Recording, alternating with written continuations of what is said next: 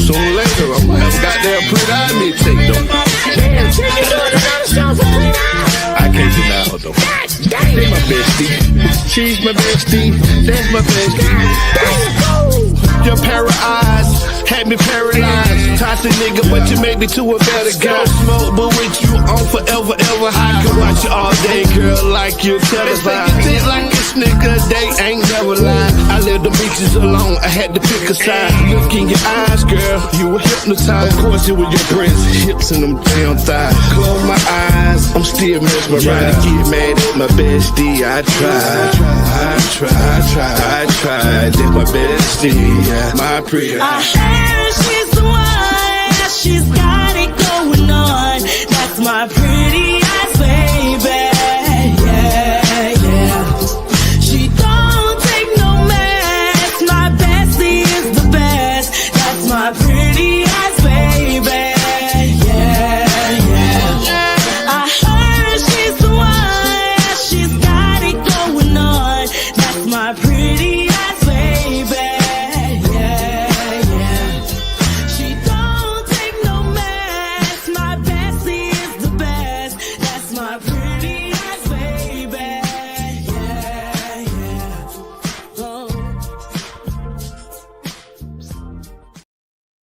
The jazz on me, I'm Pretty Eyes T.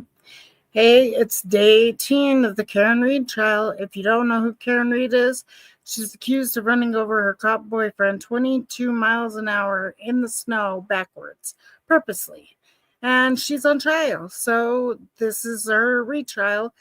Her last one ended up in a hung jury, so here we go. Let's watch what today brings. Please hit the like, share the live, comment, sub if you haven't. I'm on the road to 1K. I appreciate it. Thank you. 22 CR 117. The parties are present. Our 18 jurors are present. The matter is on for trial. Thank you. Good morning, counsel. Good morning, Ms. Reed. Good morning, jurors. We appreciate you here, ready, willing, and able to get started early, so we're happy about that. Thank you. I do have to ask you those questions. Were you all able to follow my instructions and refrain from discussing this case with anyone since we left here on Friday? Everyone said yes or nodded affirmatively. Were you also able to follow the instructions and refrain from doing any independent research or investigation into this case? Yes. Everyone said yes or nodded affirmatively.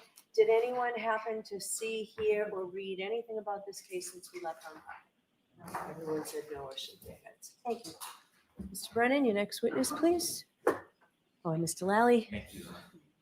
Your Honor, the call Nicholas Bradford to stand.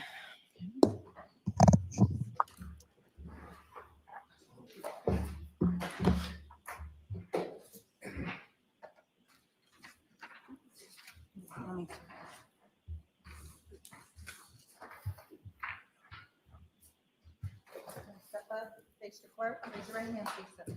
Do you solemnly swear that the testimony you shall give to the court and the jury in the matter now pending shall be the truth, the whole truth, and nothing but the truth, so help you God? I do. Thank you.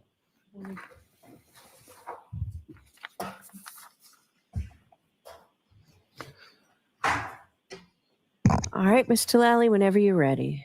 Thank you, Your Honor. Morning, sir. Good morning. Could you please introduce yourself to the jury, spelling your last name? Yep, my name is Nick Bradford, Bradford. What do you do for work, sir? I'm a DNA expert for Bodie Technology And where is Bodie Technology located? in Lorton, Virginia. And where did you go to school, sir?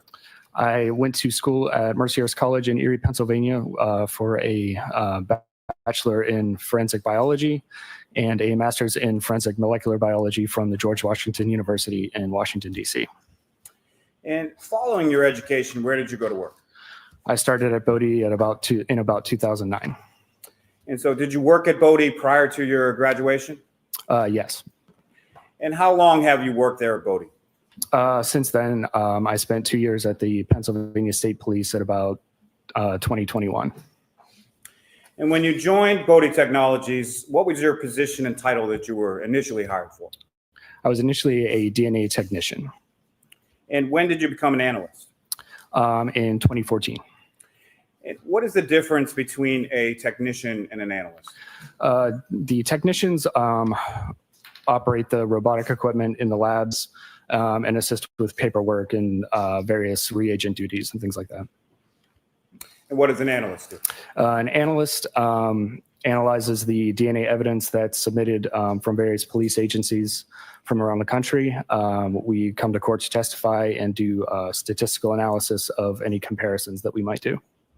Now, if you could, sir, please describe for the jury the training that you underwent initially as a technician. Oh, Lord have mercy. As a technician, it was probably a few, maybe 2 or 3 month training process that involved various reading of the manuals for the robotics and various written and verbal exams. Now, is there a continuing educational component at Bodie? Yes, for DNA analysts, we have proficiency testing twice a year. We have to do a certain number of hours of continuing education, so that would be things like conferences, things like that. And we have to do scientific literature reviews, so we have to keep up with the scientific articles 4 times a year.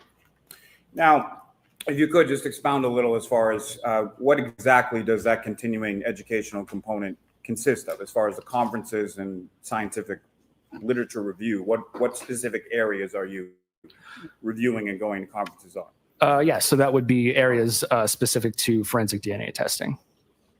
Now, how many analysts work at Bodie? Somewhere between 60 and 75, maybe. If you could, please describe for the jury what kind of lab Bodie is. So Bodie is a private DNA lab, and we take casework from various police agencies across the country, and we also have groups that work on international cases and things like that. Now, you mentioned some of your work, bless you, is submitted from law enforcement agencies around the country. Is that the entirety of the work, or where does some of the other pieces come from? Yeah, so like I said, some of it is international, and then we also do some research work as well. Now, what type of analysis do you currently perform at Bodie? So I am part of the customized casework group. So we take generally one-off cases or smaller, more complex cases, and then we work through those. Now, specifically with reference to DNA analysis, can you explain to the jury first in sort of general terms, how is that analysis performed?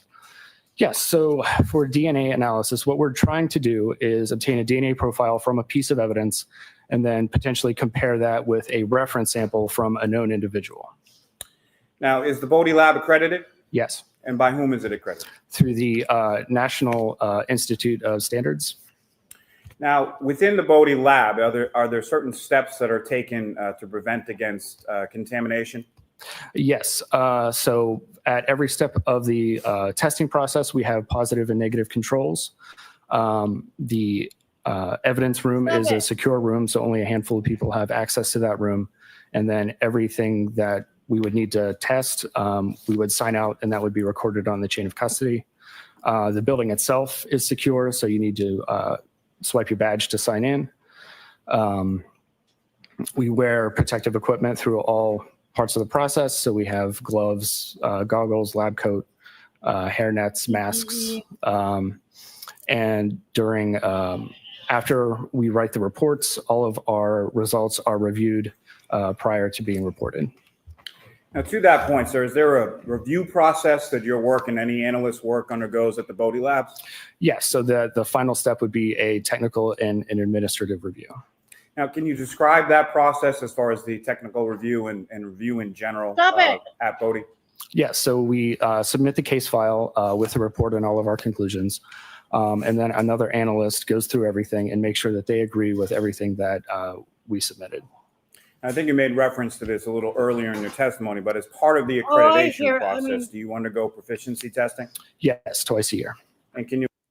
All I've seen on court TV is court stuff and like forensic files and stuff like that. I don't see no reality TV BS.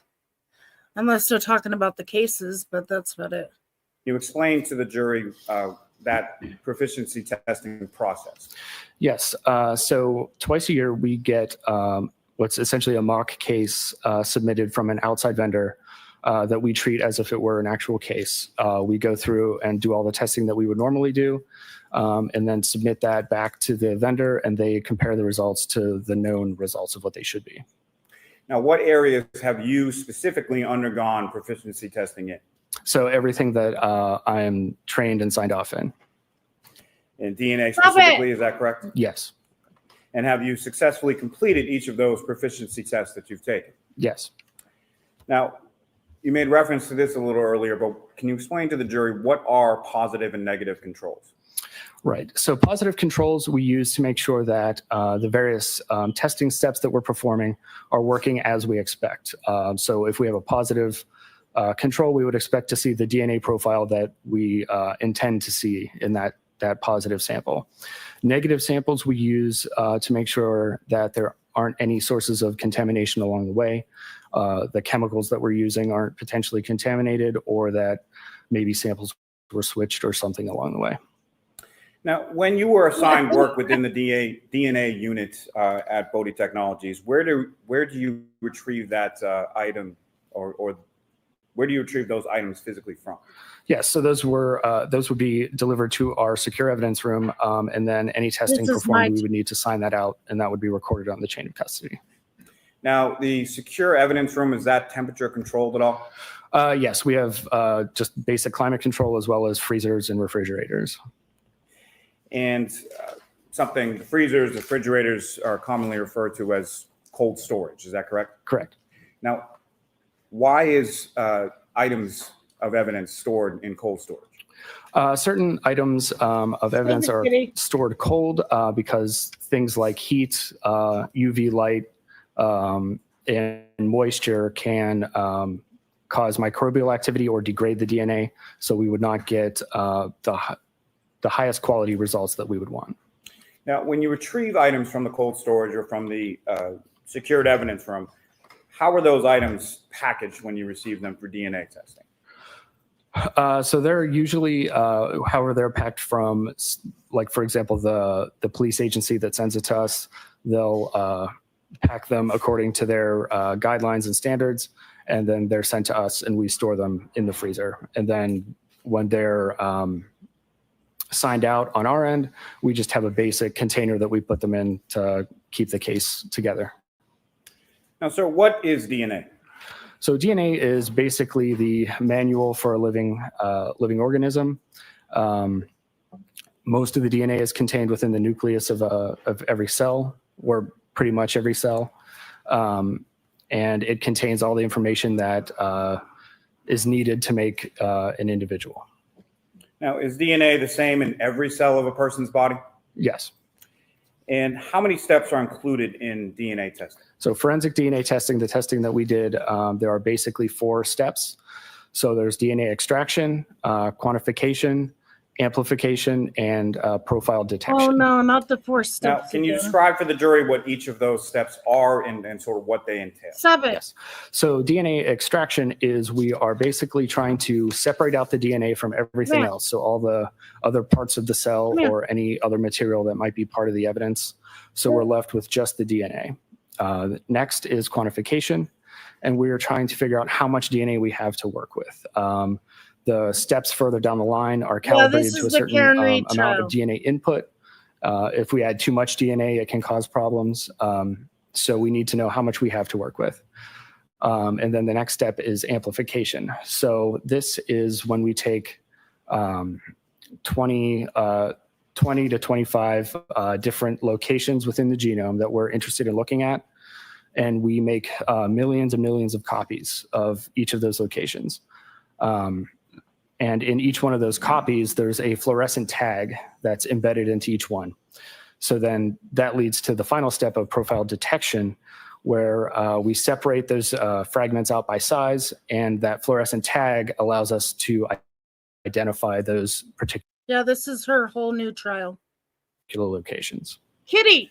Now, sir, in January of 2024, were you assigned to perform some work on a lab case number, your Bodie lab case number, CCA 2416-0023, pertaining to this defendant, Karen Read? Yes. Now, you received those items for testing from the Massachusetts State Police Crime Laboratory, correct? Correct. Now, do you also, when you receive items from an outside agency, do you also receive a corresponding submitting agency case number from that agency? Yes. And in this case, that was Massachusetts State Police Crime Laboratory lab number 22-02184. Is that correct? Correct. Now, what type of work were you assigned to do in this case?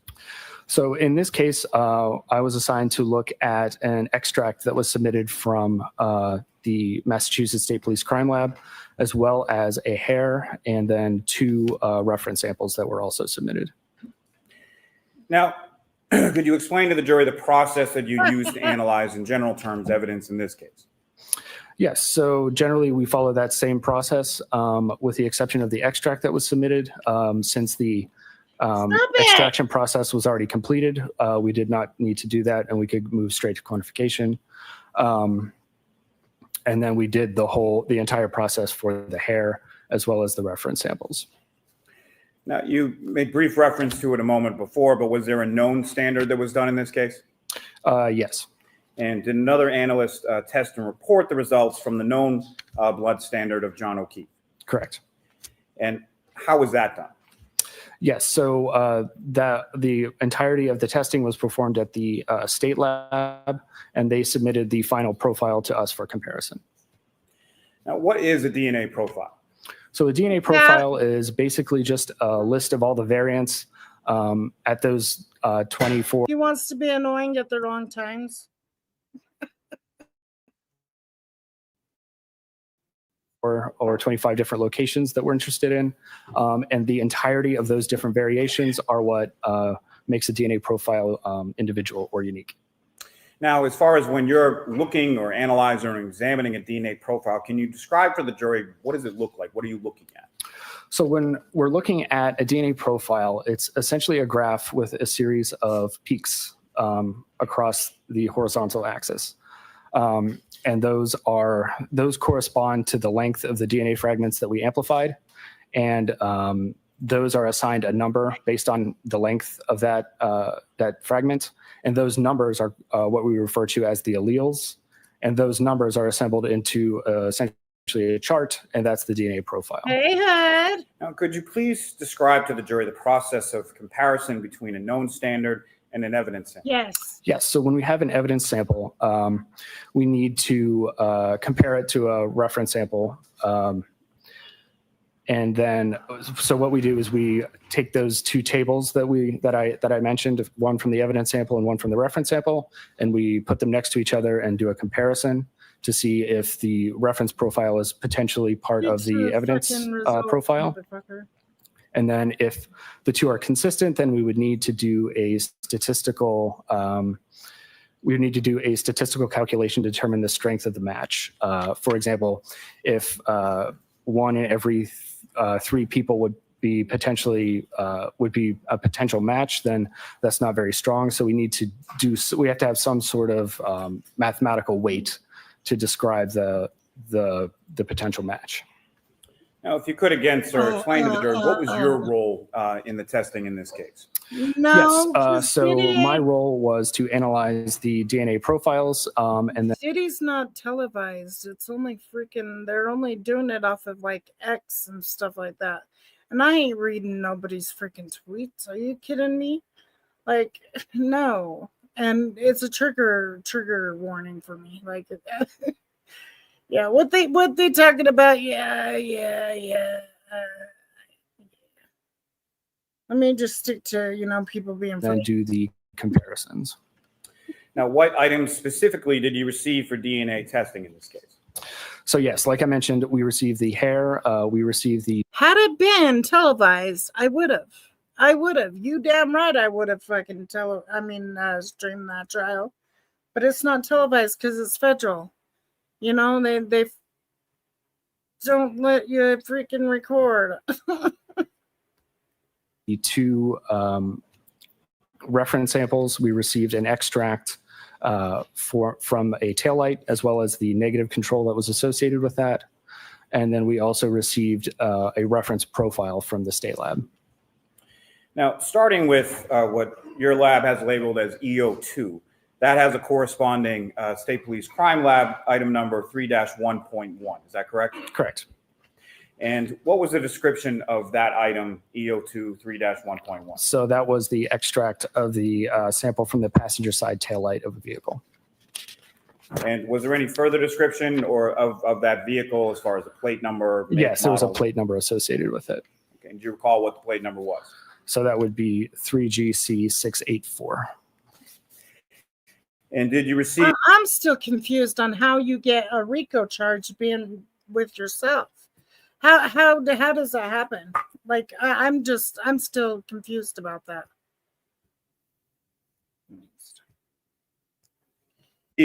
Two buckle samples identified as RO3 and RO4. Yes. And what was RO3 identified as? So that was a buccal swab from Yuri Bagetic. And what was RO4 identified as? So that was a buccal swab from Michael Proctor. And then that extract portion, that was the part that was labeled as EO2, is that correct? Correct.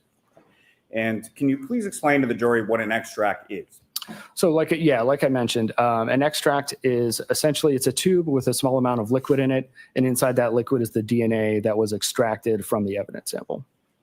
Now, the known standard of Mr. John O'Keefe, that had an item number as well, is that correct? Yes. And what was that item number first from the Massachusetts State Police Crime Laboratory? So that was 8-1.1.1. And did your lab, Bodie Technologies, have a corresponding item number associated with that known standard? No, we just used the Massachusetts lab number for that. And that known standard from John O'Keefe, did that appear to be a standard single source profile? Yes. And what is a single source profile? So a single source profile is essentially a DNA profile from one individual, as opposed to a DNA profile that could be a mixture of multiple individuals. Now, what does STR stand for? Stands for short tandem repeat. And can you please describe that short tandem repeat process for the jury? Yes. So like I mentioned, what we're doing with STR, short tandem repeat testing, is we're amplifying a number of locations in the genome, and then we're separating them out by size. Now, the reason we do that is because at the sort of at the DNA level, those regions of the genome have a series of genetic base pairs that repeats over and over again in sequence. So they're short tandem repeated DNA sequences. And the number of times that sequence repeats at that location is what we call the allele. So if the sequence repeated 5 times, we would call that allele 5. And that the summation of all those alleles is what makes the DNA profile. And what is an STR mix? So are you referring to the computer program, StarMix? Yes, StarMix, excuse me. Yes, okay. Yes, so when we're dealing with mixture profiles, so that would be DNA evidence profiles where more than one person's DNA is all mixed together. We need to be able to try to separate that out as best we can. We use a computer program called STRMix or StarMix, and that uses various mathematical calculations that allow us to make the best use of that mixture data that we can.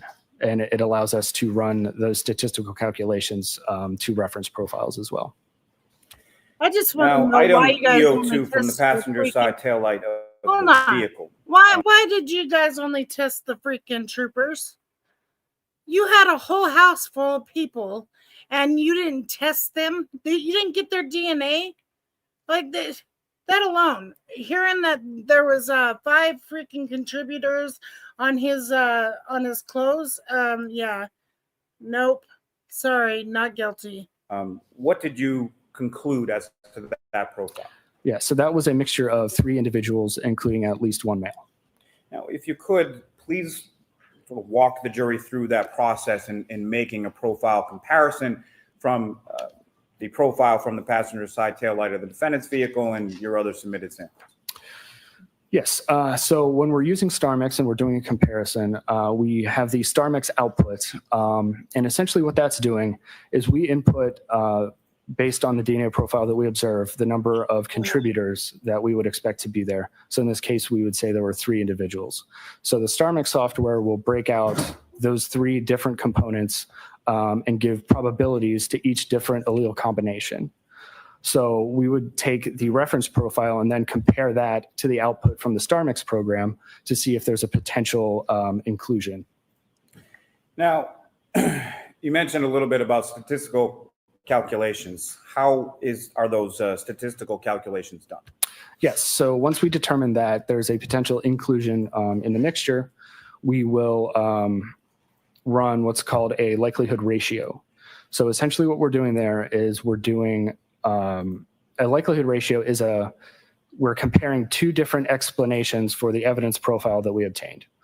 So one of those explanations would be that in this case, the DNA profile is a mixture of one of those reference samples that we're comparing and two unknown unrelated individuals. The other explanation would be that it was three unknown unrelated individuals. So we compare those two and we determine the ratio of which one is more likely. And where do those statistical numbers or calculations, where do they come from? So they're all based in the fact that we know how common the different alleles at each location are within the population. So we can do a lot of mathematics and figure out how rare or common different alleles might be. Now, sir, in your comparison analysis between the taillight sample and the known standard from John O'Keefe, what conclusions did you make from your analysis or comparative analysis between those two? Between John O'Keefe and the mixture profile, John O'Keefe could not be excluded as a potential contributor to that mixture profile. Settle down, you two.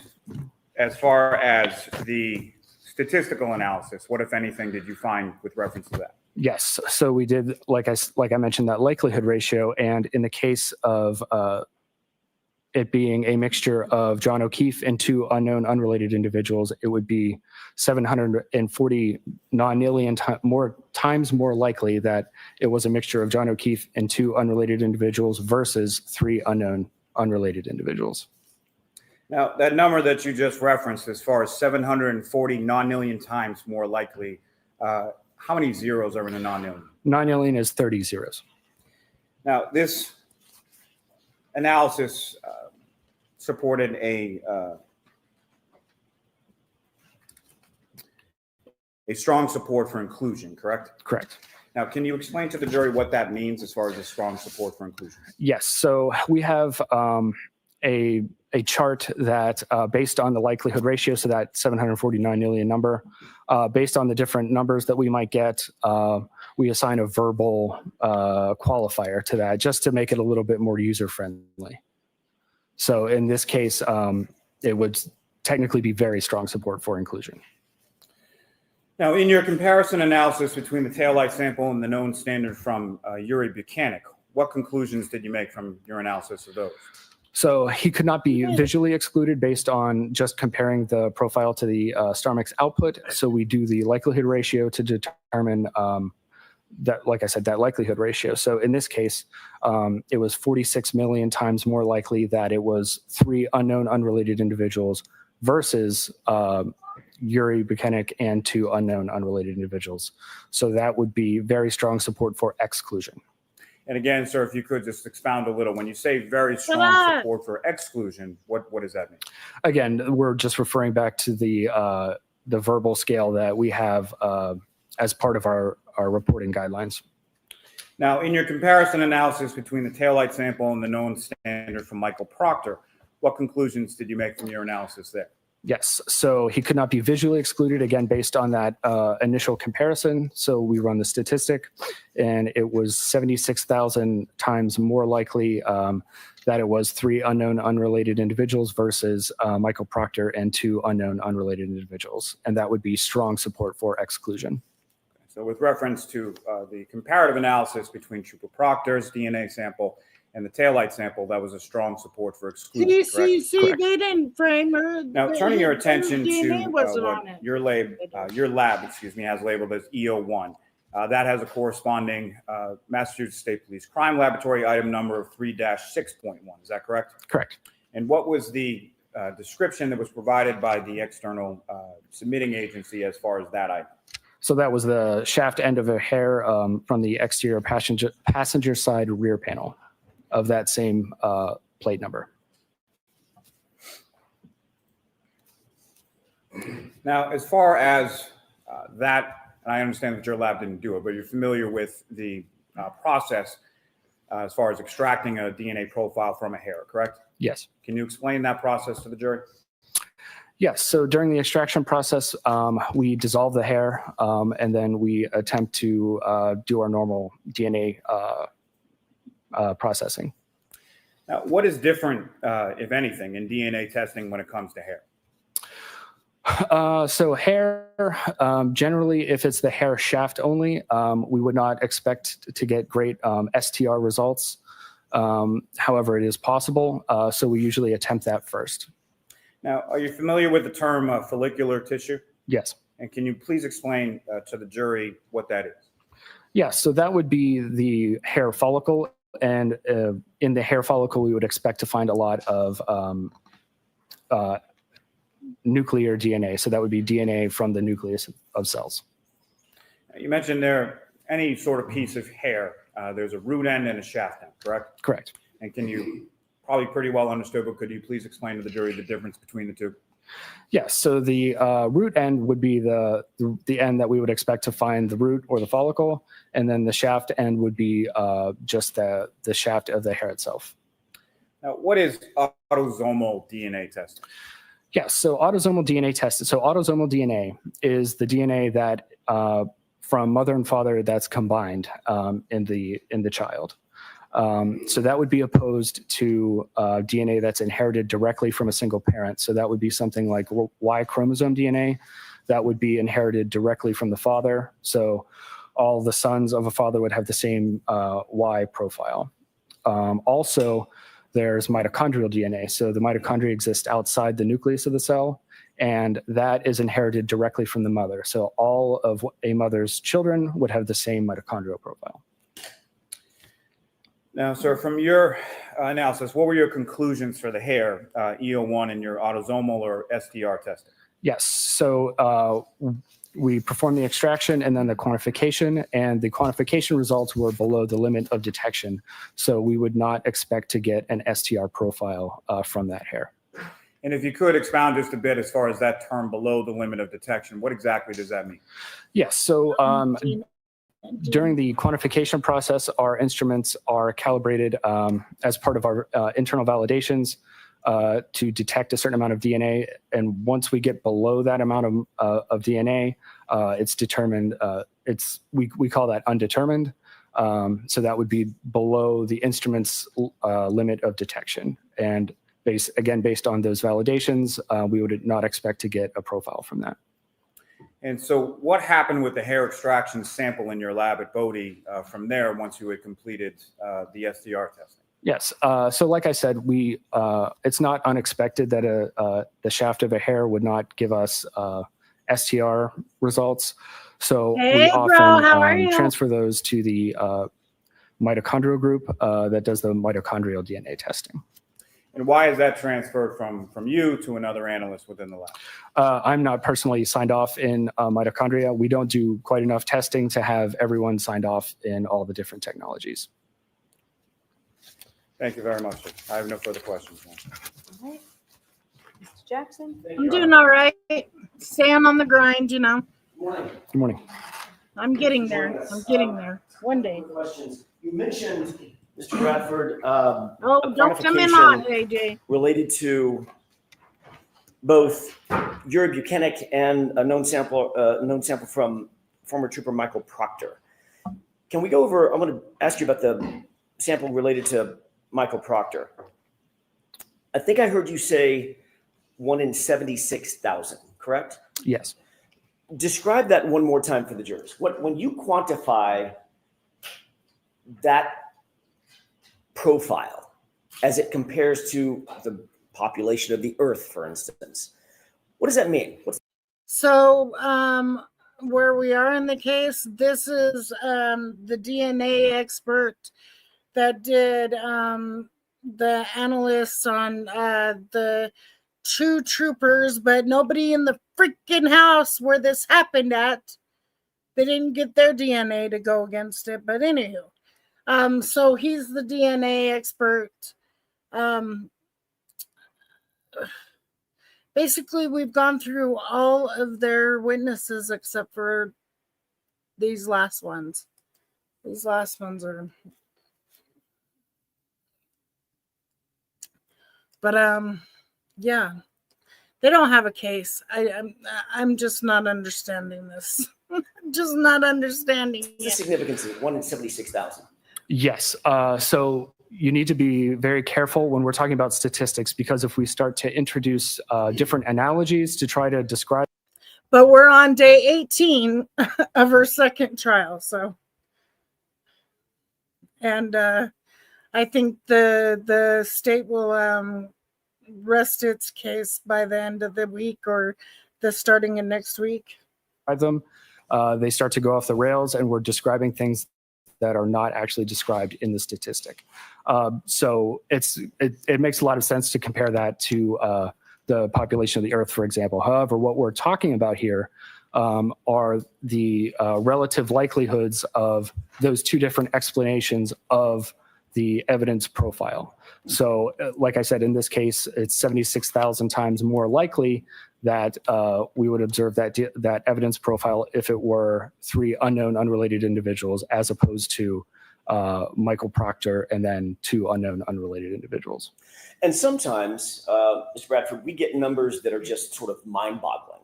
You said 30 zeros. What is that number again? Non-alien. Non-alien? Non-alien, yes. Y'all literally in your job, like, almost have to make up new numbers. Non-alien, none of us have ever heard of that. That's 1 followed by 30 zeros, correct? Correct. As opposed to 76,000, which is 76 followed by 3 zeros. Yes. Much smaller number by Right. factors of a non-million, nearly, correct? Correct.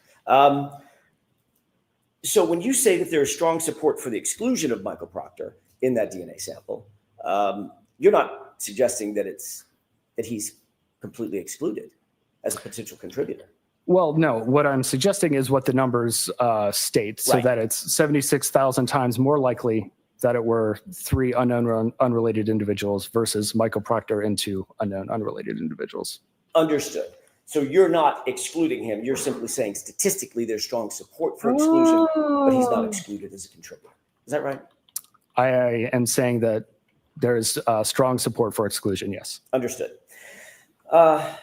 With regard to that taillight sample, you were asked to compare known samples to that taillight sample, the known samples being State Trooper Yuri Buchanan and former Proctor. Trooper Michael Proctor, those 2 known samples, correct? Correct. Were you asked to compare a known sample from a person by the name of Brian Higgins? No. Were you asked to compare a known sample from a person by the name of Brian Albert? Nope. No. Were you asked to compare a known sample from a person named Kevin Albert? No. Were you asked to compare a known sample from a person by the name of former Chief Kenneth Berkowitz? No. Thanks. Oh, I have that. Okay, thank you. There's Mr. Lally, any follow-up? No. All right, you are all set.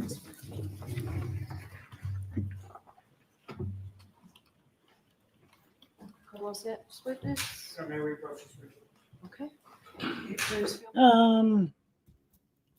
Brian Higgins and Brian Albert, which is crazy.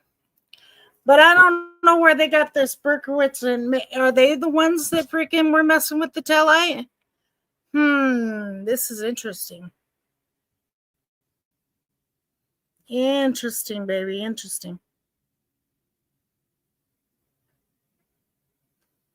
You can tell she's not happy.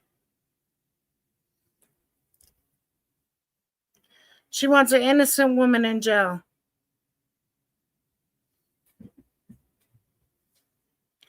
Better quit staring at her like that. Like, come on.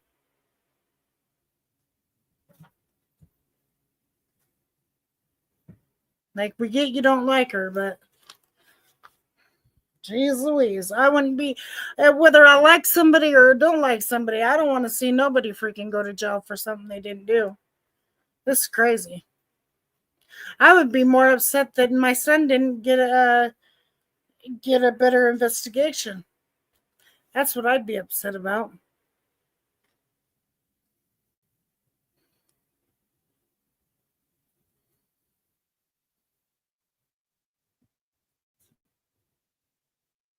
Don't want to see the truth. Sad.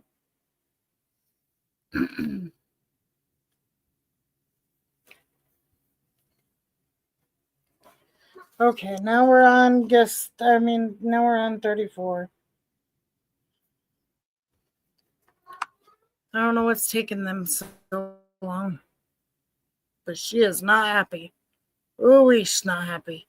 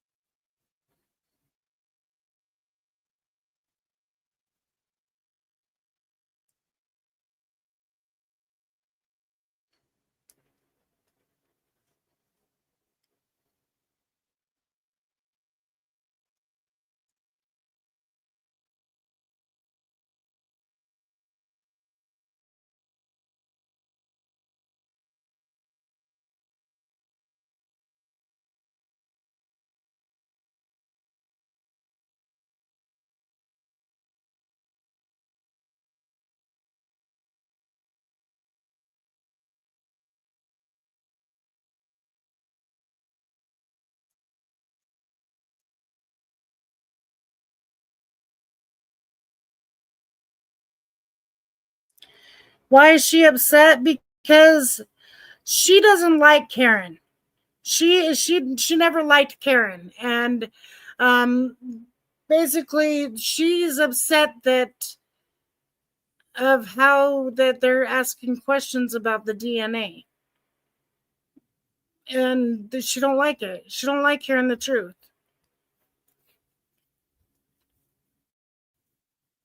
My heart goes out to her. I mean, shoot, nobody wants to lose a child, and especially in that manner. But I'd be more upset about the investigation than trying to put somebody I didn't like in prison.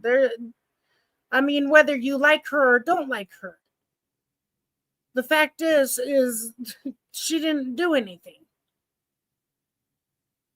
I mean, when they got all these blood tests, all these DNA tests that come back, and almost every stain on his clothes is him and 3 to 5 other contributors. But none of them were Karen's.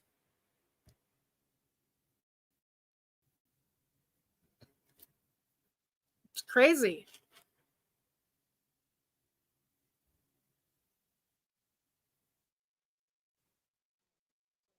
Lally, your next witness, please. Yes, Your Honor. Come off the call, Carl Miyasako to the stand. And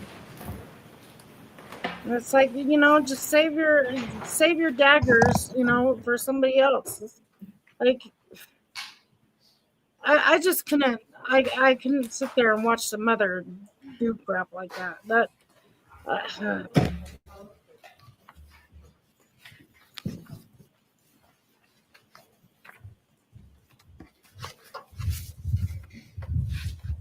This is crazy. Do you solemnly swear that the testimony you shall give to the court and the jury in the matter now pending shall be the truth, the whole truth, and nothing but the truth, so help you God? I do. Good morning.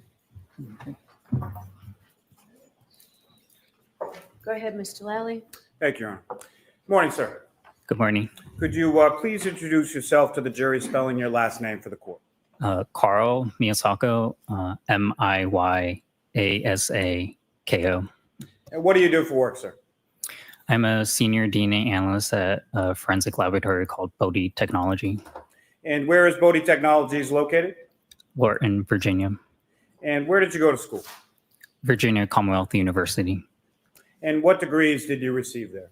I have a bachelor's of science in forensic science. Now, following your education, where did you go to work? Bodhi Technology. And how long have you worked there? I've been employed at that laboratory for over 11 years. And when you joined Bodhi Technologies, what was your position and title that you were initially hired for? Initially, I started off as a DNA technician. And when did you become an analyst? After a few years at the laboratory, I became a DNA analyst. What is the difference at Bodhi Lab? Oh, bro, did you get the thing that I tagged you in from Champ? between a technician and an analyst? Technician mainly does laboratory work, and an analyst is allowed to analyze data and write reports. Now, could you please describe for the jury the training that you underwent initially as a technician? So I observed people perform all the tasks that I was training in, and then I'm supervised performing tasks by a qualified individual, and then I do competency tests where I'm performing things independently. Now, is there a continuing educational component of Bodie? Yes. And could you please describe for the jury what that entails? So continuing education just allows analysts or technicians to keep up to date with current topics within the community and future advancements in technologies. Now, could you please describe for the jury what type of lab Bodie is? Bodie is a private accredited forensic laboratory. And where do your cases come from? Our cases come from different agencies throughout the country, so law enforcement agencies, medical examiners, other laboratories as well. And is that purely on a statewide basis, national basis, or something else? National basis.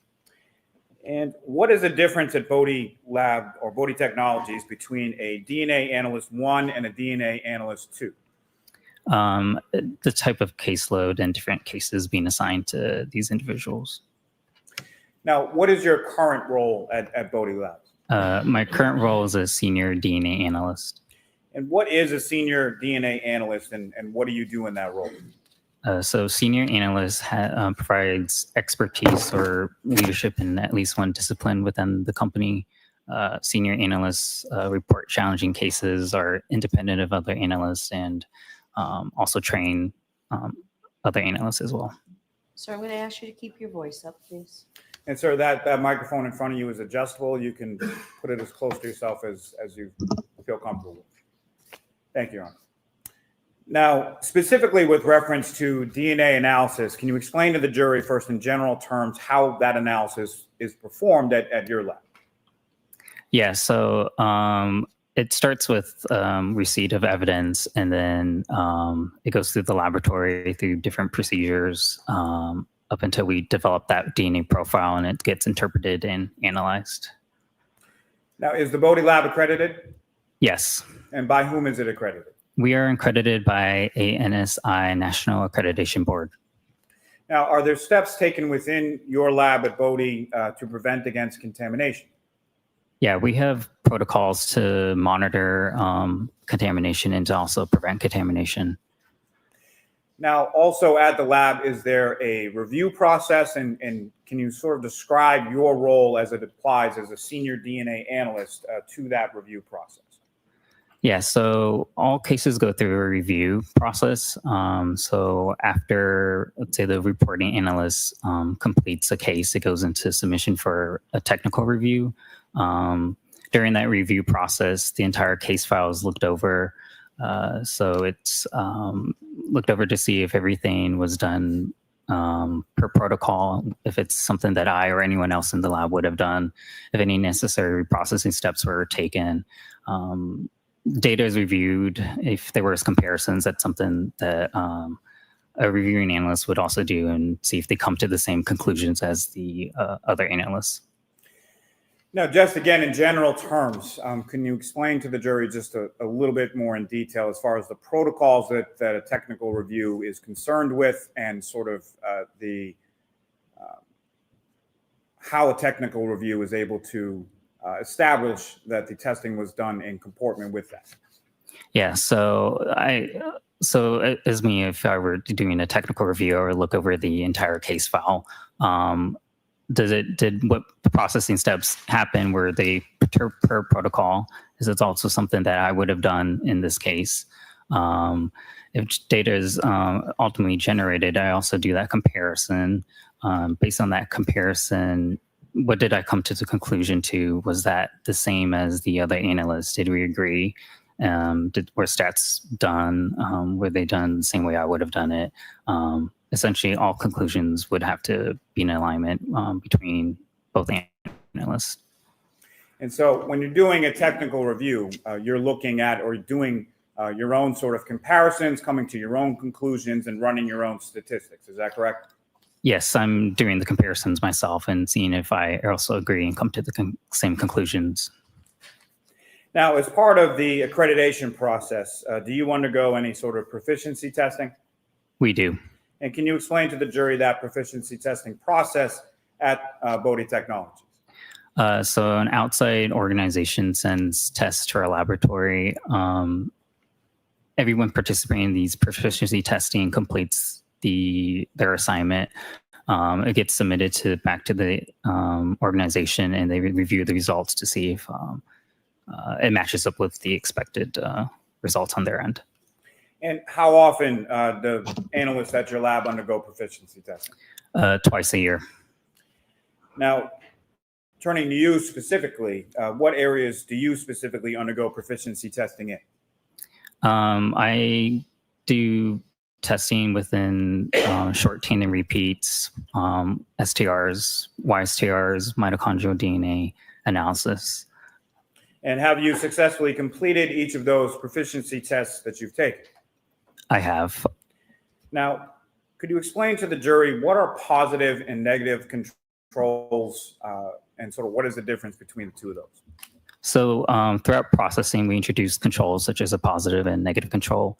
Positive control is just a known template that we introduce during processing. It measures the efficacy of the testing and to see if we develop the known profile that we are expecting, just to make sure that testing went as it should have. Negative control, on the other hand, monitors for any type of contamination and cleanliness of reagents. And there's no DNA template introduced in this, so we don't expect data. So once that aligns with it, then we know that reagents used were good. Now, sir, are you familiar with some mitochondrial DNA testing that was performed at Bodie on lab case number CCA 2416-0023 pertaining to this defendant, Karen Read? Yes. And the lab received those items for testing from the Massachusetts State Police Crime Laboratory, correct? Correct. And did you also, or do you also receive a corresponding agency case number from that or any submitting agency? Yes. And in this case was the Massachusetts State Police Crime Laboratory, lab number 22-02184. Yes. And what type of work did Bodie Labs do on CCA 2416-0023 with respect to mitochondrial DNA testing?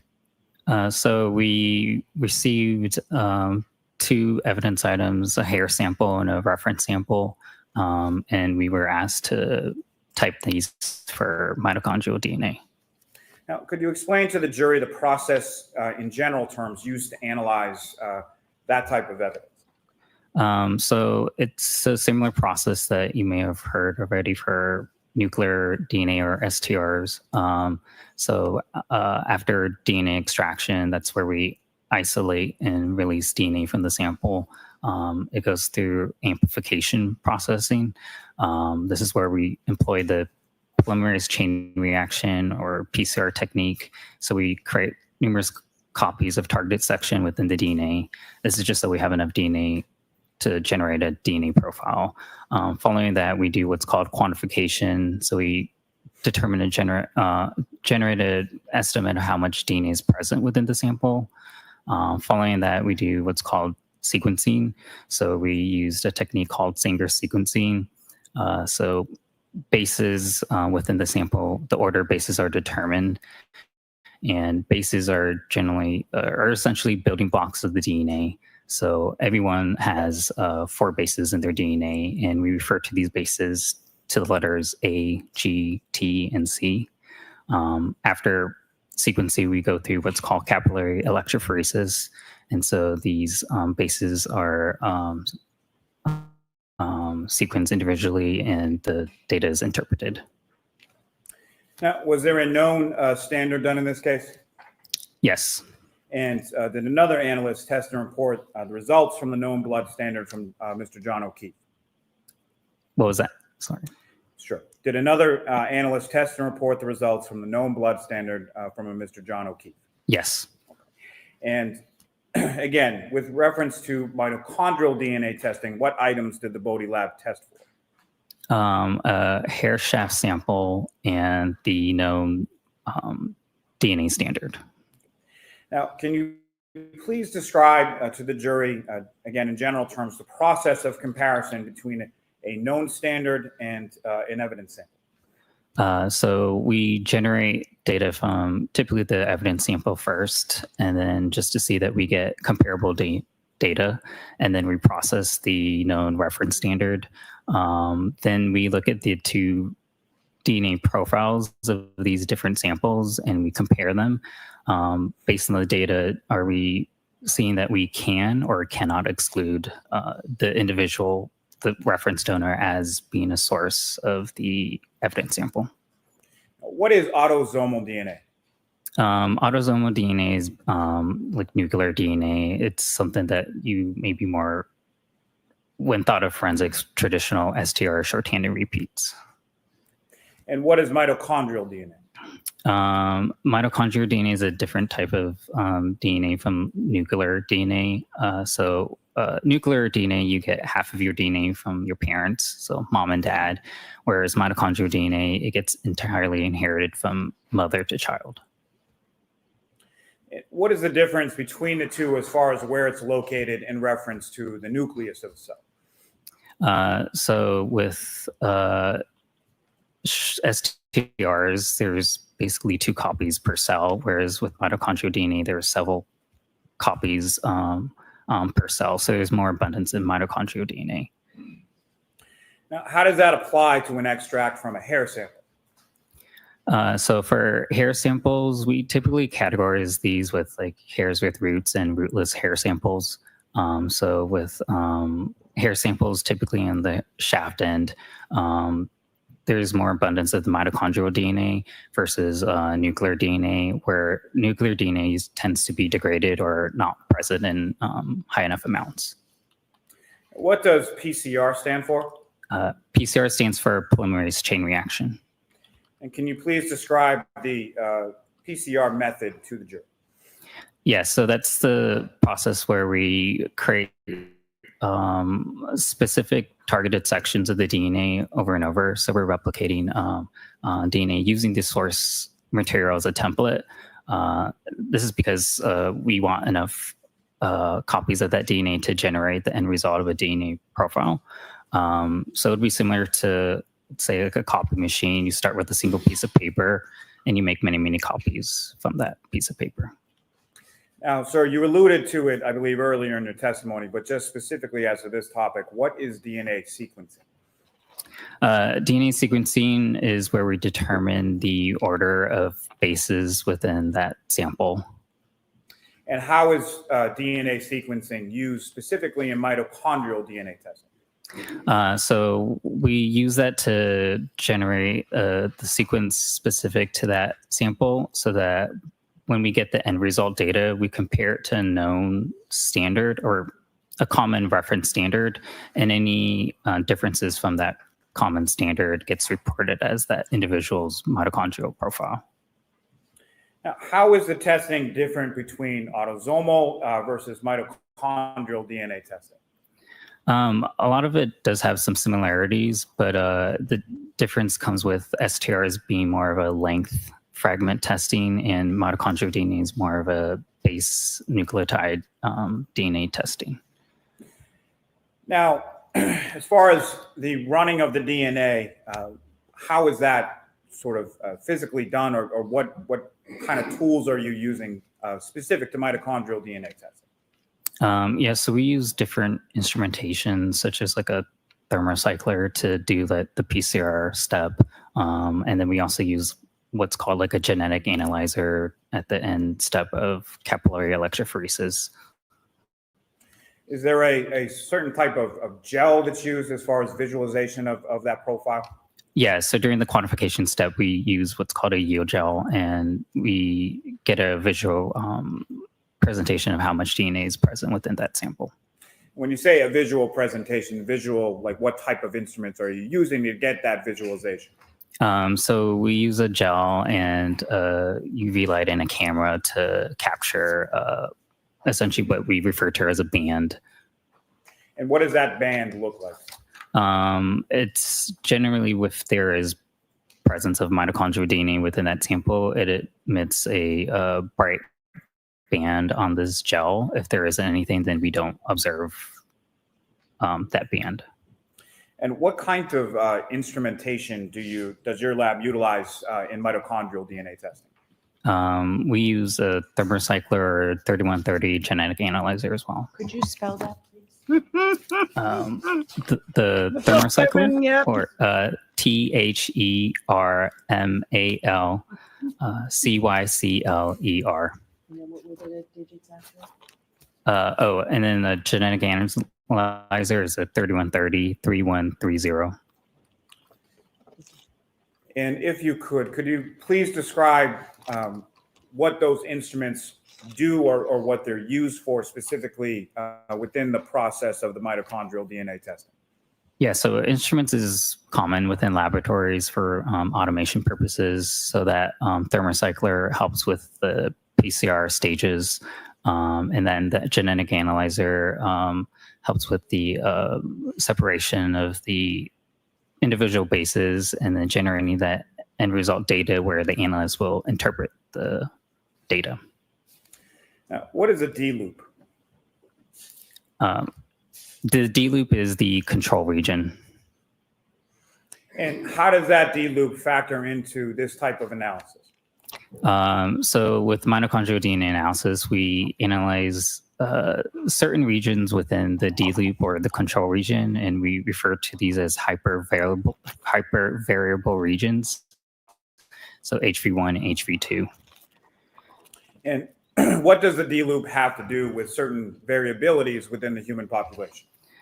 So this region is a non-coding region within the mitochondria, so it can allow for mutations because it wouldn't affect the mitochondria functions. Because of this highly variable difference within this region, it's useful for determining different maternal populations. Now, did the Bodie lab also perform mitochondrial DNA testing on the known standard from John O'Keefe? Yes. And is that mitochondrial DNA testing the same for the known standard of John O'Keefe as it is, as you've been describing with reference to the evidence sample? Yes.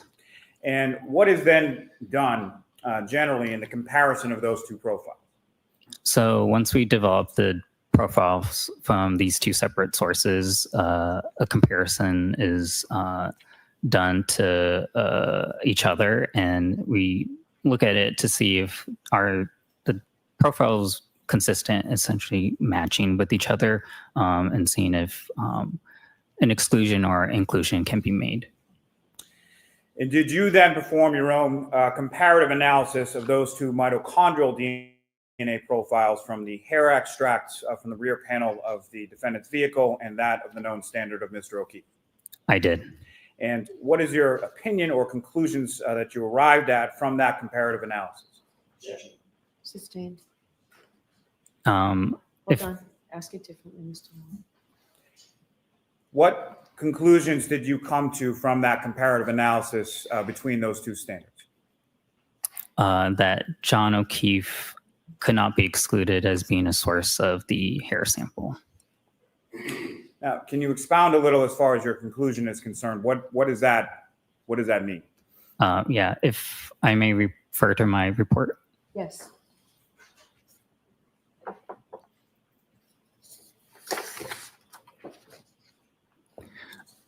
So whenever we have a conclusion of a probable inclusion, like in this case where I could not exclude John O'Keefe as being a source of the hair sample, we do a statistical analysis to give weight to that.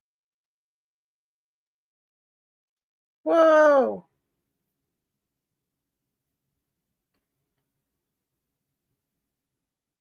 The heck happened?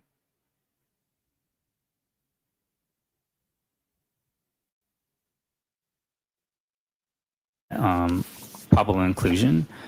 So in this case, using a database and with 95% confidence, at least 99.895% of the population can be excluded as being a source of that hair sample. And let me ask you, just in general terms, that database you're using is referred to as MPOP, EMPOP, is that correct?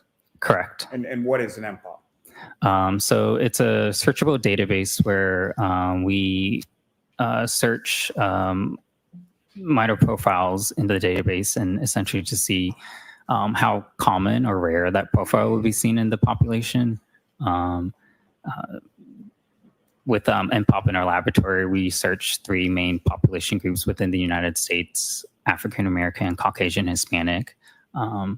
And so the general goal is just to see how rare would that profile be within these populations. And so what conclusions did you come to with reference to the consistency of the hair sample versus Mr. O'Keefe's sample in that MPOP database? With 95% confidence, at least 99.895% of the population can be excluded as being a source of the hair sample. Now, you made reference in your testimony a moment before about a confidence interval. What is that? Yeah, so whenever we obtain statistical data, we use a confidence interval or upper limit frequency. This is just like a range where the true value of said profile is, but we generally want to report like a conservative end to avoid any false inclusions. So it's at least 99.895% that the majority of the population can be excluded, but it could be higher, but at the lower end, it would be at least 99.895%. And what confidence interval in your conclusion does this consistency between the hair sample profile from the rear quarter panel of the defendant's vehicle have to Mr. O'Keefe's mitochondrial DNA profile? So it's the 99 with 95% confidence, 99.985% of the population. So the majority of the population could be excluded. However, with John O'Keefe and his maternal relatives, they could not. Thank you, sir. I have nothing further on. Mr. Jackson? Yeah, Your Honor.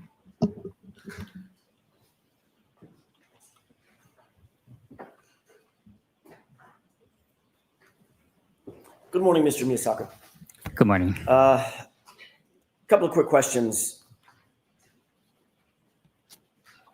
Mitochondrial DNA, as you've explained, is different than autosomal DNA in pretty significant ways, correct? Correct. What we think of as traditional nuclear DNA, that's autosomal DNA. That's the DNA that we derive from mom and dad, comes down to the child, correct? Correct. Mitochondrial DNA, by contrast, is simply the maternal line, excluding the dads, correct? Correct. So my mitochondrial DNA has nothing to do with my father, everything to do with my mother. Is that right? Yeah, mitochondrial DNA gets inherited from the mom to child. Okay, so a male like John O'Keefe, for instance, the known sample that you were working with, shares the exact same mitochondrial DNA as, for instance, his mother, correct? Correct. His mom and any other maternally related individuals. You just took the words right out of my mouth, and that's my next question. Stop being smarter than me. It's going to be a tough task. It's also the exact same mitochondrial DNA for his grandmother, right? Correct. And let's move the lineage off the trunk, the tree trunk, and move it onto branches. For instance, if his mother had 2 children, John and a sister, his sister would also have the exact same mitochondrial DNA, correct? Correct. And now staying on that branch of the tree, going out to a leaf, if his sister had children, those children would have the exact same mitochondrial DNA. Correct. So another way of saying that, his maternal niece, his maternal nephew would have the identical mitochondrial DNA as John O'Keefe, correct? Correct. Okay. When you indicated that You okay, baby? John O'Keefe is included in the population of those who match that profile, that does not mean that you're determining that the hair that you analyzed came from John O'Keefe, does it? No, with mitochondrial DNA analysis, it's not unique to individual. Compared to traditional STRs or short chain repeat, that could be unique to individual. But with mitochondrial DNA, it's not unique to individual, but more so a maternal lineage. All right. So, Mr. Miyasako, very importantly, you're not sitting here saying that that hair belonged to John O'Keefe. I'm saying that the hair sample on John O'Keefe cannot be excluded, as well as his maternal relatives. So we're speaking in negatives. I want to speak in a positive. You are not saying that John O'Keefe, that hair belonged to John O'Keefe, are you? Yes or no? Sustained. Are you suggesting to these jurors that the hair that you analyzed belonged to John O'Keefe? You can't. Are you telling the jurors, to a reasonable degree of scientific certainty, that the hair that you analyzed belonged to John O'Keefe? I'll see you at sidebar. Sure.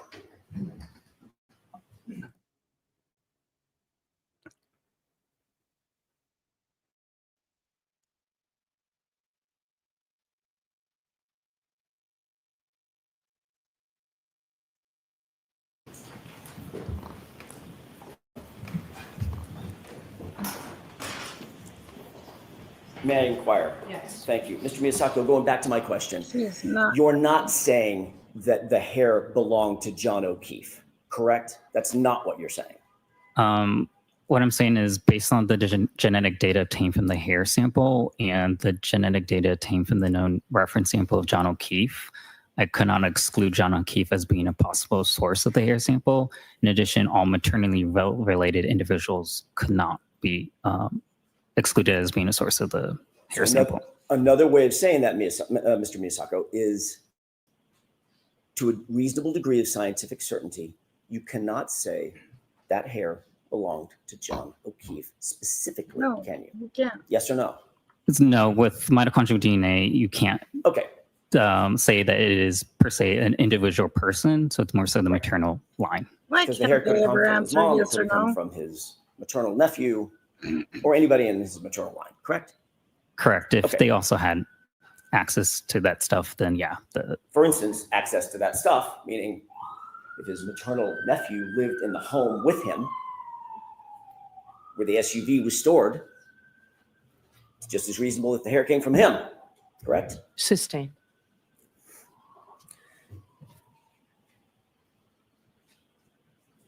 Your analysis does not tell us when the hair got to where it was found, correct? Correct. Your analysis does not tell us how the hair I don't know got to how where you it was could be found, upset. correct? Correct.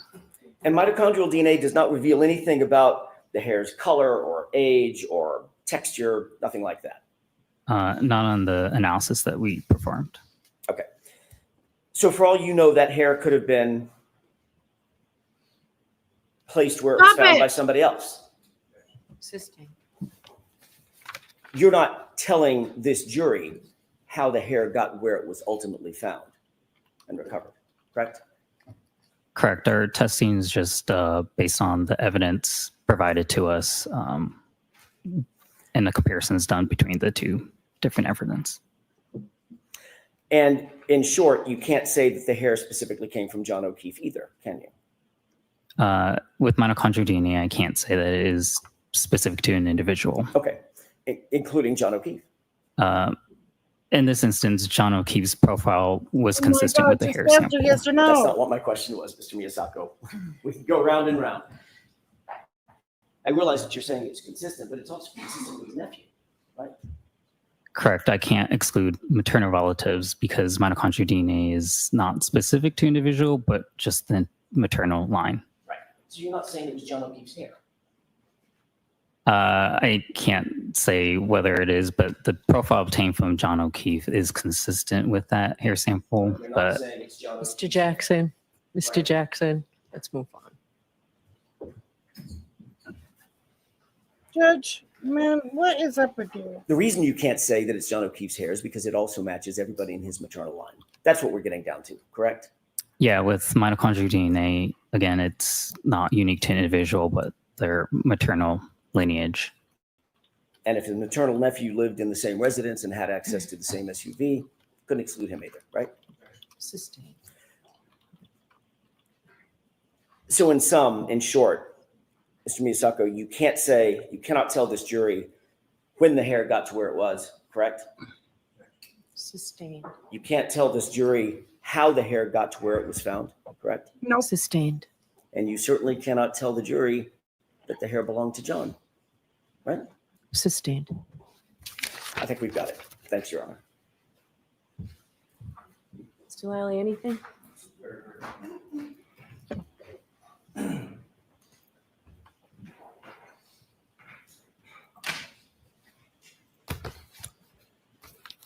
So, Mr. Miyasako, including the MPOP, the statistics, and the confidence interval, what is your conclusion in reference to the comparative analysis from mitochondrial profiles from the hair sample from the rear quarter panel of the defendant's vehicle and the known standard of John O'Keefe? Based on the genetic data obtained for the two different samples, I could not exclude John O'Keefe's known standards profile being consistent with the hair samples profile, and with 95% confidence, at least 99.895% of the population can be excluded as a source of the evidence. Thank you, sir. Nothing further. One final question, Your Honor. Do you also maintain that 95% confidence that prevents nephew? Yeah, so again, with maternal You can populations. finish your answer. Go. With maternal populations, I can't exclude anybody maternally related to John O'Keefe as well. Thank you very much, sir. You are all set.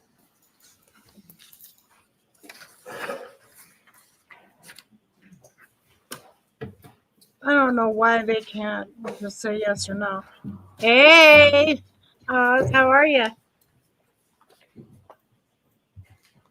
Where's the Commonwealth's next? Hello, darling. Commonwealth's next witness is Shannon Burgess.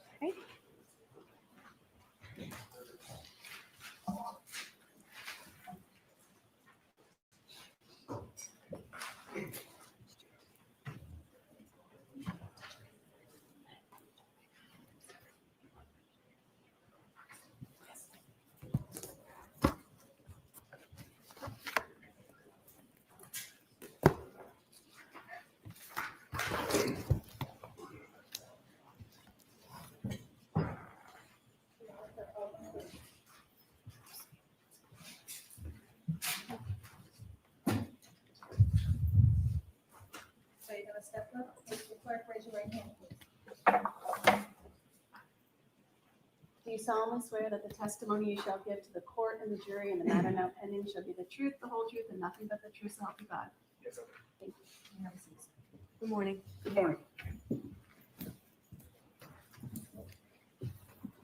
All right, Mr. Brennan, whenever you're ready. Thank you, Your Honor. Good morning, sir. Good morning. Could you please introduce yourself to the jurors, spell your last name for the court reporter? Yeah, absolutely. So my name is Shannon Burgess, last name Burgess. Mr. Burgess, what do you do for a profession? Sure. So I'm a digital forensics examiner. So I investigate digital devices to see what evidence they may record or hold.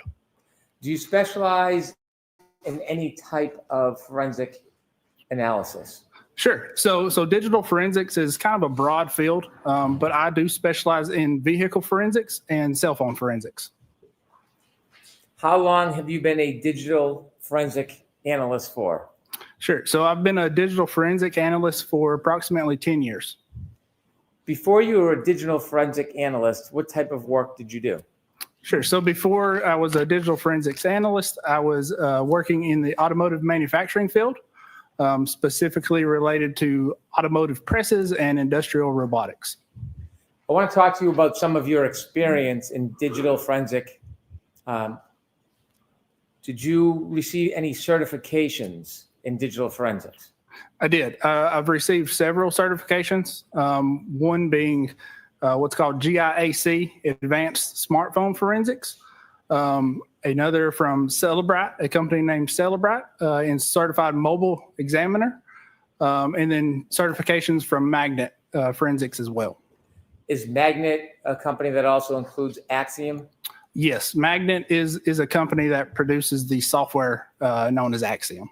In addition to your certifications, How many hours of specialized training approximately have you had in digital forensics?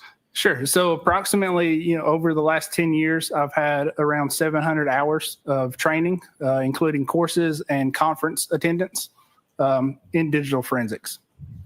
In addition to your training and your study, do you have experience over the 10 years? Have you involved yourself in many cases regarding forensics found from a motor vehicle? Yes, I have. Can you give a general estimate of how many cases you've worked on? Oh, not off the top of my head, I couldn't, but it's been numerous. You said that you specialize in mobile phones and digital forensics in motor vehicles. That is correct. Do you teach seminars on those issues? I do. I teach seminars and presentations specifically in those disciplines. Who are some of the audiences that you teach to? Sure. So it ranges from attorneys to engineers that specialize in accident reconstruction to police agencies such as Interpol, which is a global police organization. Have you testified as an expert in digital forensics in court before? Yes, I have. Have you ever testified as an expert regarding digital forensics in state courts? Yes, I have. And could you share with us those state courts? Sure. So those state courts would be Oregon, Texas, Arkansas, New Mexico, and those would be the ones in the last 4 years that I can recall off the top of my head. Have you testified as an expert in digital forensics in federal courts before? No, just in state courts. Have you testified in state courts in civil cases? Yes, I have. Have you testified for plaintiffs in civil cases? I have testified for plaintiffs and defense in civil cases. And have you testified in criminal cases before? I have testified in criminal cases as well. Have you testified for the prosecution before? I have testified for the prosecution as well as the defense. Does the data change regardless of who you testify for? No, it does not. Where are you presently employed, Mr. Burgess? Sure. So I'm presently employed with a company known as Apeture, and I'm located in their Dallas office. Is Apeture a company that has offices outside of Texas? Sure. So Apeture is a company across the country. So they've got a number of locations and offices, and they offer a number of service lines specifically related to forensics. Do you ever work on different cases or scenarios with people in the Texas office? Yes, I do. Sure. Go ahead. Do you ever work with other employees of Apeture outside of the Texas office? Yes. So I do occasionally corroborate with other experts in the Texas offices as well as the other offices across the country. In this case, was there another professional who worked with Apeture that was related to this case that you talked to? There was. And who was that? That would be Dr. Judson Welcher. Is Dr. Welcher's profession and job the same as yours? No, it is not. What's the difference between what you do and what Dr. Judd Welcher does? Sure. So what I do is investigate digital devices that can range from cell phones to vehicle modules to computer systems. What Dr. Welcher does is specifically related to accident reconstruction and biomechanics. So you are not an accident reconstruction engineer? I am not. You are focused on the data? I am focused on the data. Did you ever publish any writings or papers regarding the area of your expertise? Sure. So I have published 2 papers, specifically one related to damaged devices, and that is referencing event data recorders, which is your black box or your airbag control module, and specifically related to developing proof of concepts, because a lot of times these modules will store data in different places on the module. Proof of concepts are ways to verify and validate where that data is stored, so you're not missing data. So the first article that you wrote about damaged modules, was that peer reviewed? It was. And was it accepted?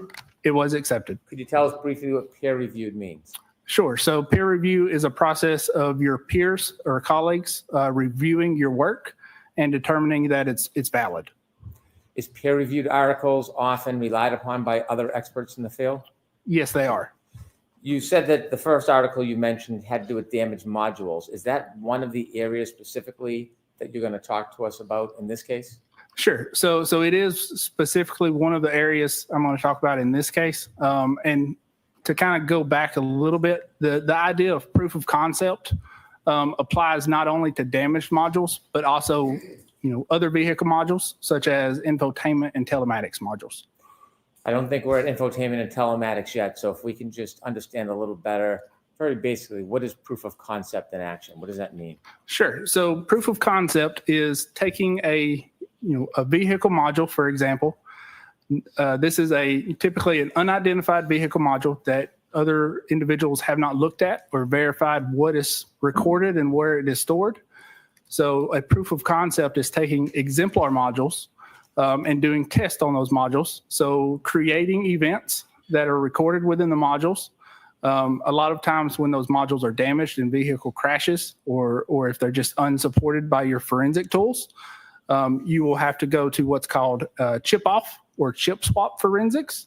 That is specifically taking the chips off of the circuit board. So think of the hard drives from your computer, moving those hard drives to another module, a working module, to recover the data and validating that you've recovered all the data that you would expect to see. Are there times in cases or studies where you need to recover data because it's not available to you through the traditional methods? Yes, many times. Let me ask you, you said there was a second article. What was that second peer review article about?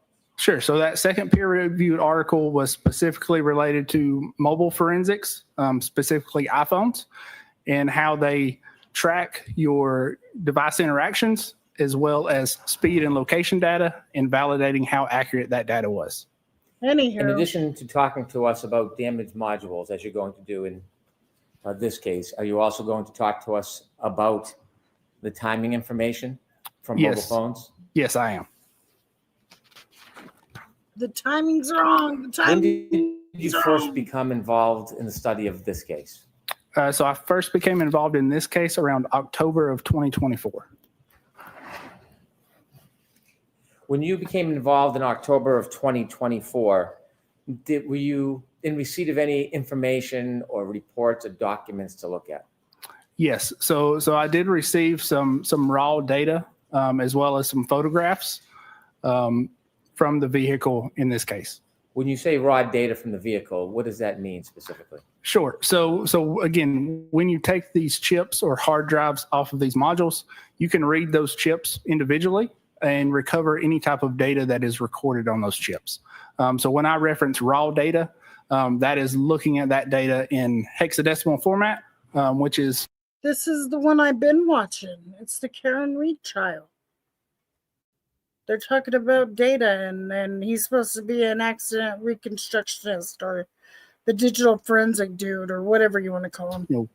As close to binary data, which is what computers use to store data in, as you would want to get when reviewing this type of data. When you receive data, does that presume it's already been downloaded by somebody? Yes, that is correct. In addition to looking at the data, you receive photographs. Do you know where those photographs came from? I do not know specifically who those photographs came from, but I do know those photographs came from an initial download attempt on those modules. You said there was an initial download attempt. When you looked at the information you received, did you learn whether or not there was an attempt prior to your involvement in October 2024 to obtain data from the modules or the so-called black box in the Lexus vehicle? Yes. So there was an attempt to download data from the modules in the vehicle.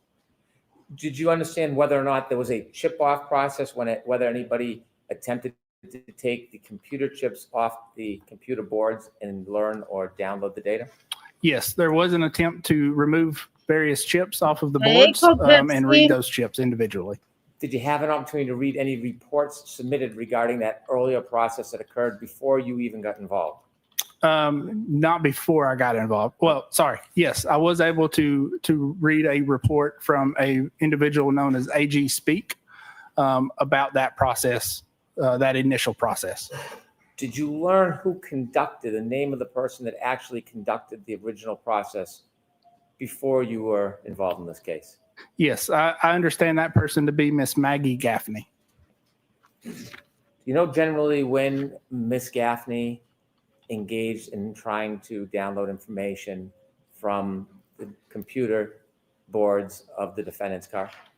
Yeah, if I can recall correctly, that was around December of 2023. And in your review of materials and study materials, did you receive additional materials? Yes, I did receive additional crash reports, just detailing the events of the night. When you say crash reports, what does that mean? Wait, crash So that's going to be reports? crash Since reports when did they from fill 'em the out? Massachusetts State Police. Since when did they fill out a crash report?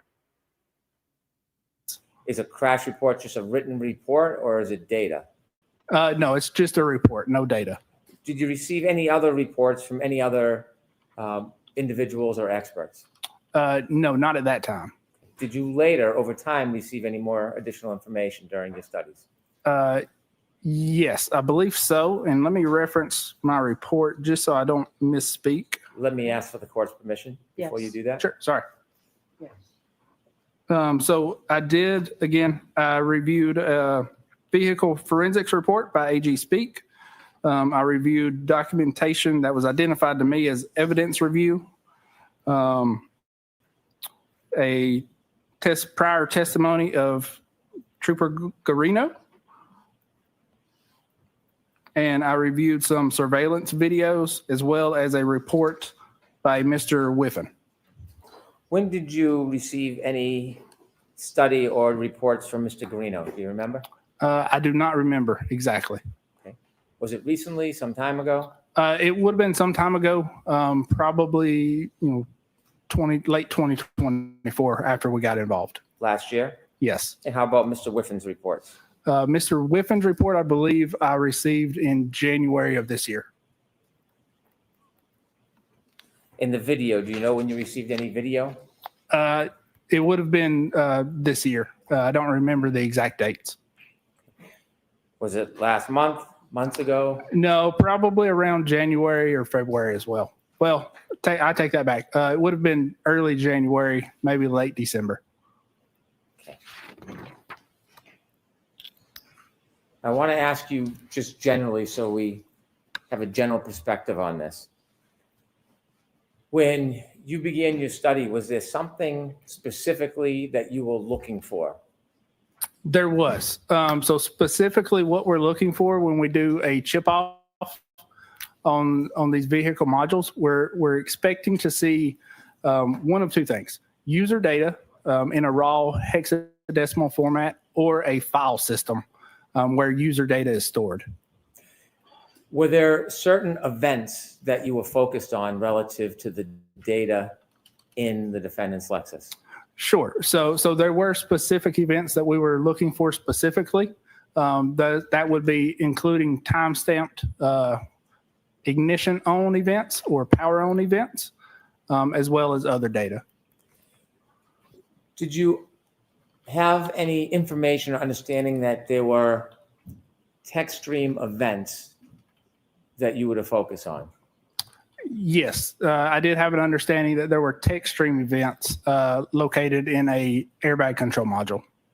How many text stream? I gave you a general synopsis of what this is.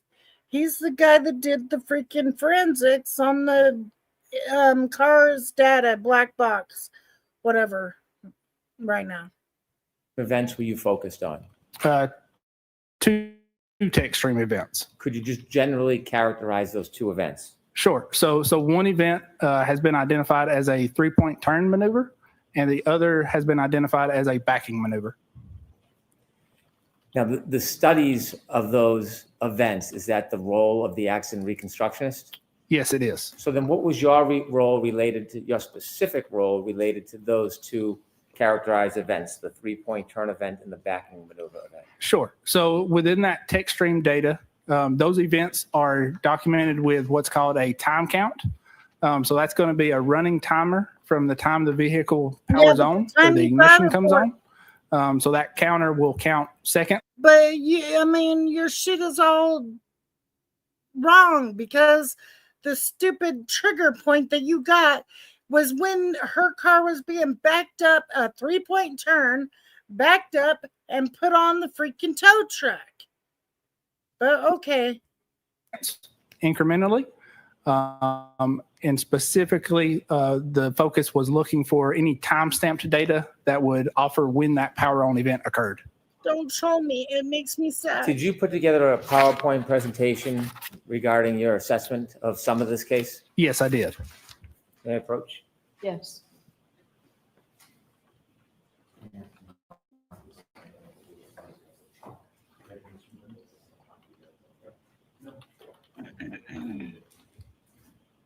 Handing you a package, you recognize that? Yes, I do. And what is that? That is my PowerPoint presentation that I prepared. You just turn a few pages so Sure. you can look and see if that accurately reflects the presentation you put together.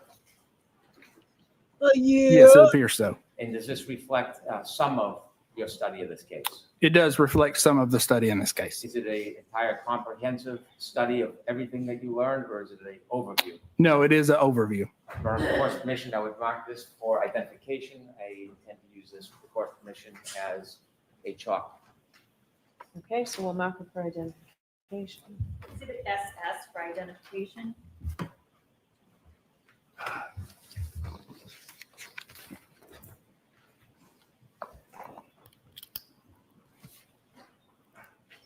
May I proceed, Your Honor? Yes.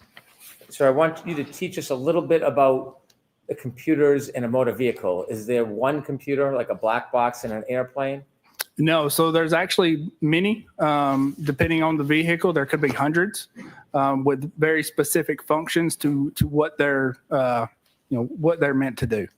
Tell us a little bit about why there's a need or why many computers are used in a single vehicle. Sure. So there's so many functions within your modern vehicle nowadays. So for instance, your infotainment module, that is a computer that operates your radio, your head unit. So that's going to be your obviously your radio, any type of built-in navigations, Android Auto, Apple CarPlay. There's what's called a telematics module. That's going to be what actually allows the vehicle to communicate with the internet services. So when you look at, if you've got an app that can track your vehicle or unlock your doors, that's being allowed through that telematics module. With the court's permission, I'd like to have Ms. Gilman show page 3 of the PowerPoint. Okay. Is there any objection, Mr. Lassie? No objection, Your Honor. Thank you. Sir, on your PowerPoint page 3, you have a chalk or diagram of a car. You may have a pointer in front of you if it helps. Sure. If you could direct your attention to the TV to your right. Could you explain to us what this diagram shows us? Sure. So this is a diagram that just shows, a small number of modules that you can find in specifically the Lexus in this case. Again, what we're focused on and looking at is the infotainment module and the telematics module in orange. For example, there are other modules known as the body control module and the airbag control module, the engine control module, which runs your vehicle. In addition to that, there are other modules that operate your door locks and unlocks, your windows, and various other functions. When you use the word module, is that the same thing as a separate computer, or is it different somehow? Yeah, so that using parlance, module would be referring to a separate computer within the vehicle. Do all of these separate computers in the vehicle connect with each other?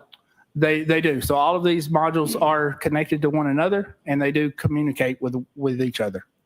The information that would be commonly referred to as black box, or information that captures some of an event, where would that be in this diagram? Sure. So the black box would be in the airbag control module.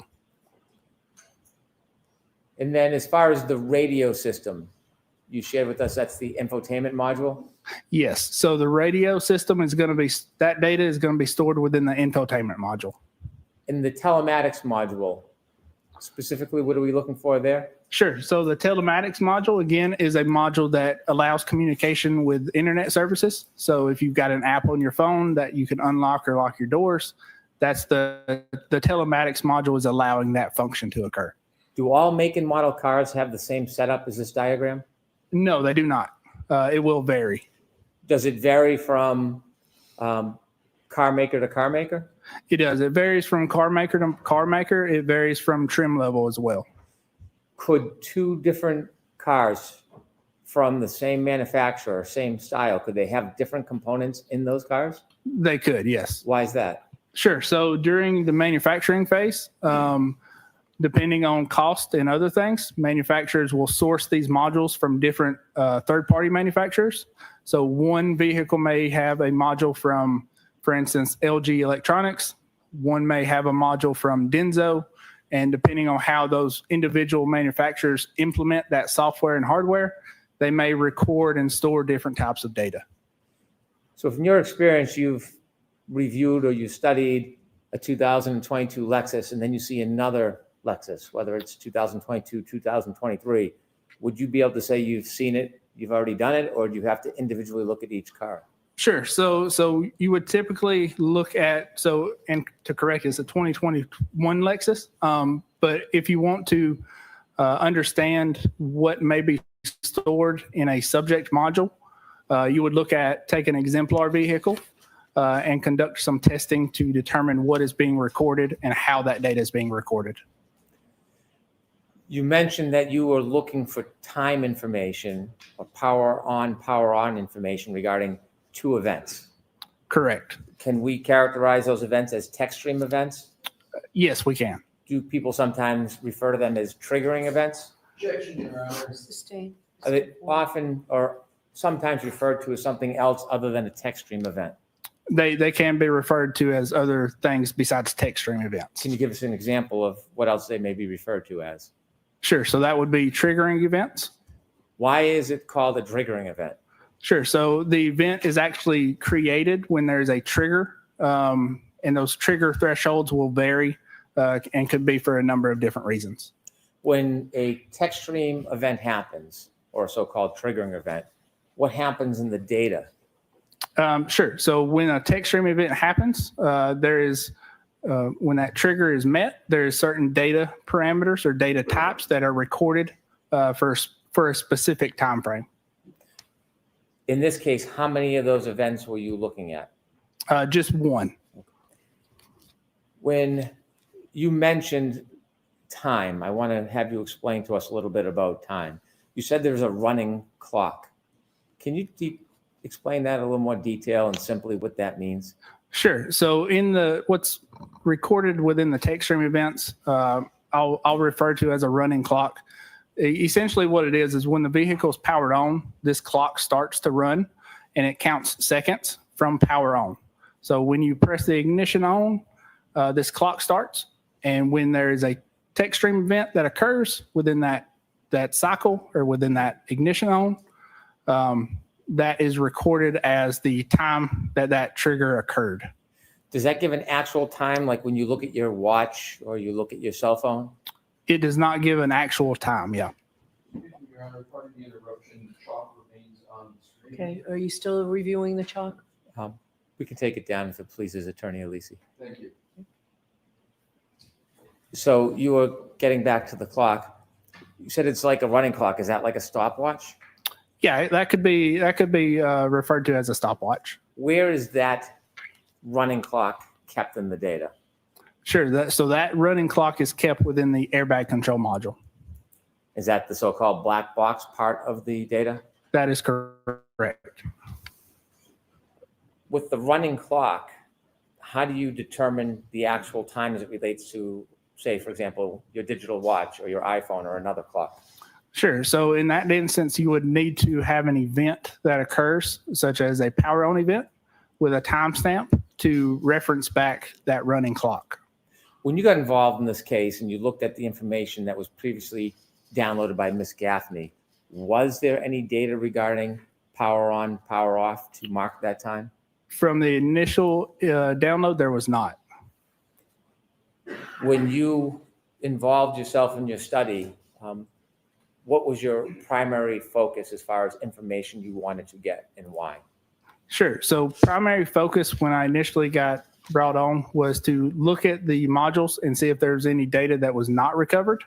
And then specifically, again, looking at any time-stamped data that may have been recorded within the modules. You talked about the differences in modules. In your PowerPoint, did you provide a couple of photographs of the modules so we can see what you're talking about? Yes, I did. With the court's permission, I'd like to put on page 4 of the PowerPoint. Okay. No objection, Your Honor. Yep. Could you explain to us the photograph on the left and then the photograph on the right? Sure. So the photograph on the left is kind of a top-down view of the infotainment module from the Lexus. Photograph on the right is a top-down view of the telematics module from the Lexus. Are these modules from this specific car, or is this a general photograph of a car and how it works? These modules are from this specific vehicle. From the car you studied? Correct. On the left infotainment module, you have different manufacturers. Why is that? Sure. So again, these modules are not manufactured by Lexus or Toyota themselves. They are manufactured by third parties that are providing these modules to the car manufacturer. And these are just some examples of what we have seen within these specific vehicles and what type of manufacturers provide modules for these vehicles. If we could turn to page 5, please. When you looked at the data that was provided in this case, did you draft a report? Yes, I did.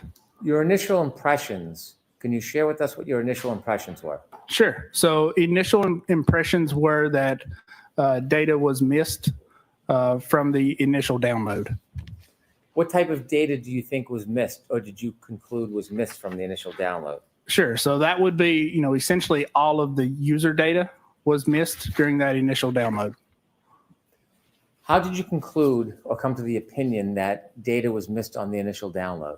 Sure. So reviewing the raw data, you can see that, what we would expect to find, which would be things like contacts or from devices or device connections or time-stamped data was not there in those initial downloads. When you first looked at the data and you came to the conclusion that there was missing data, did you have a working theory on what you thought or how you thought the information was missing? Sure. So I did have a working theory initially of why the data was missing. And what was your initial theory? Sure. So if, I'll reference kind of to the slide a little bit. We can take that down if you'd like. Sure. So, sorry, can you repeat the question? When you had your initial theory of data missing, what was it based on? Sure. So the initial theory was based on two things. Either one of two things initially I thought could have happened, and that was a bad or partial read of the chips, or it could be that the data-bearing chip that we are looking for was overlooked and not downloaded.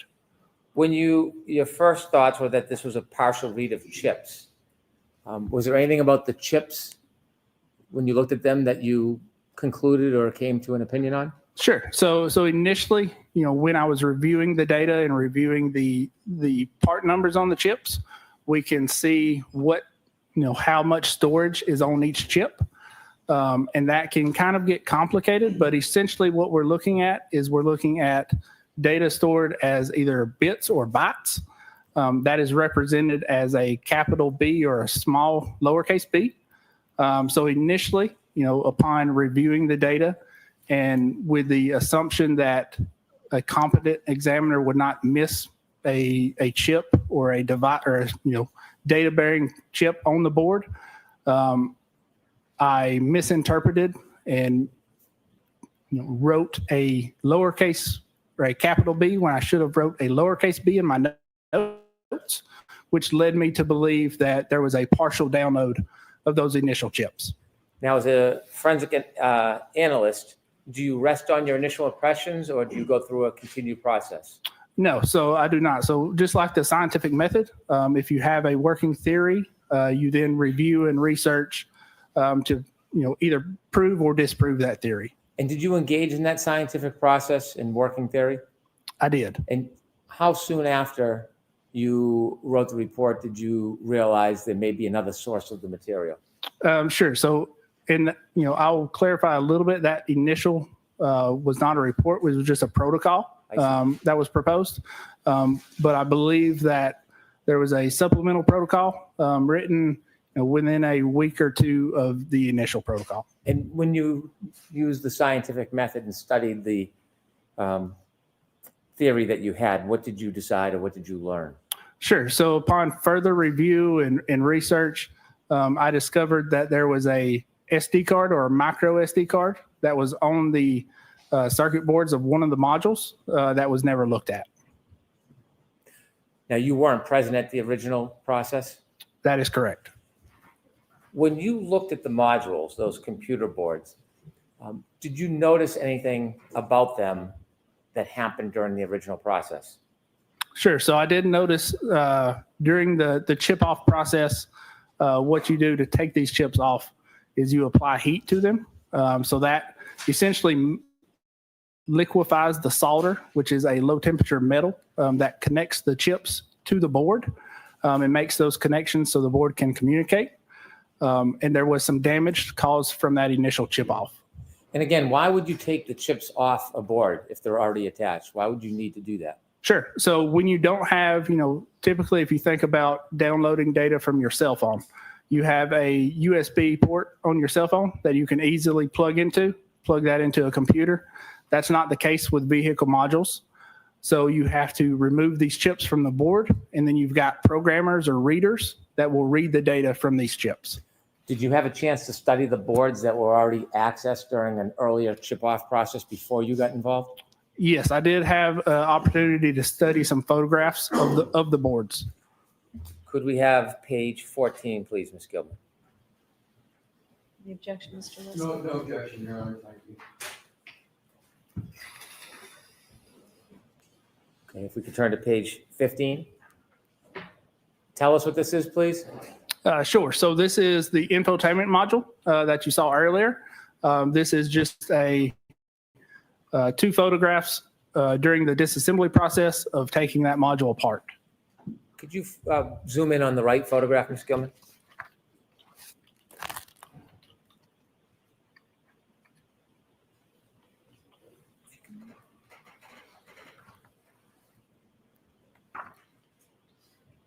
Okay, if that's the best we can do, that's fine right there. Could you share with us a little bit about what this is? Sure. So this is how I received the modules when we took a secondary look at them. Essentially, this is if you see from the right photographs, there's many boards that are contained within this infotainment module. This specific board that we're looking at here on the right is the board where they removed chips from. What we're looking at is the circuit board itself, as well as two components that were previously removed during that initial download attempt. So if you can't read the chips on the board, if you remove them, is there a tool that you can use to actually read the individual chips in isolation? Yes. So there is tools, various tools that you can use to read those chips and read the data from those chips. If we could have 16, please.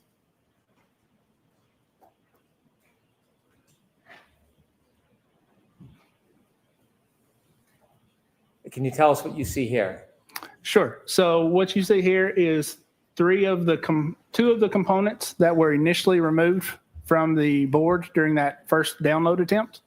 I've documented an additional chip that was still on the board that was not identified during that initial download on this side of the circuit board. And then I've got photographs matching the chip and where its placement was initially on the circuit board. Could we have page 17, please? And what do we see there?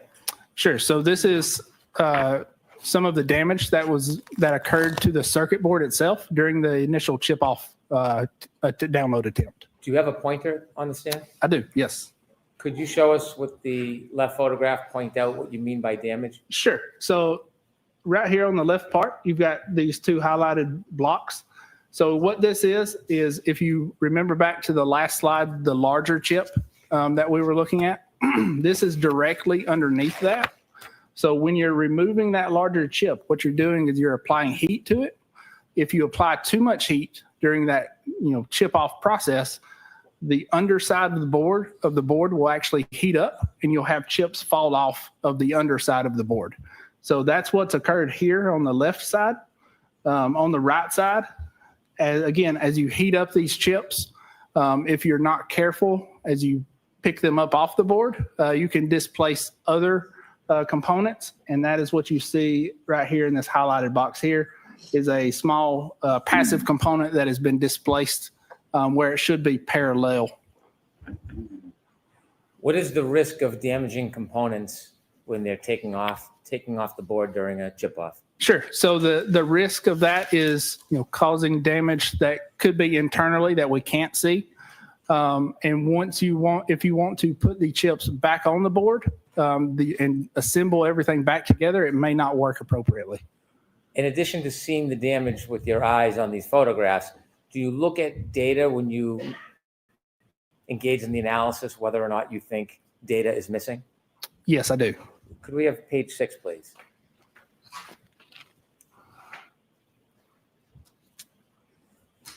Could you tell us what this is? Sure. So this is just some examples of what user data would look like and what we're expecting to see when we look at the raw data from the chips that are removed from the board. So there's two ways to look at data. And one way is of looking at the file system, similar to the file system you would see on your computer when you store documents. Same thing exists in vehicle modules. There are instances, though, where you cannot rebuild the complete file system, and you've got to actually look at the raw data in hexadecimal format. So that hex data, the bottom photograph or screenshot, is what that would look like in hexadecimal format. When you looked at the data that was provided during the original chip off or process and was produced by Ms. Gaffney, were you able to, at this point, identify any date and time or power on or off information that you were looking for? No, I was not. You mentioned that you went beyond the original data from the testing and you discovered something on the board? Yes, that's correct. Could we have page 18, please?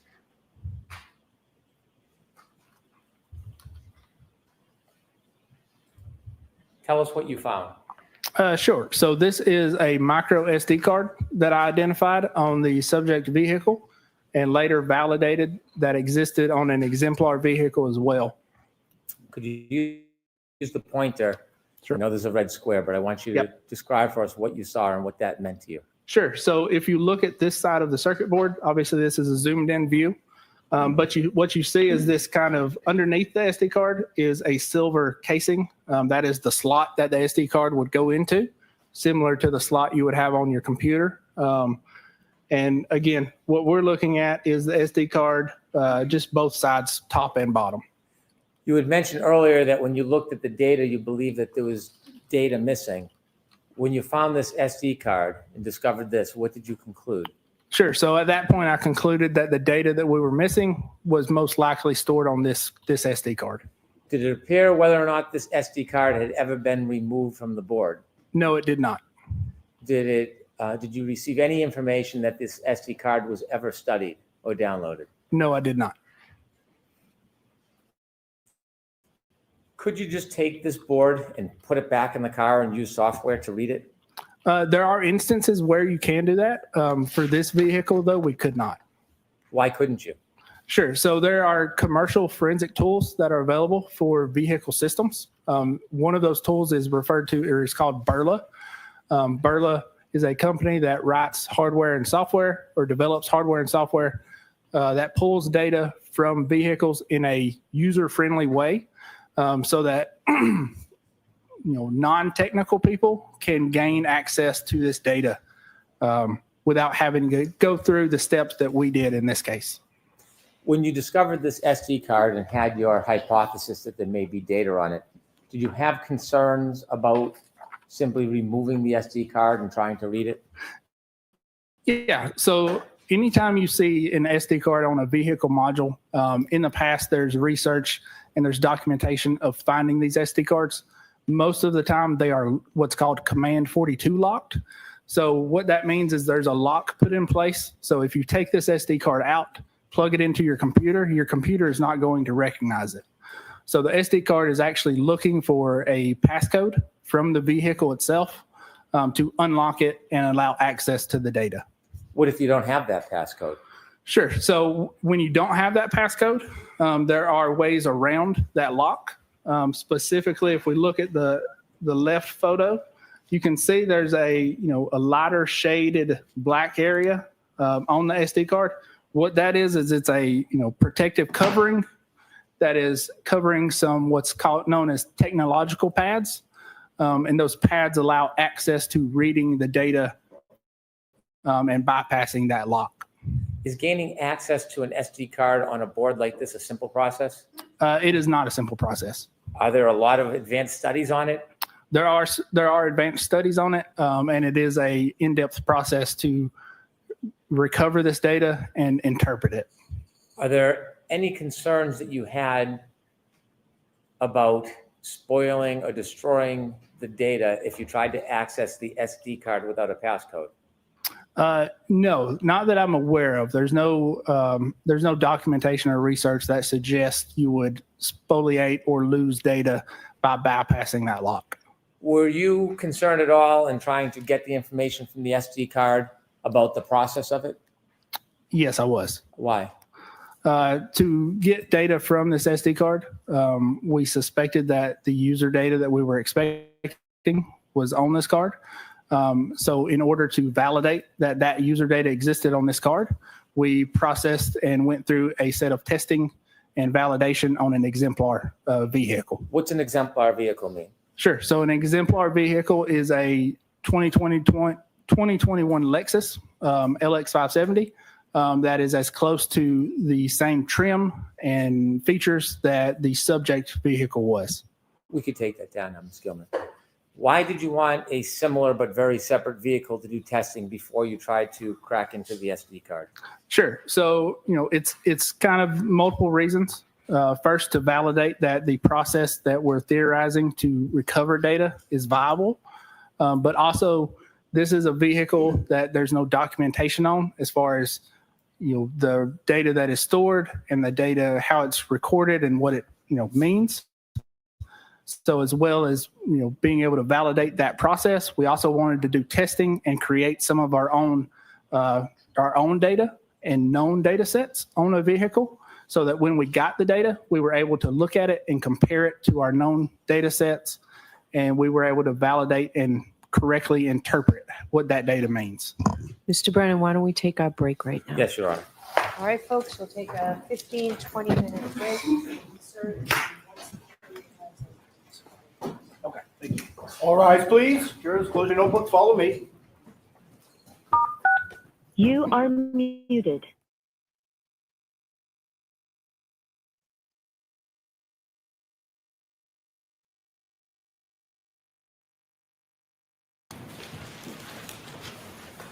All right, whenever you're ready, Mr. Brennan.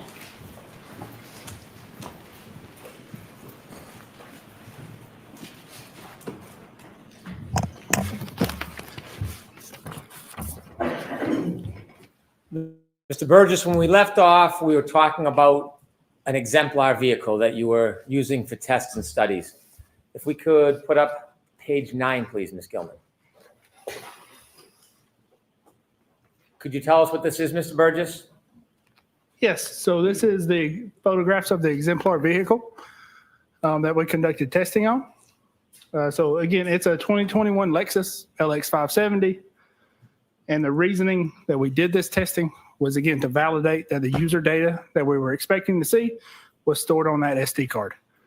Additionally, in addition to that, we were also looking to create a exemplar data set, so a known data set, and we did that by connecting these cameras here. There's a camera here looking straight out. There's a camera here looking at the infotainment screen. What those cameras are doing is they're synced together, and they're recording timestamps as well as they're recording any interactions that we have with the vehicle. So us opening the doors, turning on the vehicle, turning off the vehicle, driving the vehicle, interacting with the infotainment system is all being documented. And then that way we can go back when we get the data off of the SD card and we can compare it to that documentation. How closely were you trying to match the exemplar vehicle to the defendant's vehicle? Obviously, as closely as we could get. If I recall correctly, this is almost a perfect match to the subject vehicle. If we could turn to page 20, please.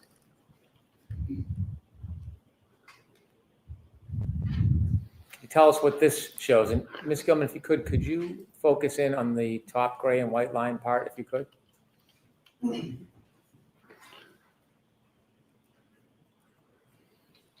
A little further out, if you could.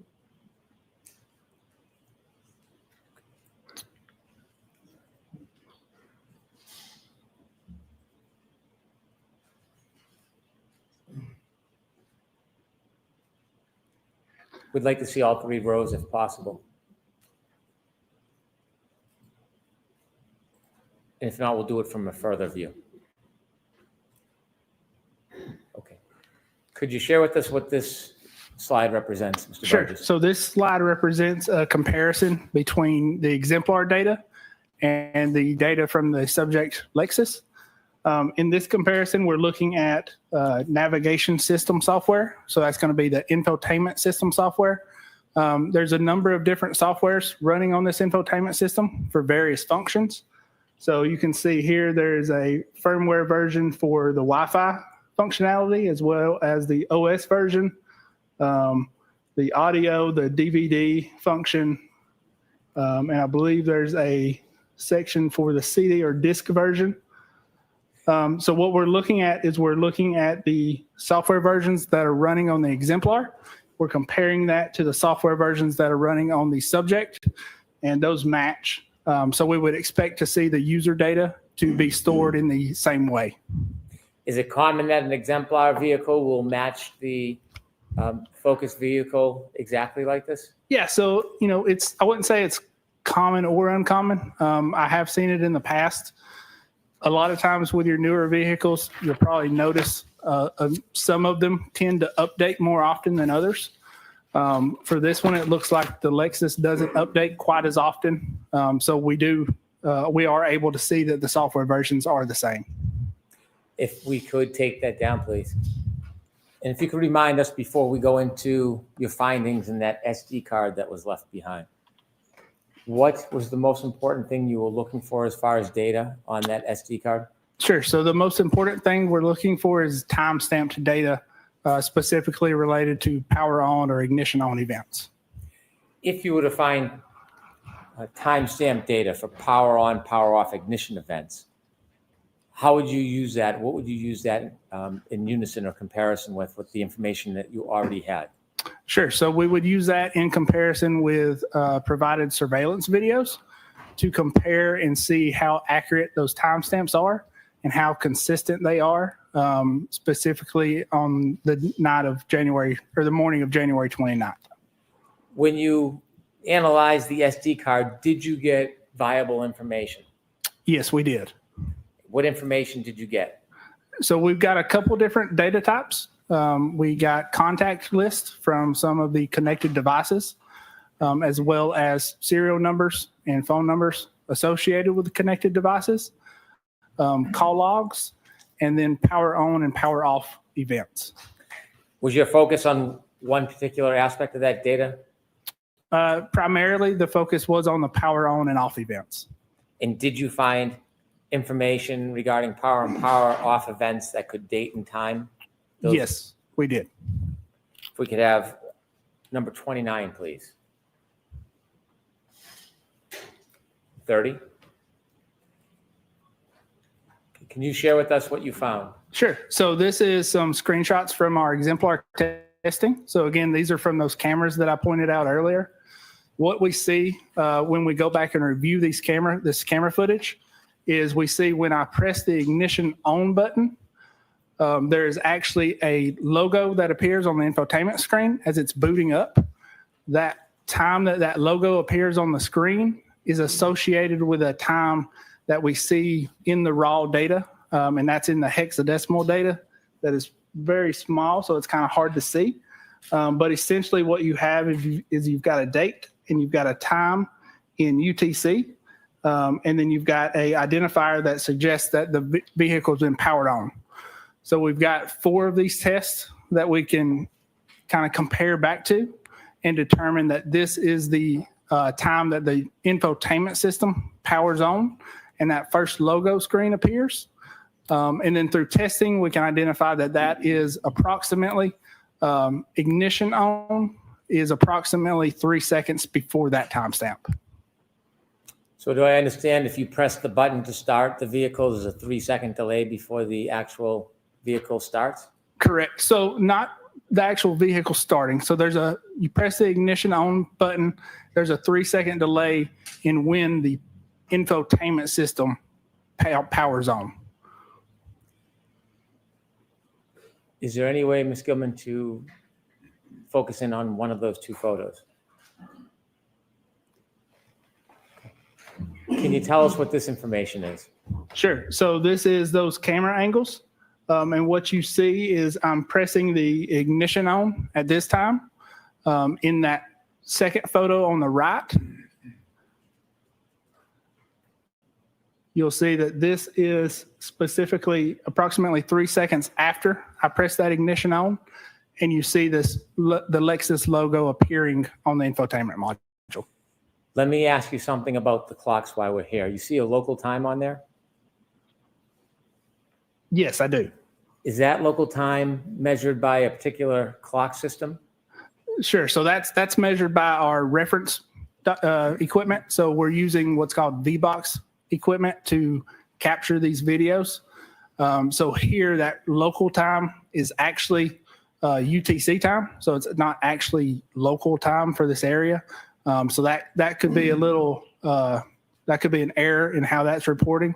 But essentially what we're seeing is the infotainment system is powering on at that exact time of 21:48:08.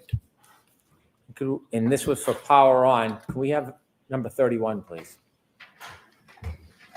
How's this different than the one we just looked at? Sure. So this is power off. So this is myself pressing the ignition to power off the vehicle. And what we see at this exact time when you power off and press the ignition button, the screen on the infotainment system becomes blank, and associated with that, it powers off, and you see a log within the raw data that indicates that. You mentioned that you found power on, power off information. Can you explain what that means? Sure. So through this testing, what we were able to do is see that there are time-stamped power on and off events for when the infotainment system is recording a power on and power off. And then we validated that with the exemplar testing. Ultimately, were you able to use that power on, power off timestamp information to identify the times of the later 2 events, the tech stream events, the 3-point turn and the backing maneuver? Yes, in combination with other data, we were able to determine that. Did you test the power on, power off data? Yes, we did. Could we have number 32, please? Can you tell us what this is? Sure. So this is the first power on event after 12 o'clock on January 29th. That power event is happening at 12:36 up here in the top. And the vehicle is powered on and it's not powered off until 12:42:08. Is there any power on, power off events in between those 2 times? No, there's not. And do you have an opinion to a reasonable degree of scientific certainty that whether or not the first power on event for that night, January 29, 2022, was 12:36 a.m.? Yes. Your Honor. I'll sustain it at this point. Do you have an opinion as to the first power on event of that Lexus on January 29, 2022? Same objection, Your Honor. Sustained at this time. When you studied the information from the data, does this slide reflect the information that you studied? Yes, it does. Were you able to determine from your data study the time that was registered of when that Lexus was turned on for the first time on January 29, 2022? Yes, I was. How were you able to do that?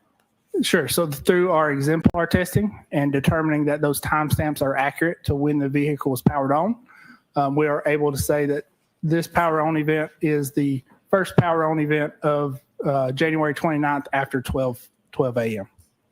And based on your study of the exemplar and the data from the SD card, did you arrive at an opinion as to the time of the first power on event of that Lexus vehicle on January 29, 2022? Yes, I did. Is your opinion to a reasonable degree of scientific certainty? Yes, it is. And what is your opinion? Objection, Your Honor. I'll see you at sidebar.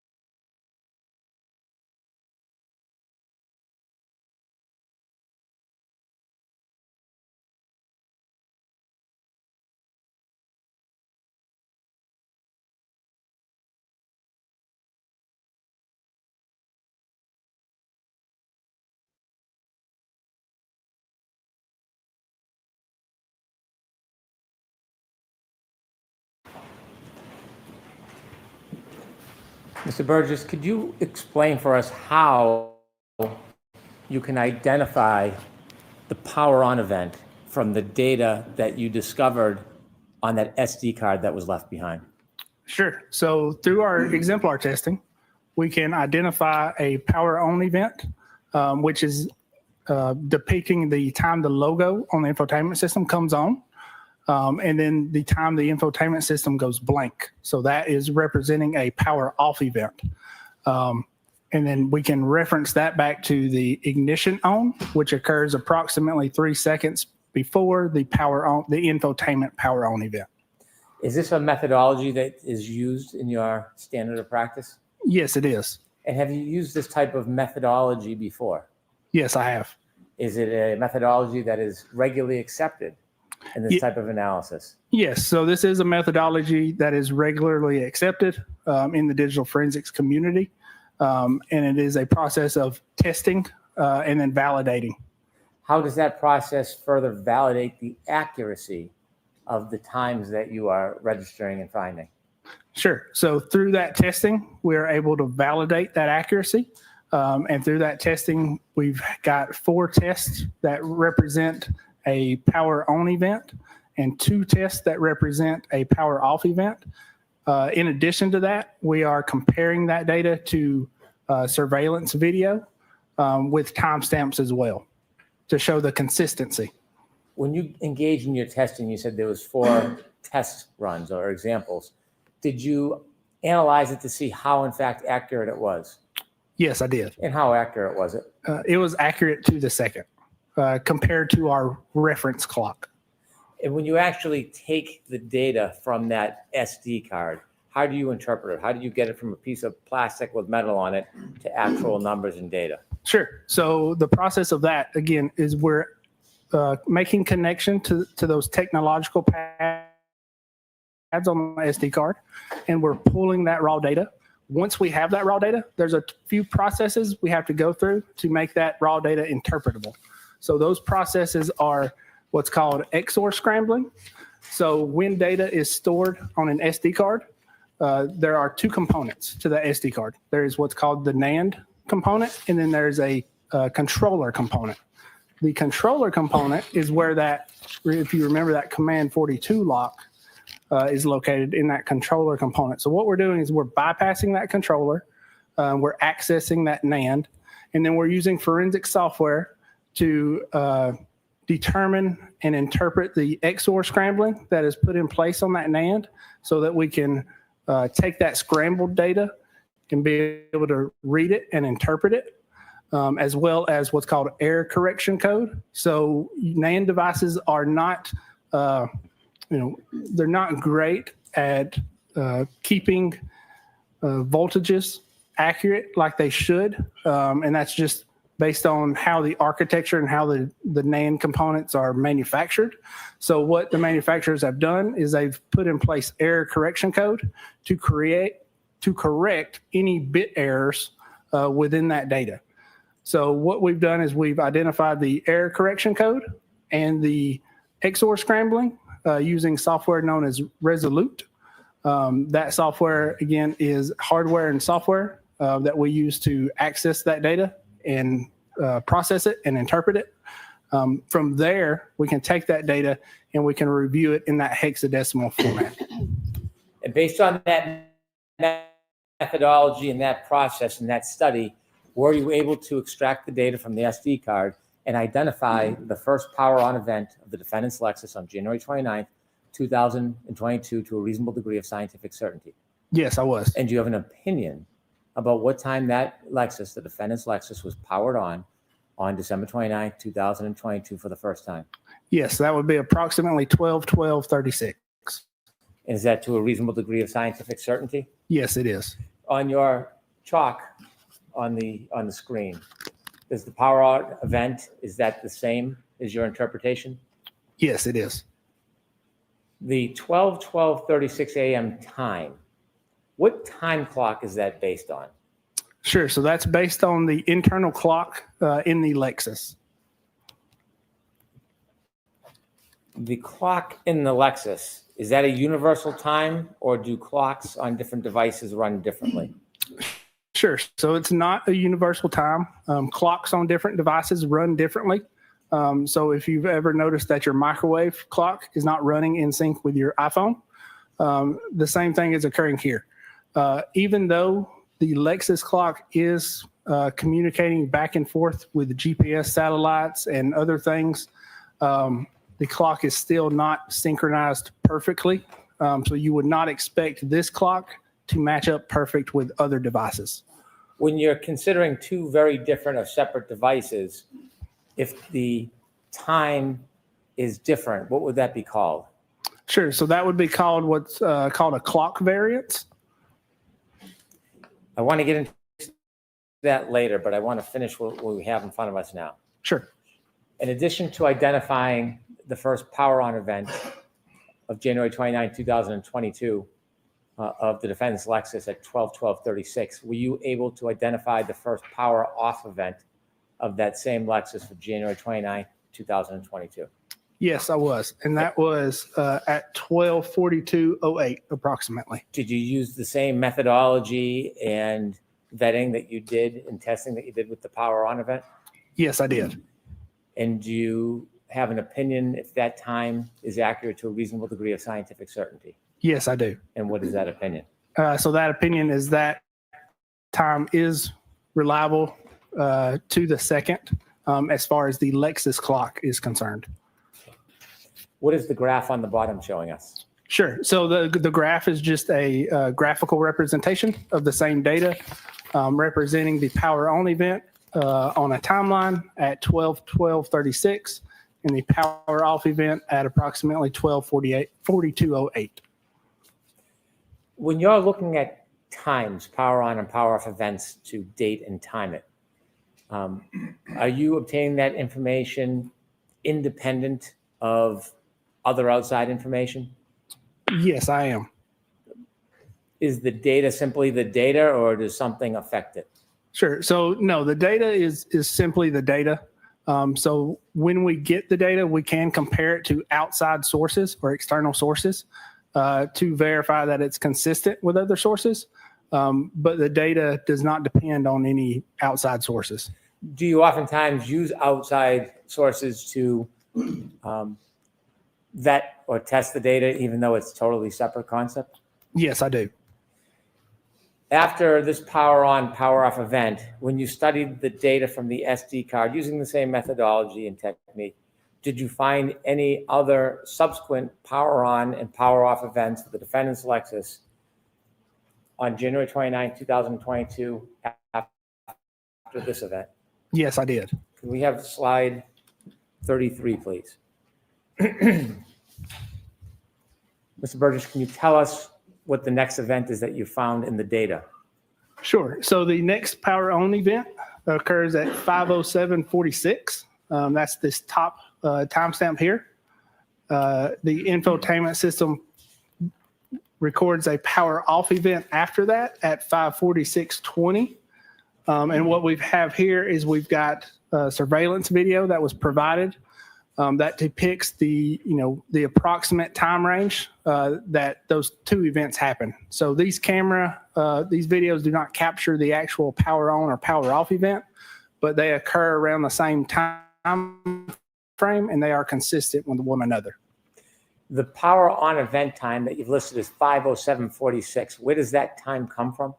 So that time is coming from the internal Lexus clock. You're just getting. And based on the. Let me tell you something. You let this all dictate your data. You don't really know anything about power on, power off. That's just crazy. Data from the Lexus clock. Do you have an opinion as to the accuracy of that time of 5:07:46 a.m. as it relates to the Lexus clock? Yes, I do. And what's your opinion? So compared to the Lexus clock, that time is accurate to the second. The videos you have, are those timed from the same Lexus clock or a different source? No, so those timestamps of the videos are coming from external sources.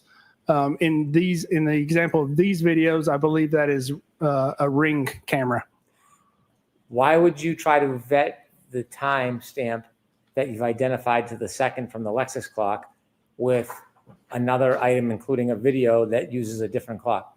Sure. So that further validates that those timestamps are accurate and they're consistent with timestamps we're seeing from other devices. Can there be a variance with other devices? There can be a variance. If there's a variance, could that still corroborate or support the original timestamp from the Lexus clock? Yes. So even with a variance, those timestamps can still be consistent with one another. And on the two photographs, are those videos or photographs? Those are videos. What is the purpose of including a video? Sure. So the purpose of including the video is just to depict that the video does not actually capture the power on or power off event. But again, it is around the same time frame that the power on and power off event occur. Ms. Gilman, are you able to play the video to the left?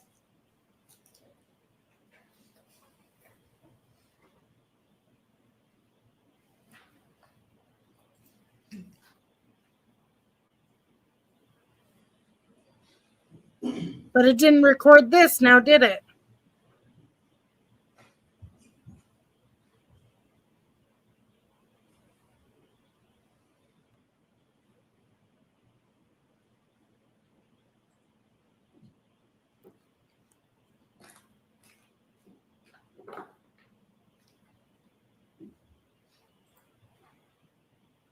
Okay, thank you.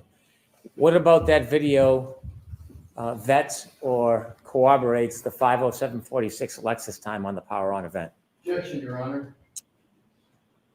A little bit more before you get to that, Mr. Burrow. Okay. Did you use the video that we just saw in an attempt to vet or corroborate the timestamp for the power on event on the Lexus? Yes, I did. How did you do that? Sure. So looking at the start timestamp on the video, we can see that the video starts at approximately 5:07:58. Keeping in mind this timestamp is coming from the camera or the Ring video, the Ring camera itself. And when we look at the power on event, we see that it occurs at 5:07:46. So although we don't see the actual time of the power on event, that is consistent with what we would expect. What does the video on the right help us do? So video on the right helps us do the same thing. So when we look at the power off event, that occurs at 5:46:20.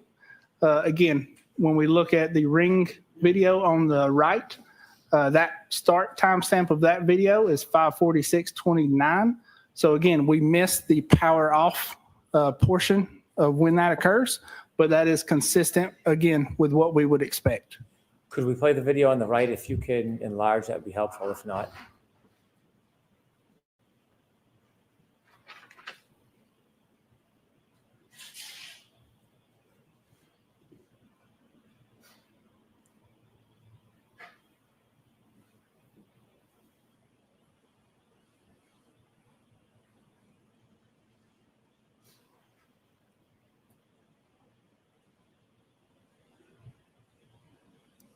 He's from Texas, but this is in Massachusetts. stop the video, please.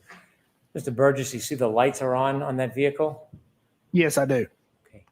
Can you tell if the vehicle is on or off at that point? Sure. So I cannot tell if the vehicle is on or off at that point. Typically, when you power off a Lexus or a modern vehicle, the lights will stay on for some portion of time afterwards. But again, that is consistent with the timestamp from the power off event. And do you have an opinion to a reasonable degree of scientific certainty as to the accuracy of the power on and power off events as they pertain to the Lexus clock? Yes, I do. And what is that opinion? And that is that those timestamps are accurate to the second. Did you further follow the data to see if there was any other power on, power off events relative to the Lexus for January 29, 2022? Yeah. Yes, I did.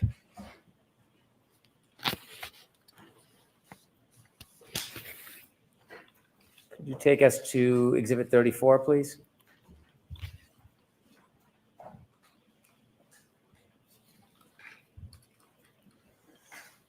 What is this, Mr. Burgess?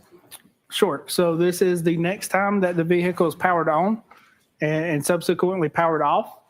That power on event occurs at 12:35:01. The power off event occurs at 2:12:01. And then this video is a video from alarm.com surveillance that depicts the vehicle pulling into a driveway and shutting off.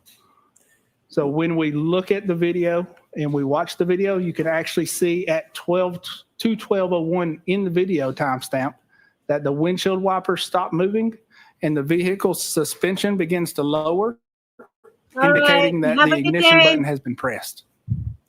Let's start with the power on event. Was there any video available to show the power on event at 12:35:01? There is no video available that I'm aware of. There actually was. On the last slide, you had the power off event There's a at Ring video. 5:46:20 a.m. Correct. Was there any other power on, power off events between 5:46:20 a.m. and this event here? No, there was not. Did you try to obtain any collateral or corroborative video or evidence relative to the power on event of 12:35:01? I did request or make a request to see if there was any video available, and as far as I'm aware, there was not. Regarding the power on event, do you have an opinion to a reasonable degree of scientific certainty as to the accuracy of the power on event as it relates to the Lexus clock on the system? Oh, I Yes, bet I you do. got What is that video, opinion? but you That is don't that power on event is accurate to the second in reference to the Lexus clock. 12:35:01 p.m. Correct. And do you have an opinion as to the power off event to a reasonable degree of scientific certainty as to the accuracy from the data you recovered from the SD card? Yes, I do. And that power off event, again, occurred at There's nothing approximately private. 2:12:01, according to the Lexus clock. I don't know if you can enlarge the video, Ms. Gilman, but if you can, and if not, could you play anyways?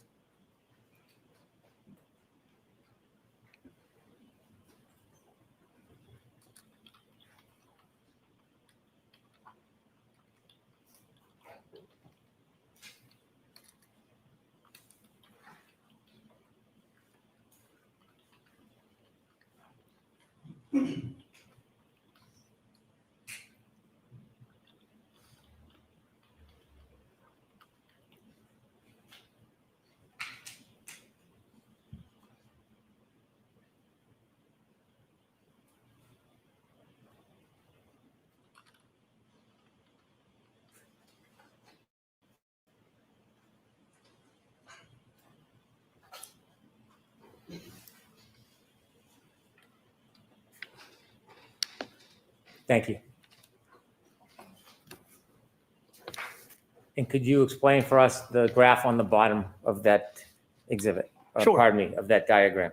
Sure. So that graph, again, is just a timeline graphical representation of when that power off event occurred, and when the power on event occurred, and when the power off event occurred at 2:12:35:01 and 2:12:01. Based on the data you analyzed from the SD card, was there any further power on and power off events on January 29, 2022 after this 12:35:01 to 2:12:01 event? Yes, there was. Could you display for us page 35, Ms. Gilman? And what is this, Mr. Burgess? Sure. So this is the next power on event that is recorded within the system. And that power on event occurs approximately 4:11:46, and the power off event occurs at 4:12:56. The video we see is that same alarm.com surveillance video. The start timestamp of that video is 4:12:03. So again, we don't see the actual power on and off event within the video, but it is consistent with what we would expect as the power on event occurring at 4:11:46, and then the video starting, and we see the car backing up at 4:12:03. Would the alarm.com be using a different clock than that of the Lexus? It would be, yes. And based on your methodology in vetting and testing in view of the data on the SD card, do you have an opinion to a reasonable degree of scientific certainty as to the time of this power on event? Yes, so And that power on event would be 4:11:46. And do you have an opinion as to the time of the power off event related to this diagram? Yes, that would be 4:12:56. Is that opinion as well to a reasonable degree of scientific certainty? Yes, it is. Is that a photograph or a video? That is also a video. Ms. Gilman, could you help us?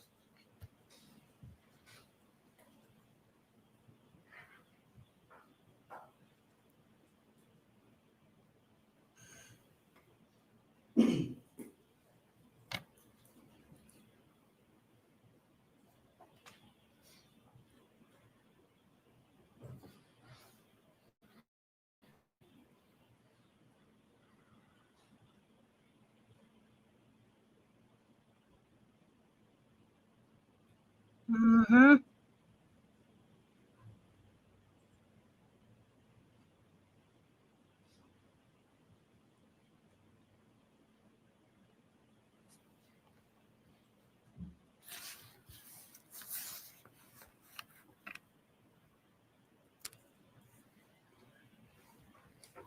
Thank you. And similarly, does the graph give a general idea of the time? Yes, so similarly, the graph is a timeline representation of the power on and power off event. Mr. Burgess, was there an additional power on, power off event after the power off event at 4:12:56 p.m. at the Dighton residence? Yes, there was. Ms. Gilman, could you show us number 36, please?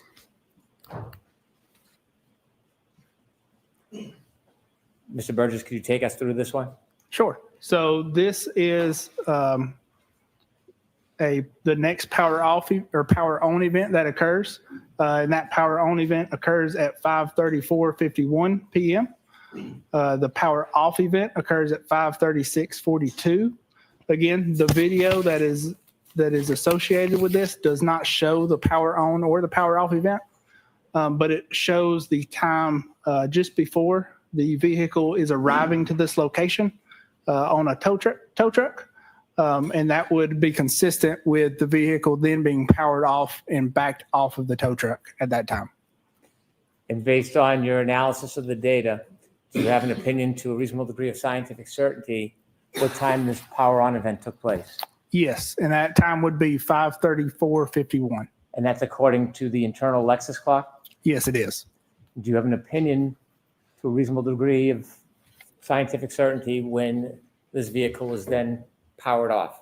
Yes, and that would be 5:36:42. Again, pursuant to the Lexus clock. Correct.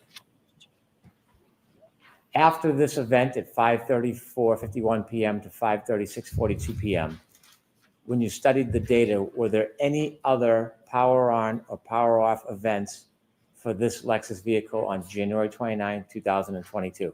Not that I studied after this event.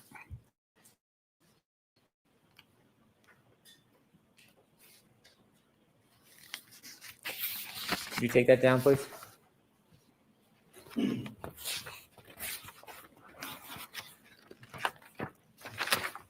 Now, we touched on an issue earlier. I want you to give your opinions and explain to the jury. You mentioned the word variance between different items. I don't think you used the word items. You said something else. Sure. So that's going to be the clock variance between different devices. So in this instance, what we're referring to is the difference in the clocks of the Lexus module and an iPhone. So we would not expect those clocks to be perfectly synced. Typically what we see and is what is generally accepted is a clock variance of up to 60 seconds. And that is because when you think about when you're looking at your radio and you're looking at the clock, it's representing to you the hours and the minutes. It's not representing the seconds. So again, it's accurate. Its function is to be accurate to the minute, but its function is not to be accurate to the second. Is a variance between different devices an accepted concept in your community? Yes, it is an accepted concept in my community. When you were looking for power on, power off information from the data on the SD card, what clock would that information, that time be dependent on? Sure. So that's going to be dependent on the Lexus clock. That Lexus clock is continuously running, but it also syncs up with GPS systems to update the clock on occasion. We do not know how frequent that activity occurs because that is proprietary to the manufacturer themselves. To bring us back, when you started this case, there were two important text stream events? Correct. There were two text stream events. Remind us what those were. Sure. So one is going to be associated with a 3-point turn, and the other is going to be associated with a backing maneuver. In those two text stream events, are they related in any way to the running clock that is on the text stream data? Sure. So when we think back, the text stream events have that running clock from ignition on. And because we know the power on events from the infotainment module, we can reconcile when those time counts occurred. If there's information about timing from text stream data on the Lexus, what would you have to do if you took a separate device like an iPhone and you wanted to reconcile the variance? Sure. So if we want to reconcile the variance, what we would need is we would need an event that occurs that both clocks record. So for instance, if you've got two cameras that are recording you jumping up and down, you would take your motion of jumping up and down or your event of jumping up and down, and you would use that event to sync the clocks of those two cameras. So essentially, we're doing the same thing with the Lexus clock and the iPhone clock. When you did your analysis during this case, initially, did you have any interest in trying to reconcile those clocks? No, I did not. Why not? Because that is generally accepted that the clock variance is up to 60 seconds. And while reviewing the power on and off events and comparing that to the surveillance videos that were provided, that was consistent with what we would have expected. Did something compel you to further your study and compare the Lexus clock information on those two text stream events, the 3-point turn and the backing maneuver, to a different device? Yes, there was a claim of attempting to synchronize those two clocks that I believed was potentially misleading. So based on reviewing that information and coming to that conclusion, did you on your own do any further study about the difference in clocks and attempt to synchronize them? Yes, I did. You said that you can synchronize if you have more than one device identifying a particular time. What do you mean by that? Sure. So if we've got two devices that are recording a similar event, so let's say, for instance, a 3-point turn, if that is recorded with an iPhone, with the iPhone's clock, we can compare that event to the time that that event occurs and is recorded by the Lexus. Were you aware of any device other than the Lexus recording that 3-point turn? Yes, I was. What were you aware of? That would be an iPhone from Mr. O'Keefe. Did you have data and information from Mr. O'Keefe's phone some time ago? I did have partial location data from Mr. O'Keefe's iPhone. Did you do something with his iPhone data as it relates to the Lexus clock on those two events, the 3-point turn and the backing maneuver? I did on the 3-point turn, yes, and the backing maneuver. Tell us what you did. Sure. So I looked at when the 3-point turn occurred within the iPhone data and the location data in reference to that clock, and then looked at the same 3-point turn event as it was recorded from the text stream and the Lexus clock. At some point, did you have enough data to make that full analysis? Yes, I did. Now, as a general concept, before we get to the 3-point turn in detail, I want to turn to page 39 of your PowerPoint.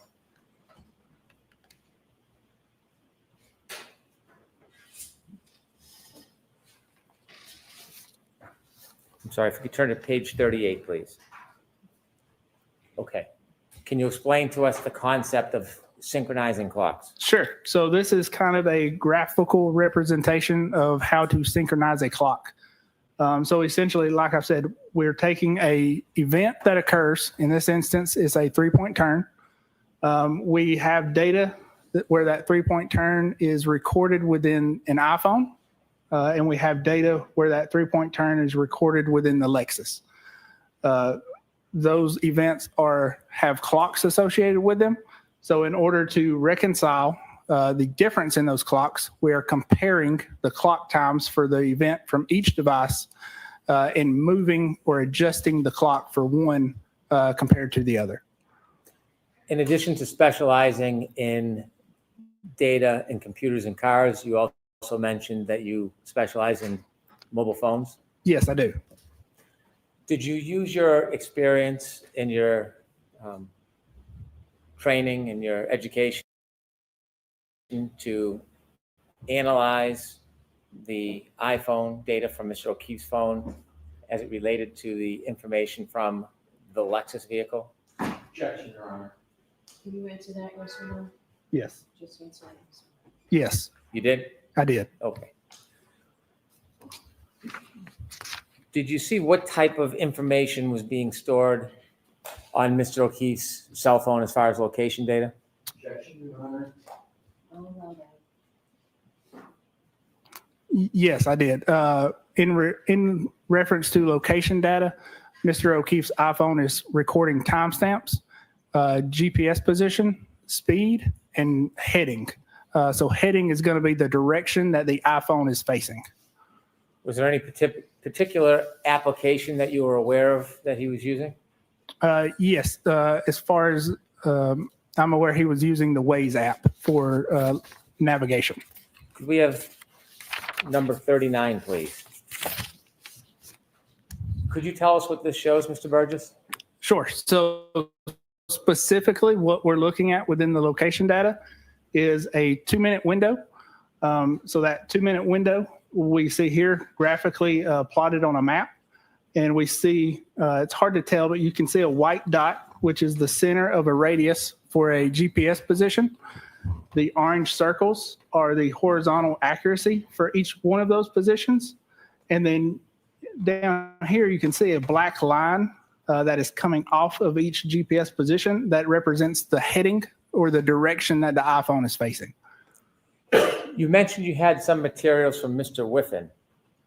Did you ever see any materials from Mr. Whiffen regarding location data that was acquired through the application Waze? Yes, I did see a report by Mr. Whiffen. Did you rely on his report, or did you independently, on your own, test the location information? Sure. So I independently, on my own, looked at the location data from Mr. O'Keefe's phone. This diagram that we see with all the points on it, is this developed from your own independent view and review of Mr. O'Keefe's location data? It is. To the top left is a round circle. What does that indicate? Sure. So top left. So yeah, so that's going to be, again, the GPS coordinate beginning for this 2-minute interval that we're looking at. The orange circle is going to be the horizontal accuracy for that GPS point.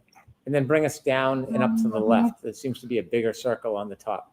Sure. So as we come down, believe what is Cedar Crest and go up Cedar Crest, we have a position where the course heading of the iPhone changes, the speed lowers, and we have a lot more GPS points in a centralized location. So that's why you see that overlapping circles in that location.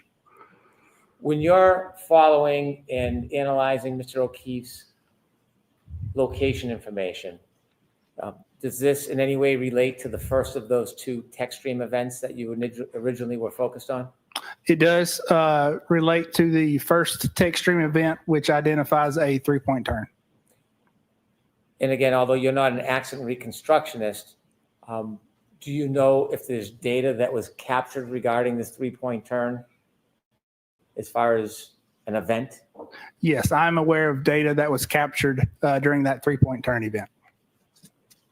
If we could turn to page 40, please. I want you to explain to us how this chart works. What does a point mean? Sure. So when we were initially provided the location data, again, we were provided a partial view or a partial data set of that location data.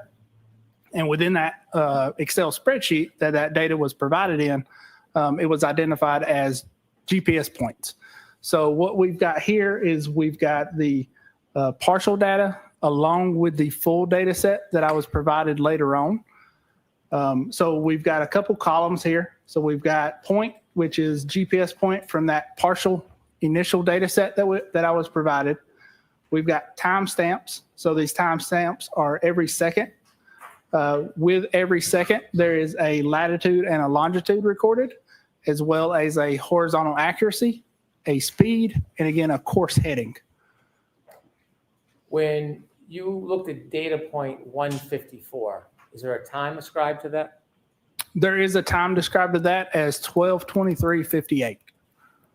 Before you did this more in-depth analysis, were you relying on anything beyond point 154, that one line? No, so that was the only thing that was being relied on at that time. Why? Because again, we were initially provided a partial data set of the location. And why didn't you seek earlier on to break this down with more specificity? Again, because the generally accepted clock variance is up to 60 seconds. And that data was consistent with everything else we were seeing. So there was no need to look any further. And what compelled you again to look further?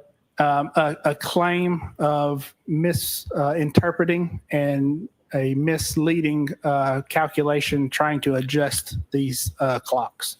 Were you given a report? I was not given a report. I was giving a PowerPoint presentation. When you decided to delve deeper into this, was that on your own initiative or were you requested to do it? That was on my own initiative.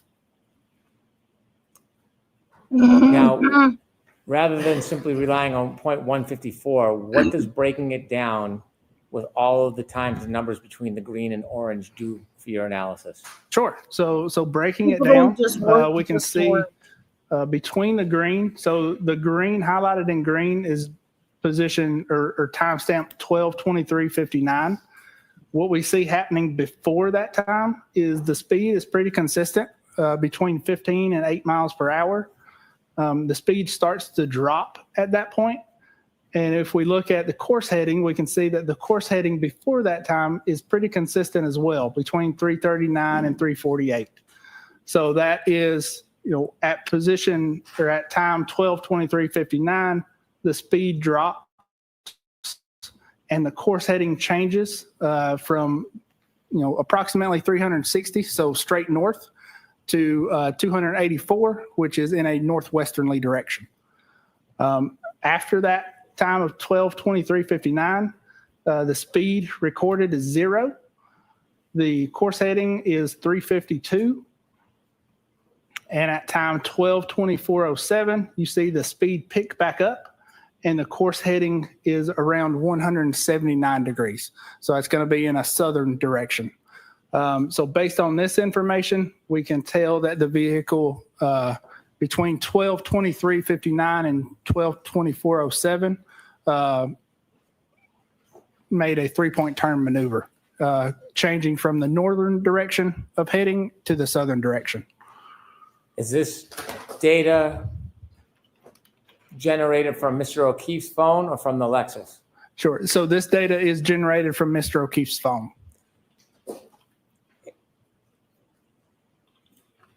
Where you initially relied on 154 as a timestamp to identify the time and location of the car at a later point, does this give you more of a benefit breaking it down? This does give you more of a benefit breaking it down. The zeros and the speed, what does that indicate to you as far as the data relative to the portion of the 3-point turn? Sure. So it doesn't necessarily mean the vehicle is at 0 miles per hour. Again, if you look at the horizontal accuracies, we've got anywhere between 16 and 29 feet. So that's the range in the GPS and what it's seeing. So if the car is, slightly moving or moving like you would expect during a 3-point turn, you would expect to see that speed at, 0 miles per hour. Did you develop a photograph with some detail to explain this in more of a picture format? Yes, I did make a graphical representation of this. If we could have 41, please. Could you break this down for us, Mr. Burgess? Sure. So this is, again, a zoomed in version of the map that we showed earlier.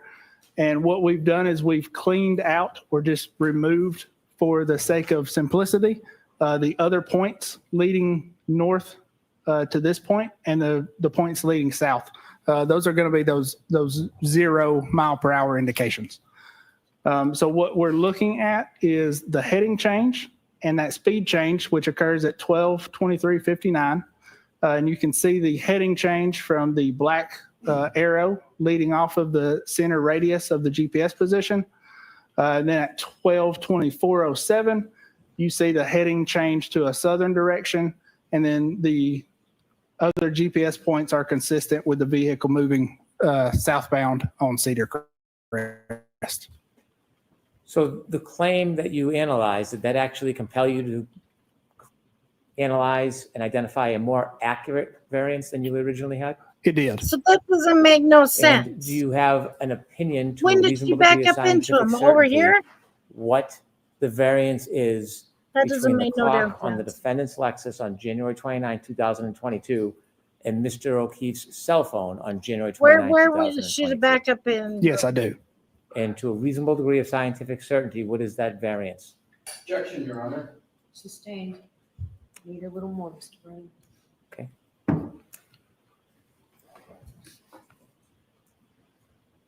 After you studied timestamp 154, what did that help you do? What did you learn from that?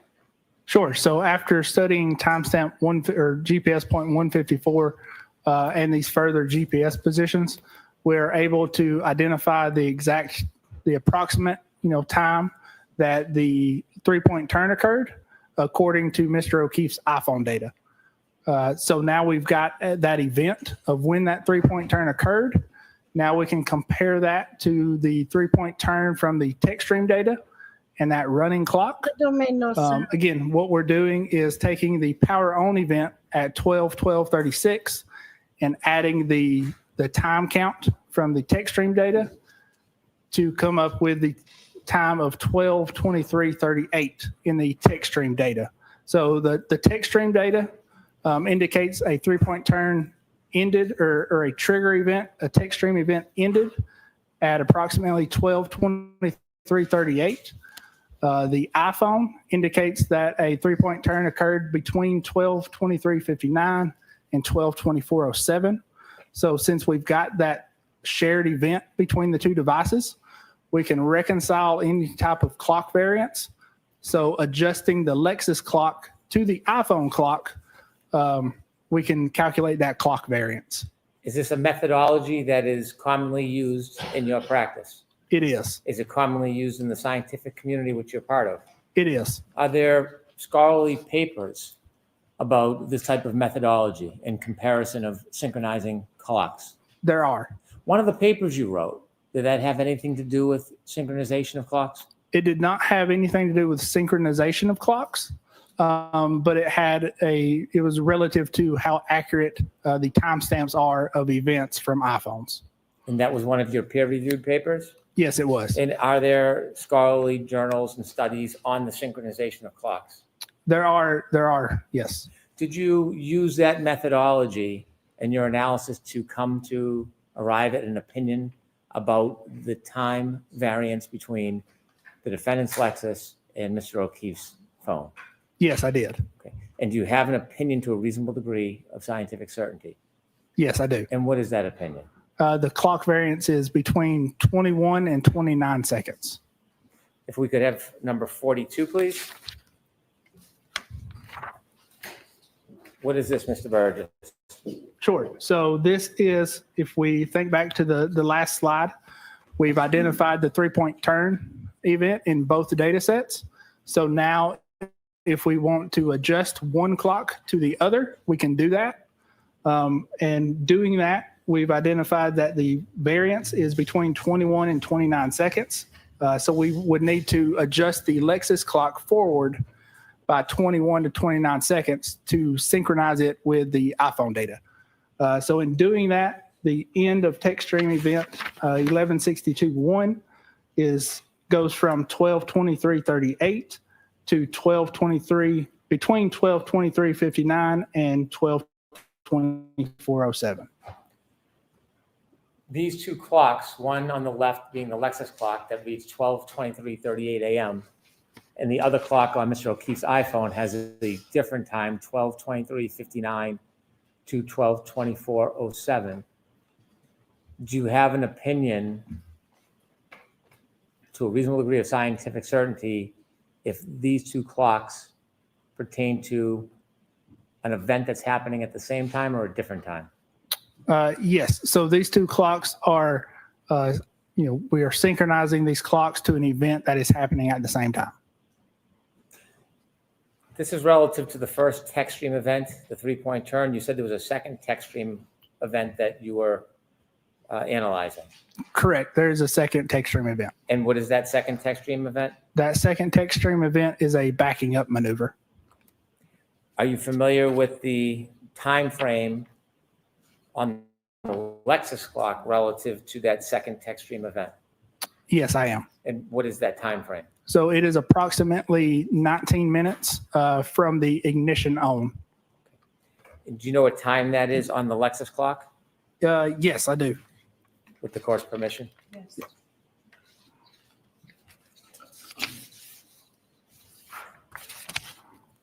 So that is going to be 12/31/43 is going to be the end of that text stream event.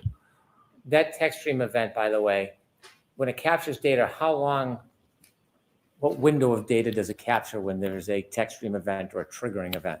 Sure. So when the trigger occurs, it captures data 5 seconds before and 5 seconds after the trigger. What if the event is less than 10 seconds?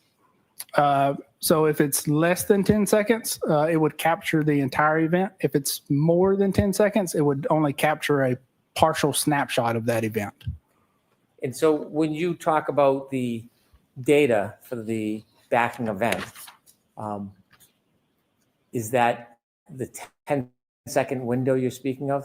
Yes, that is that 10-second window. Does that have anything to do with defining the length of the actual event? No, it does not. Okay. When you looked at the time from the Lexus clock regarding that backing event, did you do an analysis of John O'Keefe's phone considering the variance that you identified? Yes, I did. So I applied the same variance to that second text stream event. When you apply that variance between the Lexus clock and Mr. O'Keefe's phone,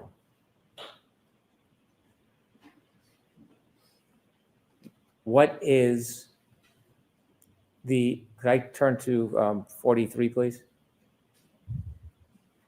What is the time of that event if we're referring to Mr. O'Keefe's phone? Sure. So the time of that event with the clock variance adjusted is 12/32/04 to between 12/32/04 and 12/32/12. And do you have an opinion to a reasonable degree of scientific certainty as to the accuracy of that time from Mr. O'Keefe's phone considering the variance? Yes, I do. And what is your opinion? And the opinion is that the second text stream event ends between 12/32/04 and 12/32/12. When you say text stream event, that's the 10-second window? Correct. That's the 10-second window. Does that necessarily include the entire event? No, it does not. The graph on the bottom, what does that show us? It looks a little bit overwritten. Yeah. So that graph is a timeline representation of the text stream event ending, being adjusted with the 12/32/04 to 12/32/12 in comparison with the last lock event that is recorded by Mr. O'Keefe's phone at 12/32/09.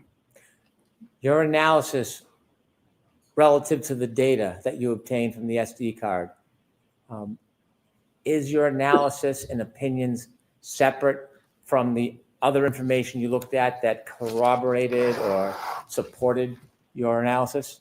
Yes, they are.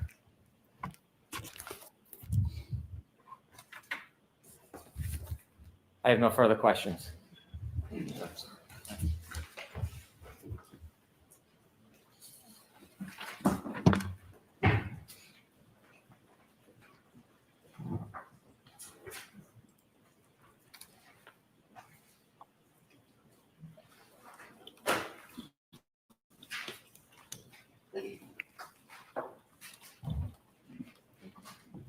Lights, please. That's as good as they can be, huh? One's burnt out.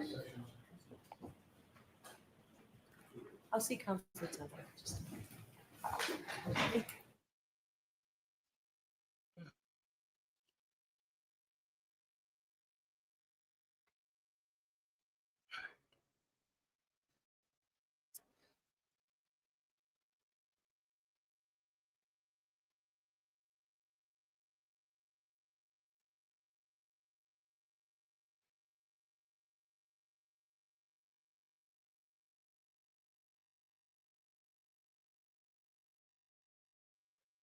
Lunches in here, so this seems like a good place. We'll get a little more light in here for a bit. You folks are all set. We'll take a 45-minute luncheon recess and serve and just follow the jury out.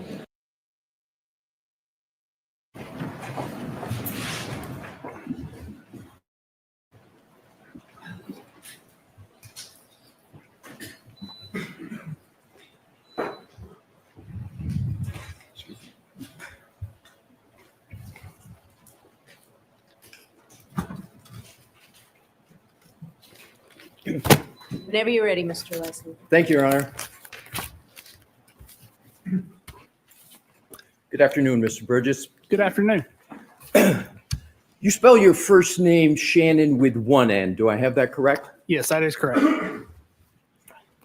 You describe yourself as a digital forensic examiner, correct? Yes, that's correct. You use the term forensics often in your analysis. Yes, I do. And would you agree that generally the accepted definition of forensics is something that relates to, that's used in, and is suitable for a court of law?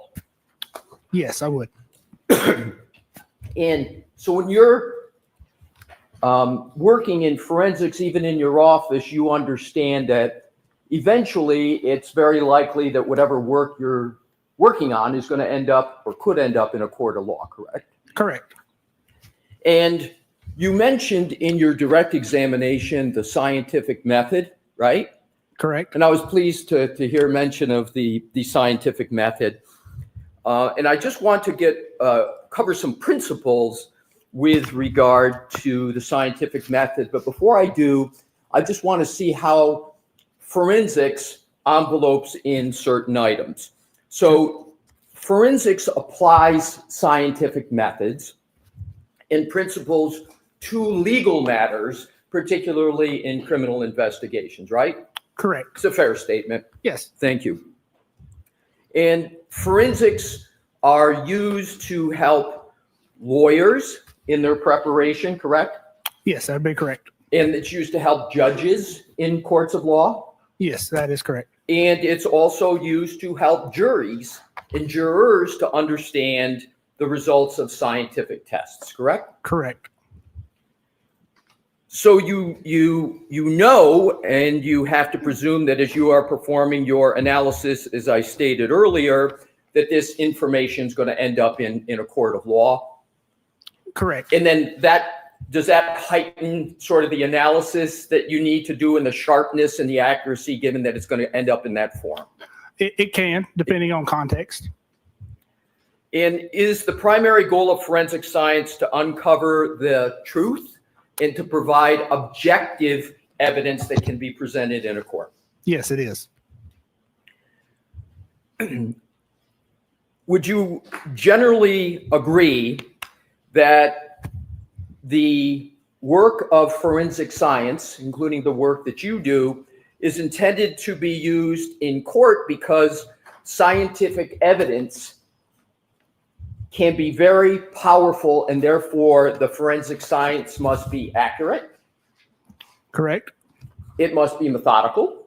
Correct. There must be a method, right? Right. It must be detailed. Yes. And above all, it must be unbiased and truthful, correct? That is correct. And all of this, is it fair to say, distills down to reliability? Correct. And reliability is a desired characteristic of the forensic scientist. Yes. You want people to be able to rely upon your work. Yes. And credibility and honesty is part of reliability, and it's a fundamental component of that, correct? Yes, that is correct. You've stated that you hold your opinions to a reasonable degree of scientific certainty. You said that several times on direct, correct? Correct. And because the discipline of forensics involves the application of the scientific method, as you stated on direct, you therefore, of course, applied the scientific method throughout your analysis, right? Yes, that's correct. Would you agree with the following statement of the scientific method? And tell me whether, well, let me start with, you understand, you know, the National Institute of Standards and Technology, NIST? Yes, I am familiar. Yeah. And would you agree with a definition of the scientific method as the systematic pursuit of knowledge involving the recognition and definition of a problem, the collection of data through observation and experimentation, analysis of the data, the formulation, evaluation, and testing of hypotheses and where possible, the selection of a final hypothesis. I know there's a lot there, and if you'd like me to break any of it down, you let me know. No, I find that generally acceptable. Yep. And I wanted to emphasize the evaluation and testing of hypotheses, and where possible, the selection of a final hypothesis. You understand what I'm meaning by hypotheses? Yes, I do. The scientific method is used, among other reasons, is it not, to avoid certain biases in the science process, correct? Yes, correct. Right. So the method is trying to prevent a scientist, not cultural bias, but scientific bias, correct? Correct. Do you know what the American Academy of Forensic Scientists refer to as cognitive biases in science, generally? No, I do not. Have you heard of the term confirmation bias? Yes, I have heard of that term. Have you heard of the term anchor bias in the scientific method? I have not heard that term. Let's start with confirmation bias. Is a fair definition, and you said you're generally familiar with that, right? Yes, correct. So let's start with that.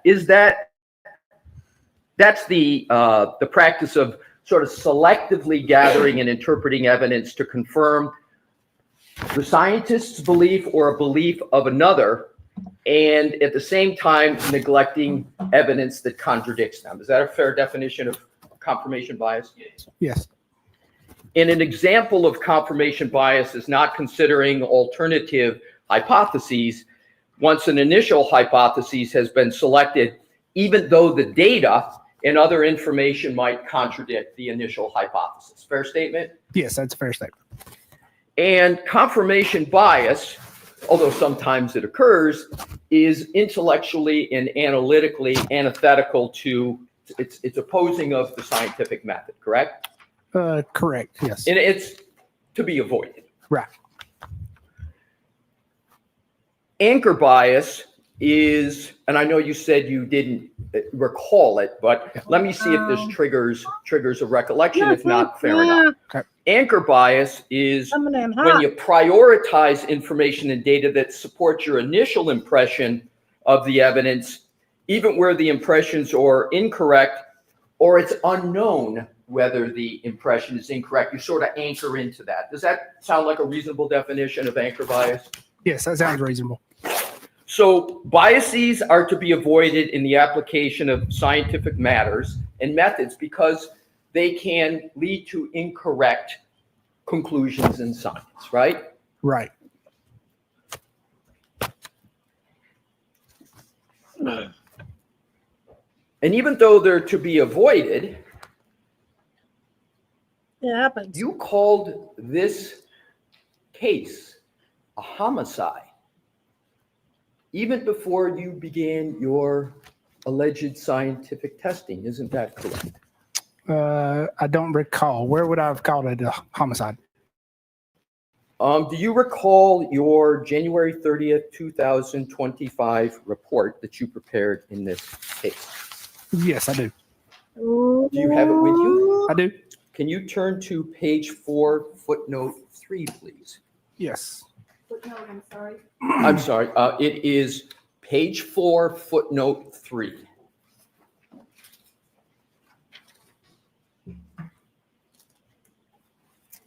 And in page 4, footnote 3, it states, I'm sorry, sir, are you there? Yes, I am sorry. It says evidence review by the defense counsel Ray O'Keefe, MV homicide. Did I read that correctly? Yes, you did. Now, you assumed in the very beginning that Miss Reed had hit Mr. O'Keefe with her car before you began the scientific testing that you had discussed in your direct. No, that would be incorrect. But you did list homicide down in footnote 3, correct? Yes, I did. And so this report's drafted January 30th, 2025, correct? Correct. And the testing, I'll just give you a snapshot. Some of the testing you discussed with Mr. Brennan, that testing didn't occur until after this trial started, correct? Some of the testing you described in direct? Yes, I'm sorry. Yes. Okay, so that testing didn't even occur in the trial. Just assume the trial started at April 22nd. So the testing you described when you were talking about aligning clocks and GPS, that occurred after April 22nd, correct? Correct. It did. Now let's go on to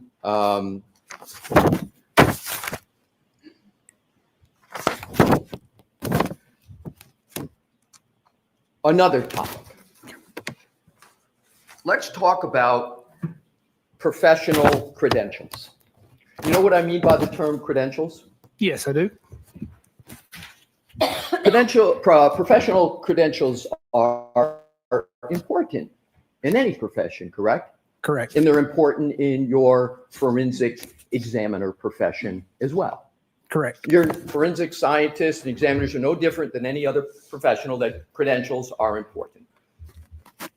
And your profession requires you to provide curriculum vitae, laying out your education, training, and background, correct? Correct.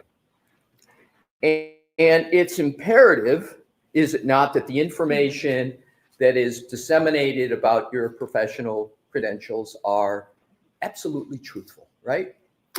Yes, they should be. You say they should be. Let's continue on with that topic. You understand what's meant by the term ethics, right? Generally? Yes. Yes. And simple ethics mandate that one is truthful about their professional credentials, correct? Correct. And a fundamental credential is what type of college degree you hold, correct? Correct. People rely on those credentials, and the credentials are the foundation of your expert opinions and analyses, correct? They can be. Yes. They can be, and they often are, correct? Yes, they can be depending on context. But more often than not, they're important. Yes, again, depending on context. You know that not only your colleagues, but your clients, your firm clients, courts, and juries will rely on your CV and your credentials in order to make determinations about whether you're qualified to testify and your depth of your qualifications, correct? Correct. You provided the Commonwealth, the defense, and the court with your CV in this case, correct? Correct.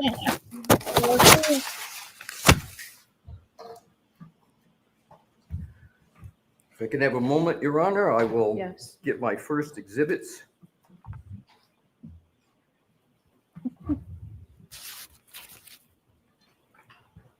Leslie ain't playing. Yes.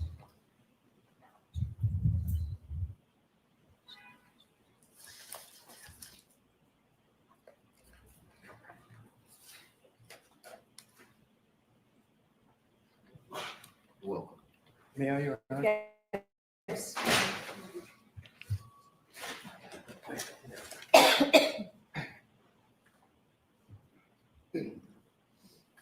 Your Honor, if I could have this marked as the next exhibit For identification? for identification at this point. Okay. Well, actually, I'm going to have it, I'm going to be eventually offering it into evidence, so. Okay. They present it to the witness. So let's mark it for identification first. Yep, okay. Exhibit TT for identification.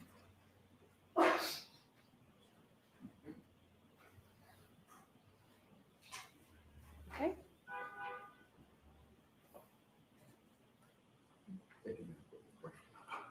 May I present it to the witness? Yes. Thank you.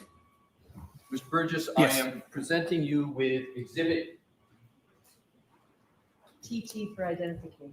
I was, thank you, Your Honor. I'm learning not to talk while I'm walking backwards so Madam Court Reporter can hear me.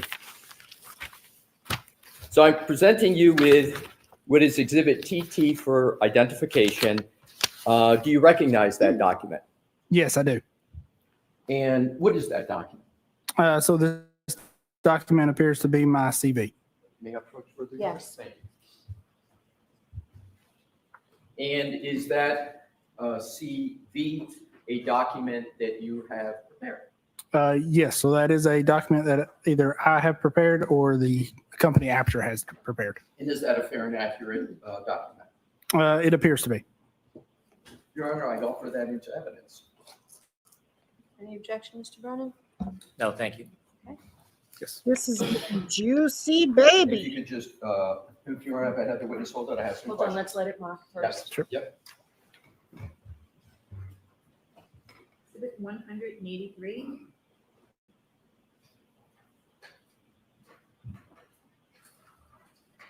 Thank you. Thank you. You're welcome.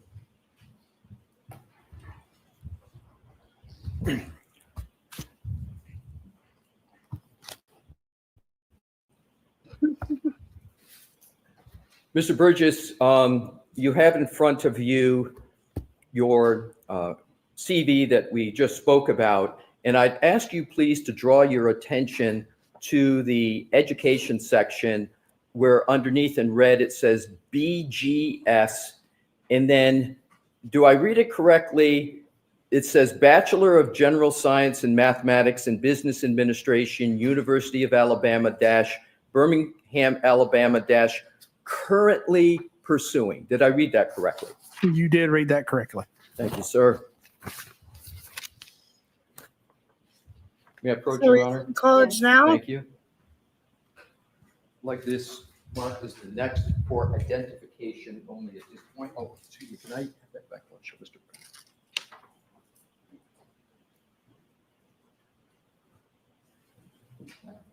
Sure.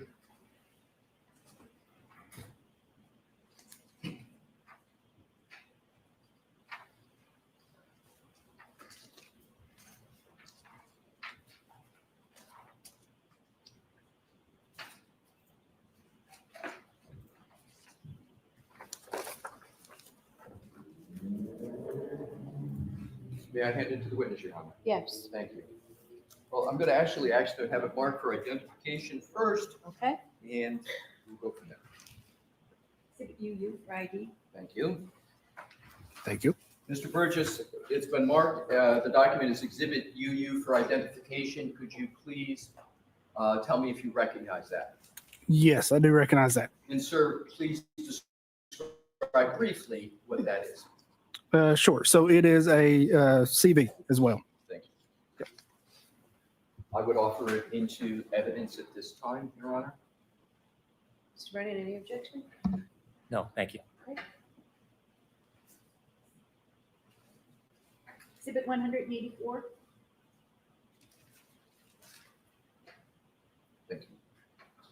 I present it back to the witness, Your Honor. Okay. Thank you. Thank you.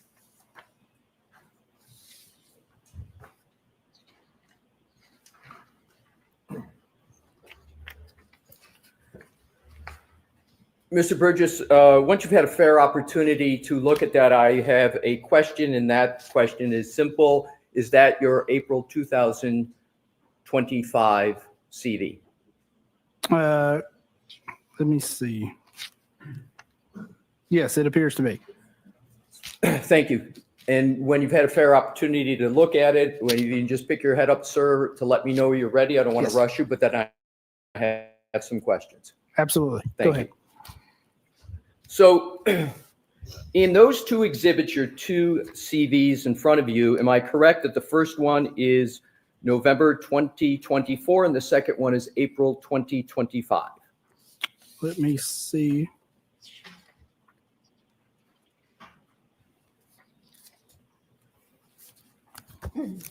Yes, that appears to be correct. In both of those CVs, you indicate that you have not yet earned a bachelor's degree. That is correct. And you certainly have not earned a Bachelor of Science degree in any educational field, according to those two CVs, right? Correct. And in fact, as you sit here today, you do not possess any bachelor's degree. Correct.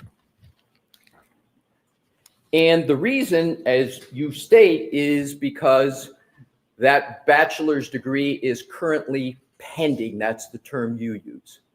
So I use currently pursuing. Currently pursuing, yes. So you have a public profile that's published on Apature's website, correct? Yes, I do. And it's in the form of a biography page? Yes, I believe so. And that biography page has your education listed? Very possible, yes.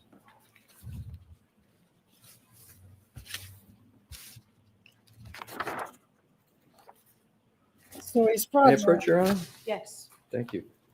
Has no bachelor's degree. He's fraudulent. He's a scammer. If I could have this marked, please, and once Mr. Brennan reviews it.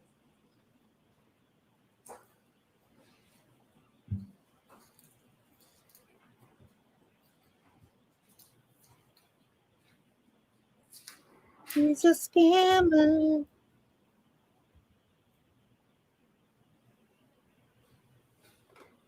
Thank you. Your Honor, may I have this marked as next identification in order? Okay. Thank you. Exhibit BB for ID.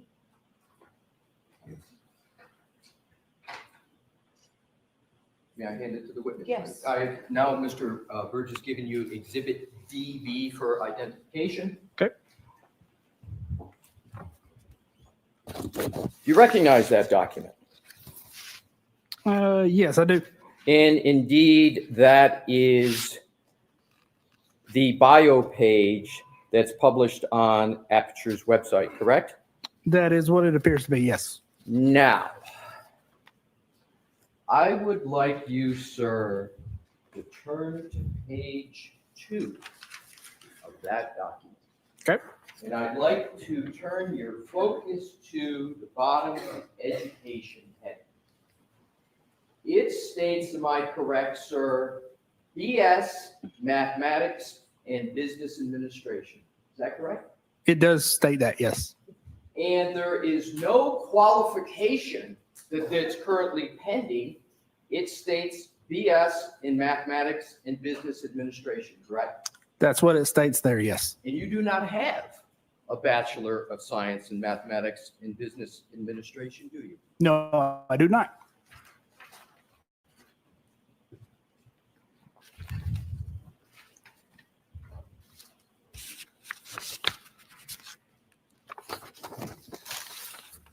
And if you click on the hyperlink for your CV on that same website, do you know where that hyperlink takes you? No, I do not. To any member of the public reading this, including prosecutor, a defense attorney, a judge, or a jury, that represents that you received your Bachelor of Science in Mathematics and Business Administration, does it not? Objection. That's sustained. Mr. Now, if you continue on to your photograph, are you familiar with Apature's website that speaks about you and presents you generally? Vaguely, yes. Are you aware that Apeture has 2 hyperlinks, one that says CV and one says LinkedIn?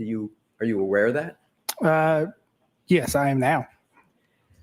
And LinkedIn is a professional networking platform designed for career and business professionals to connect, share content, find jobs, etc. Is that a fair description of LinkedIn? Yes, it is.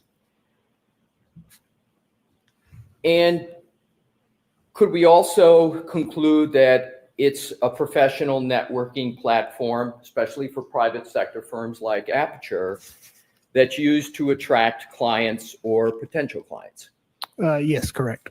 And potential clients include, for example, the Commonwealth of the state of Massachusetts, correct? Correct. And indeed, the Commonwealth is no longer, if you will, an attracted client, but it's an actual client of Apeture and you, correct? Correct.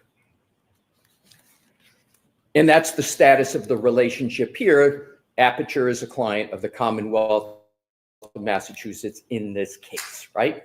Correct.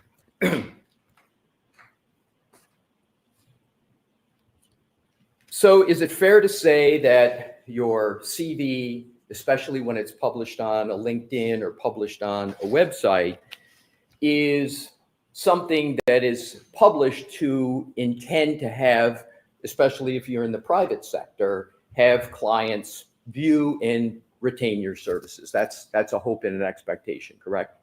Yes, that is part of it.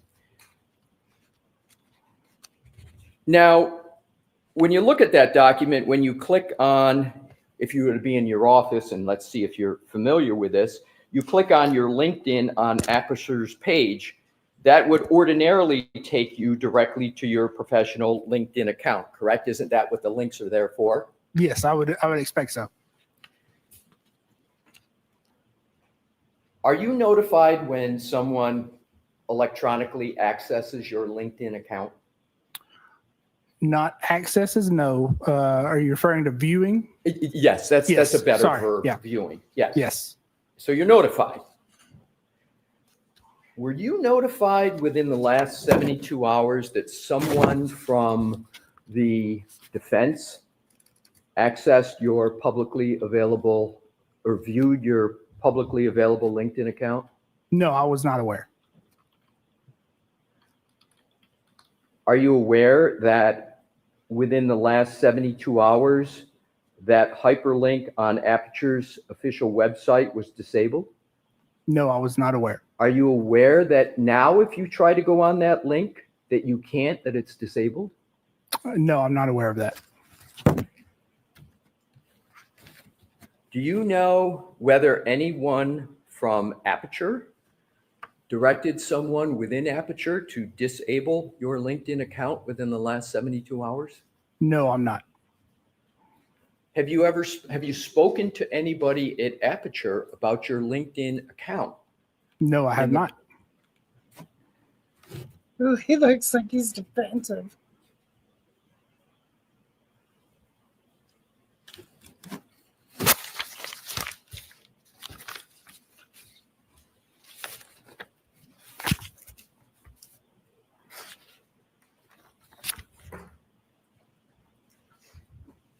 Yep.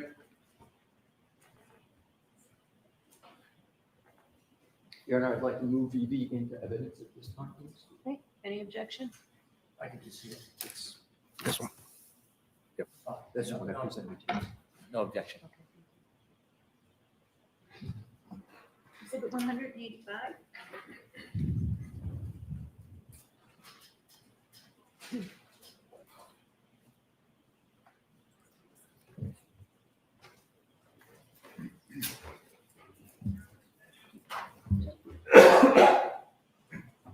If we are done with those, or Sure. if I could ask those back for you. we can go to the Absolutely. court reporter. Your Honor, could I have the next one marked for identification of this? Yes. Thank you.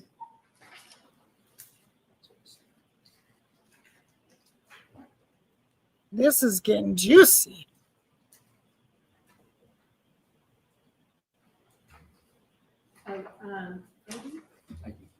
WW. Thank you.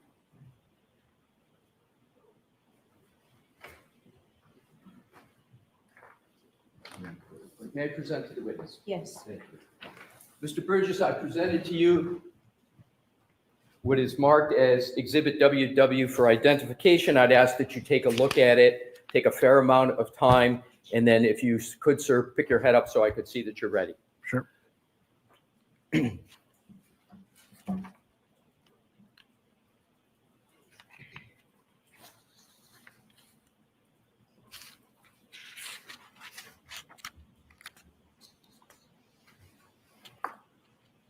Okay. Do you recognize that document, sir? Yes, it appears to be a screenshot of my LinkedIn account. Your Honor, I offer that into evidence.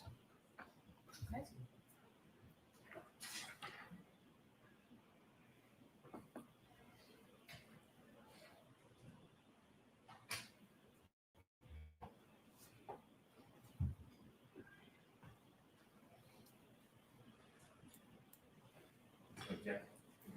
Right. Can I see you at sidebar with these?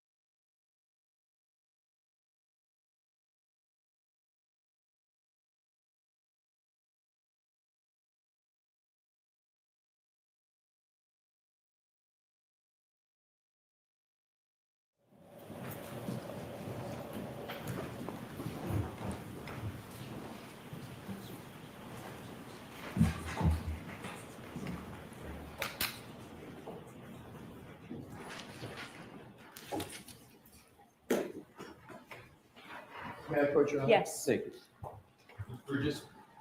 I am presenting to you what has been marked as Exhibit WW for identification.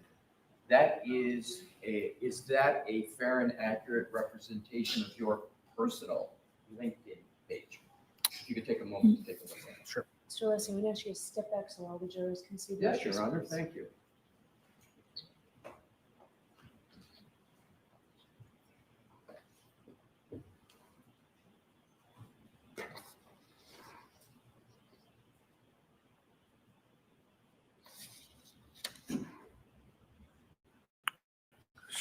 Yes, it does with a error on page 2 regarding education. Right, and we're going to get to that. Sure. But this is you recognize this as a fair and accurate depiction of your personal LinkedIn page with the exception of what you just mentioned, correct? Correct. Did you draft that document that's represented as Exhibit WW? I have drafted that over time, yes. And when was the last time you viewed that document on your LinkedIn page? I don't typically view the profile page, so it would have been, I could not tell you how long it's been. Do you have any reason to believe that that Exhibit WW is not on your LinkedIn page online as we sit here today? No, I don't. Your Honor, I move Exhibit WW into evidence. No objection.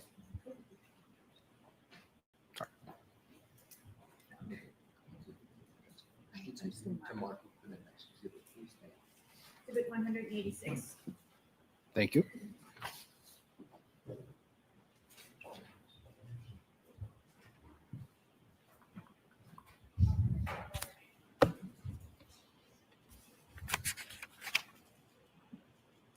I would like to turn your attention to your the printout of your personal LinkedIn page and go right to the second page, bottom. And under education, it says University of Alabama at Birmingham. It's got a little UAB acronym there. And it says Bachelor of Science, B period, S period, comma, Applied Mathematics and Scientific Computation, 2016-2018. Do you see that, sir? Yes, I do. That's not correct, is it? No, it's not correct. And you do not hold a BS in a Bachelor of Science in Applied Mathematics and Scientific Computation from the University of Alabama at Birmingham, do you? I do not. And that would have been at that time an expected graduation date? So it would be expected, you state. Correct. It would be another word for, another word currently pursuing? Is that similar to expecting? Sure, that could be similar. But you know how to put currently pursuing down, don't you, sir? Because you did it on the first few CVs, but you don't have it on your LinkedIn page. Am I correct? Correct. That's probably because obviously that has not been updated in quite some time. And you said you get notifications when people access your LinkedIn page, correct? I get selective notifications when people view my LinkedIn page. So you know people are looking at your LinkedIn page. You know people are looking at your education. And you have down here 2016 to 2018. So that time period is 7 years old from 2018, yet you use the 2016 to 2018 on your LinkedIn page, correct? Correct. With the caveat that my understanding is people look at your post, not specifically the profile information. Oh, so you believe apparently when people are looking at it and what they look at? No, that's not what I'm saying. I'm saying generally. Generally. Correct. But you don't know who's looking at the education section on your LinkedIn page and relying upon what is represented here, that you have a Bachelor of Science in Applied Mathematics and Scientific Computation from the University of Alabama at Birmingham. Not from the LinkedIn page. Yeah, just independently of the LinkedIn page, yes.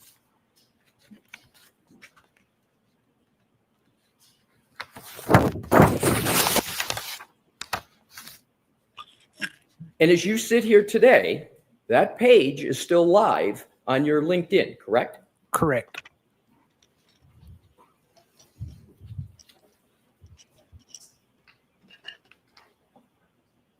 So a key aspect of your credentials, whether or not you have obtained a Bachelor of Science, is incorrect in more than one document that I've presented here today, correct? No, I would not agree with that. Well, it's incorrect in this one, correct? Correct. And the one previously to that, there's two documents that have you listed. This LinkedIn, may I approach, Your Honor? Yes. Thank you. So there's two documents, is there not, sir? There's, may I? Sure. And Madam Court Reporter, if I can have the previous one in evidence? So if you could hold that, this one, sir, and I'm going to take if that, if I could, from you, thank you. And Exhibit 185 that's in evidence, if you can turn to the second page. So if you look at each of those state that you have a Bachelor of Science in Mathematics and Business Administration. So there are two documents about your credentials that are inaccurate, correct? Yes, they have errors. Yes, that is correct. May I have those back, Sure. sir? Yep, both. Yes, please. Yes. There you go. Thank you.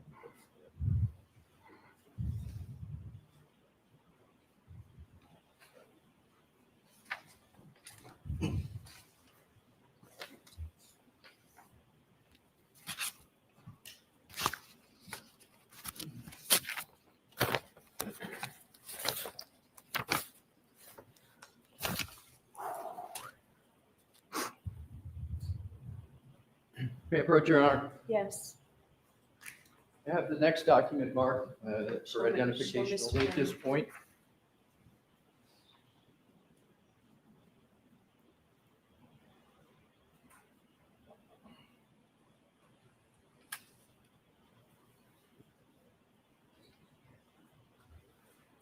You have this marked as the next for identification. Okay. Thank you. Exhibit XX for ID. You hand it to the witness, Your Honor. Okay. Thank you. Thank you. Handing the witness Exhibit XX for identification.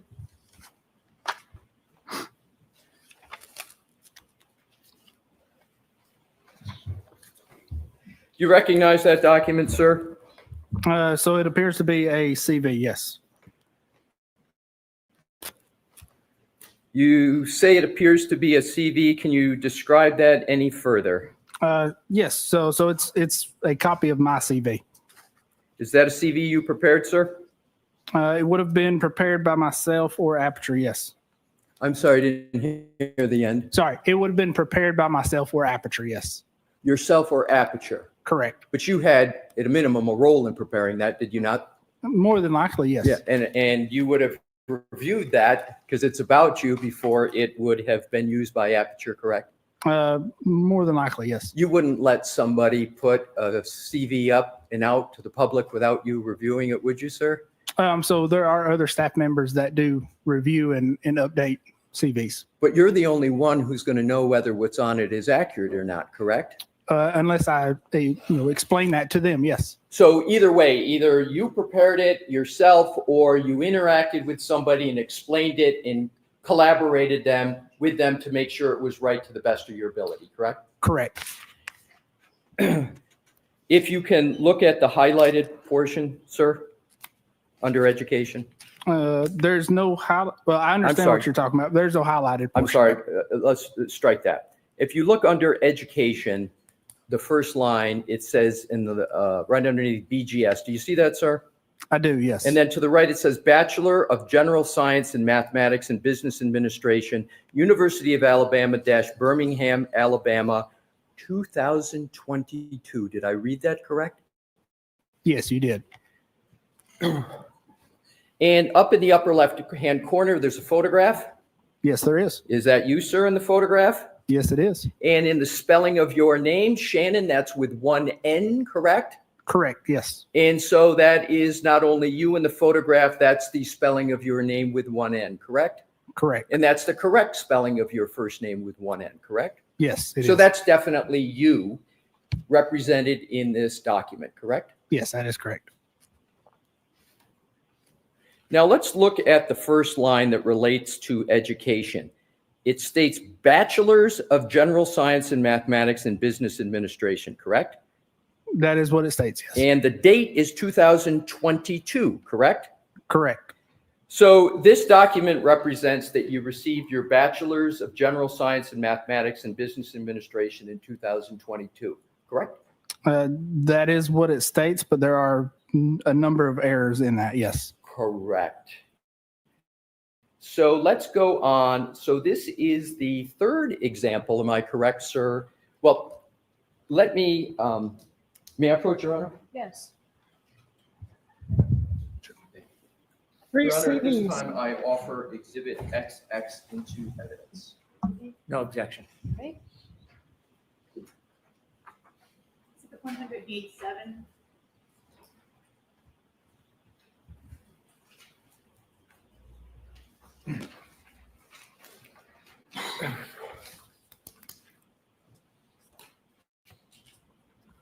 Sir, is Exhibit 187 a CV that is linked directly from Apeture's website? I do not know. I would have to look and check that. So as you sit here today, you are not able to state whether that CV is linked directly from Apeture's website? Correct.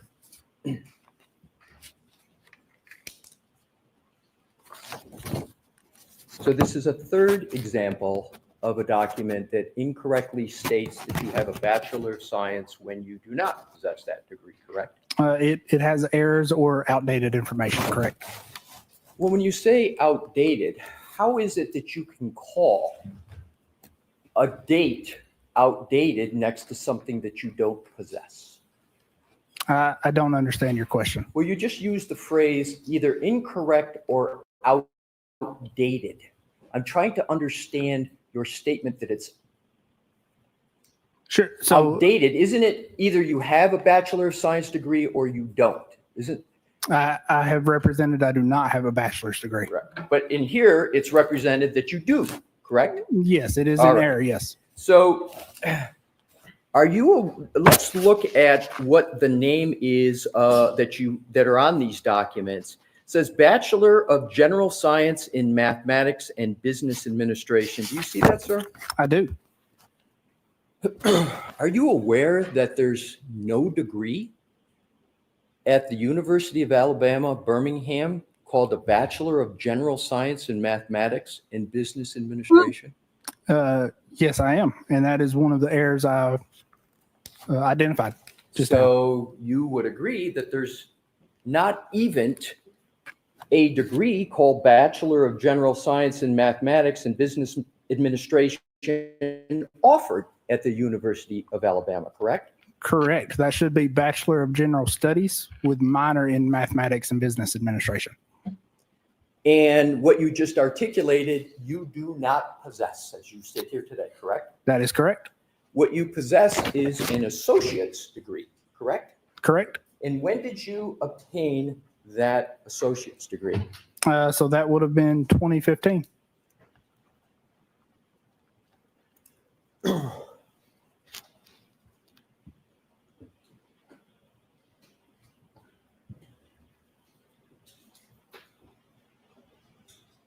Are you familiar with the term mendacity?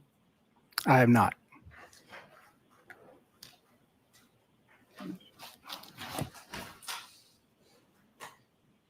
I know the word audacity. Oh.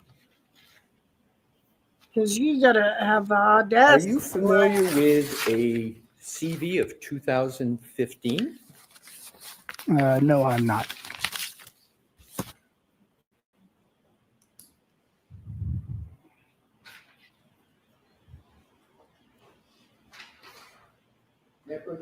Yes.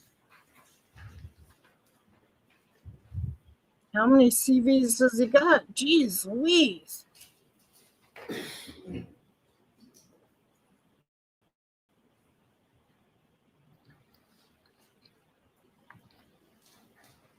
Your Honor, may I have this marked as the next exhibit for identification, please? Yes. Thank you. YYYD. Thank you.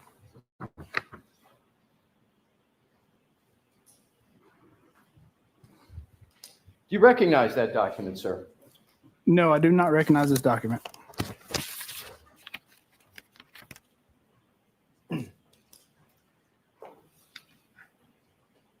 May I put your hand? Yes.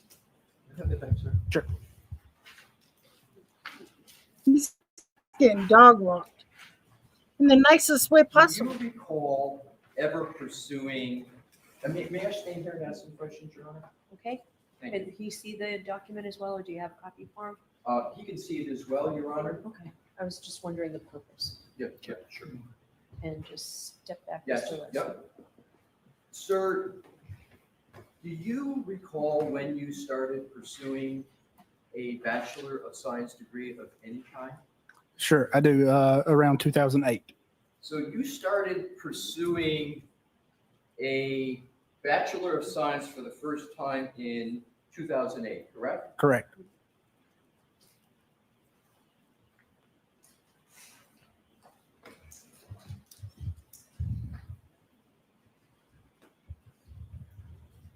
If I did the math correctly, sir, you've been pursuing a Bachelor of Science degree for 17 years, correct?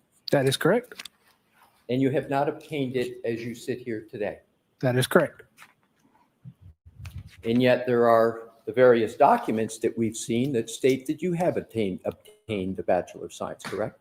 Again, with errors or misinterpretation. Yes. Errors or misinterpretation that are you stating, but you would agree those errors or misinterpretation have been in existence for some time, correct? Yes, I'm being made aware of them now. Yes. Yeah, and they haven't been corrected for some time, correct? Correct. Nah, you knew about it. You knew about it. Don't act You like work didn't know for about it. insurance companies, correct?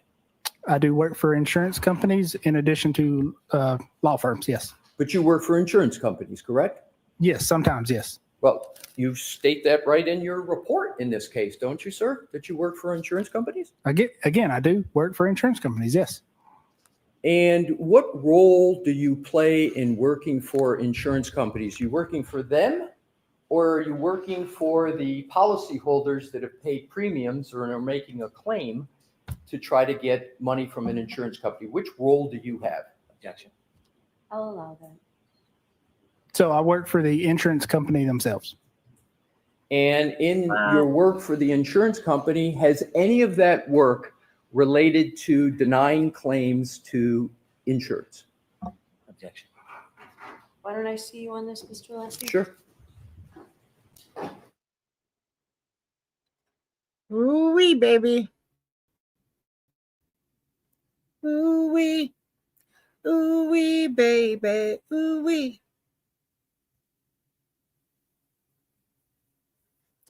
Ooh-wee. Unless he's just like mollywopping him. Didn't know we was gonna get this kind of tea, baby.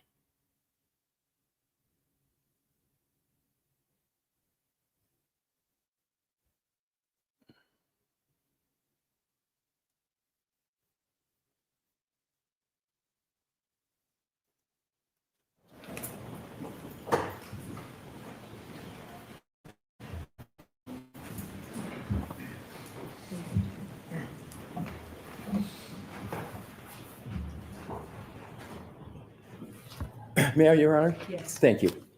Are you familiar with the phrase academic dishonesty? Yes, I am.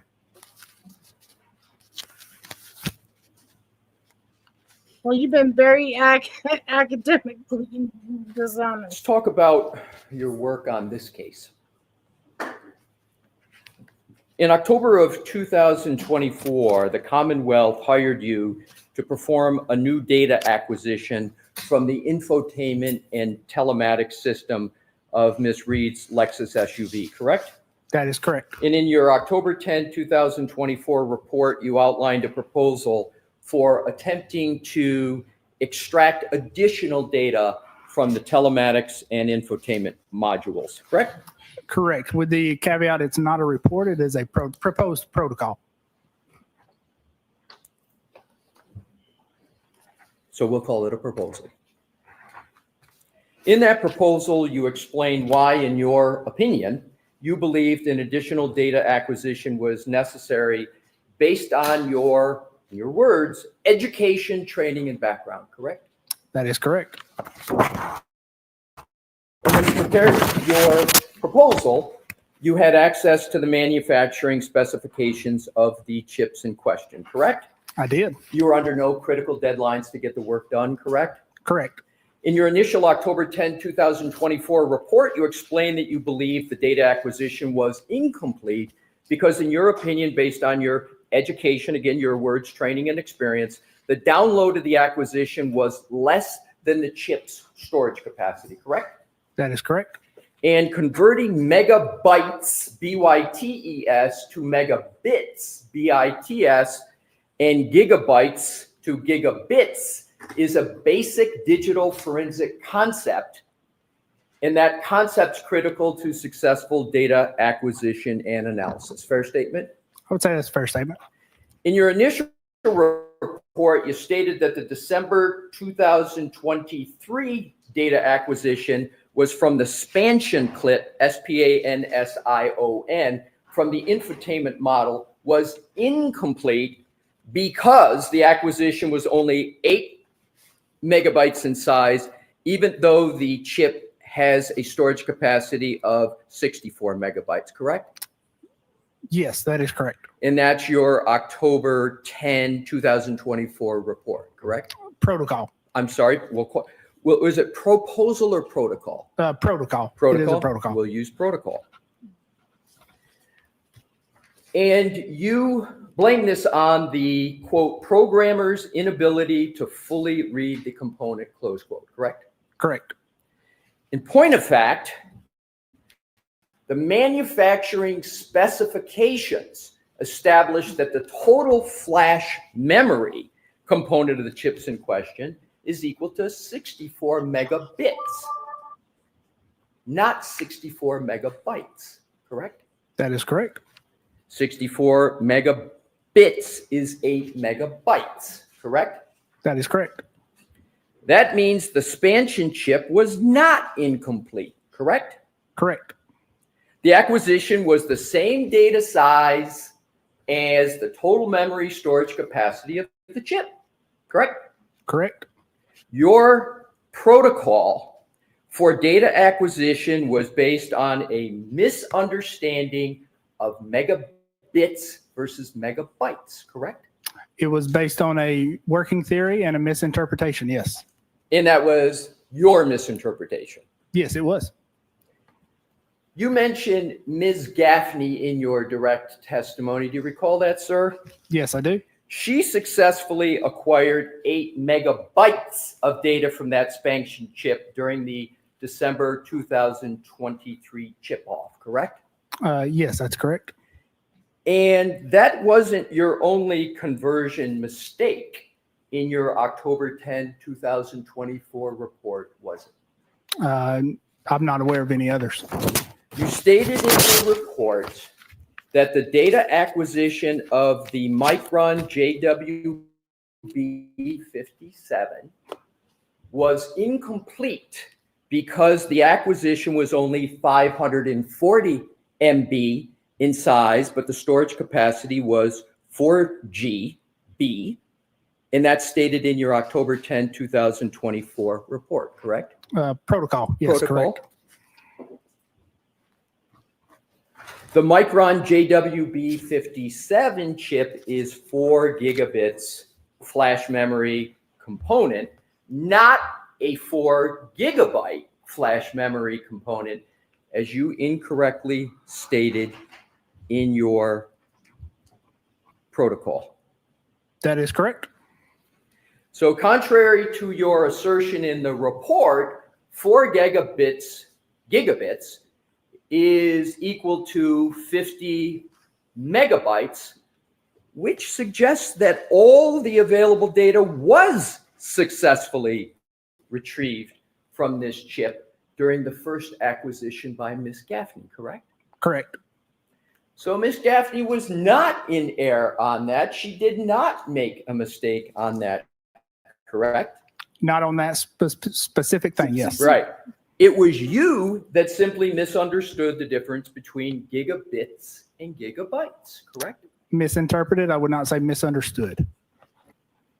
You misinterpreted the difference between gigabits and gigabytes. Correct. At that You time, got yes. that wrong in layperson's terms. Correct. I did make an error. You stated in your report that micron, and I'm going to have to give an alphanumeric number because I know in digital forensics it's important to be precise and accurate, so bear with me, sir.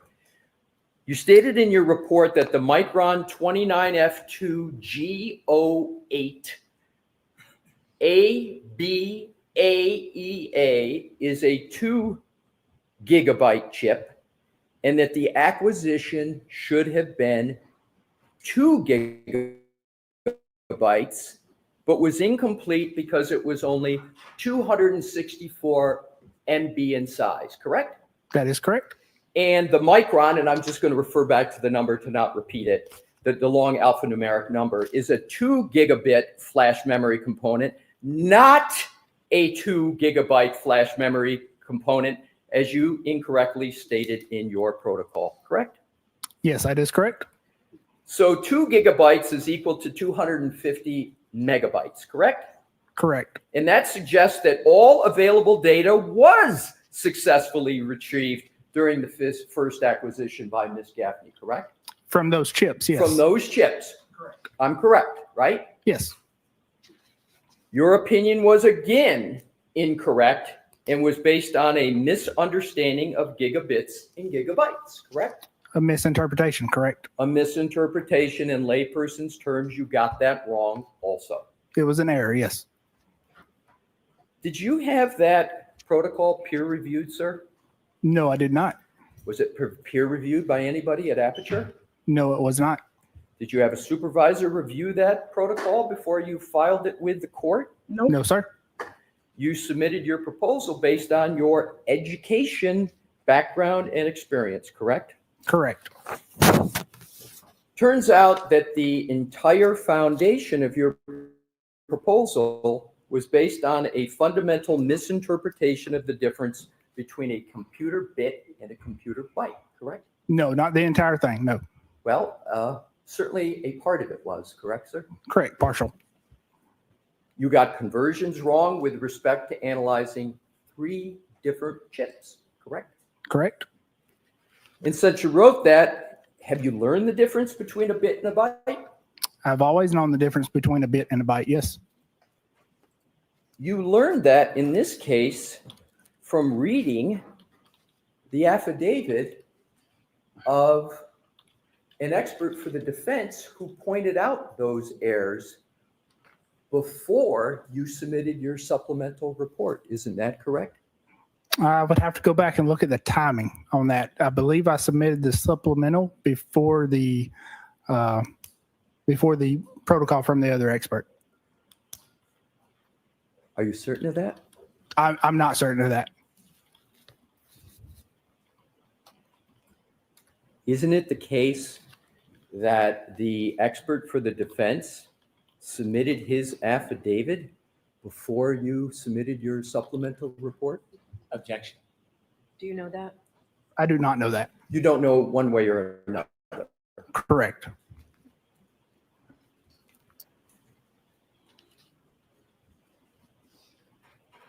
And that person that I've referred to for the defense is Matthew DeSogra. You know that name? I do. And you have read Mr. DeSogra's affidavit in this case, have you not, sir? I have, yes. And you would agree that he pointed out these misinterpretations of yours in his affidavit, correct? Correct.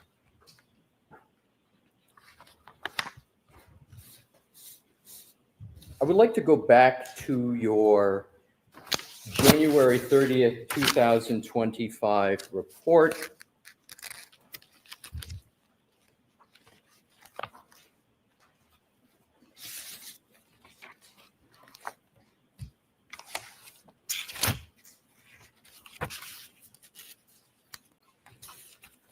You have a moment, Your Honor, please? Yes. Thank you.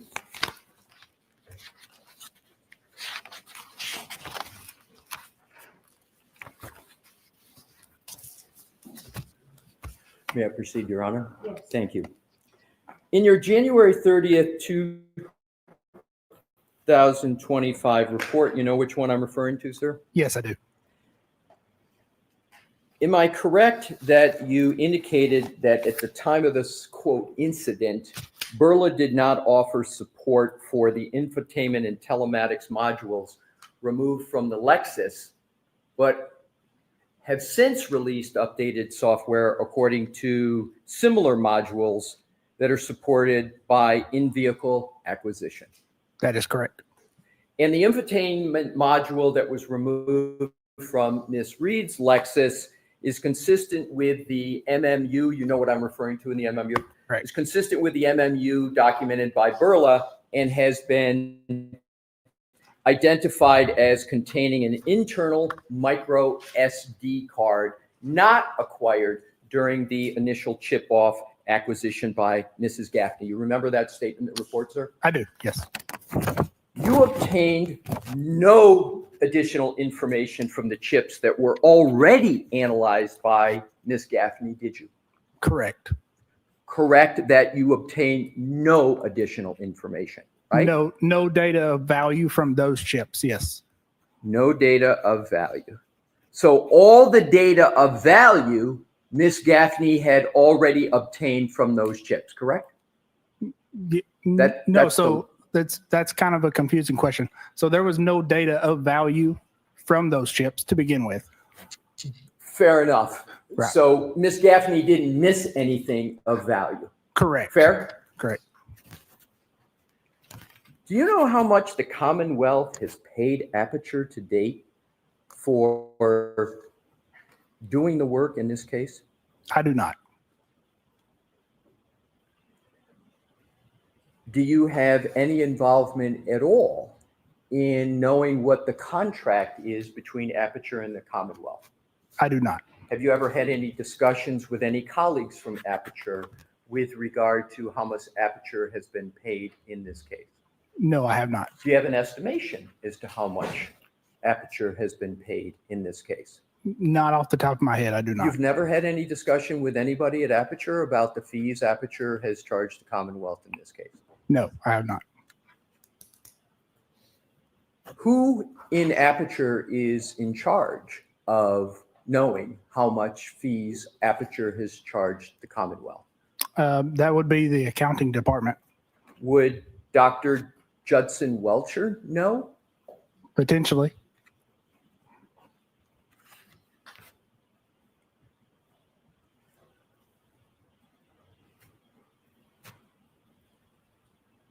Your analysis, I want to move on to another category, sir. Your analysis in this case was not strictly limited to data in science, was it? No, it was strictly limited to data and science. The Commonwealth requested that you review numerous materials in connection with your analysis in this case, correct? I did review materials, yes.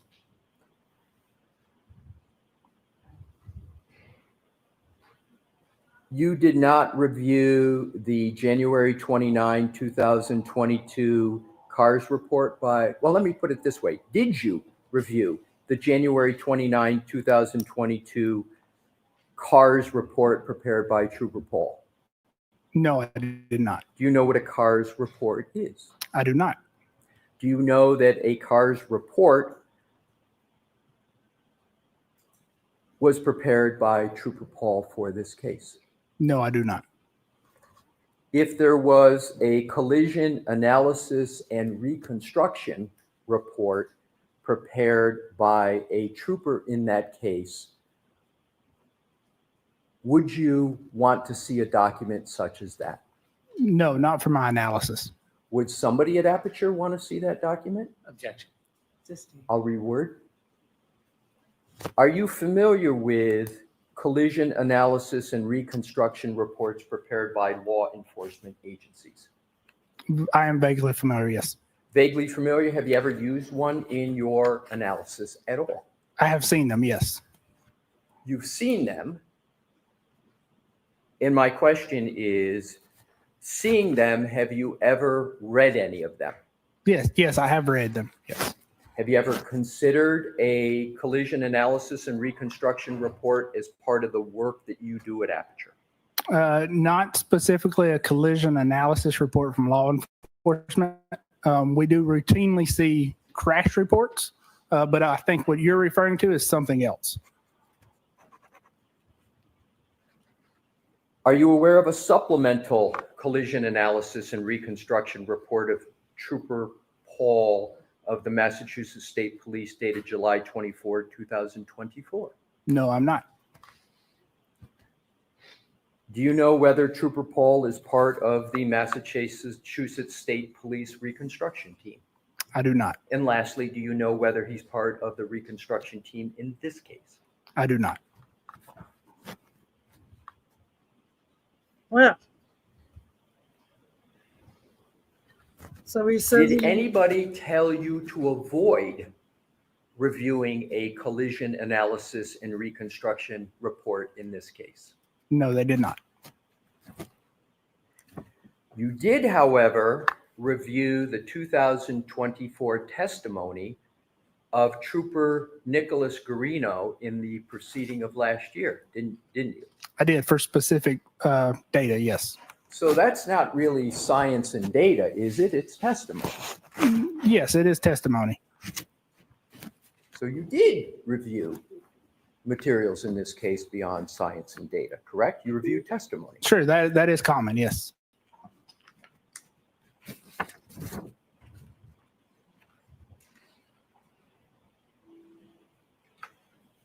You got our Having reviewed Trooper Garino's testimony, you therefore are aware of the theory that he proposed in the first proceeding, correct? It was in his testimony?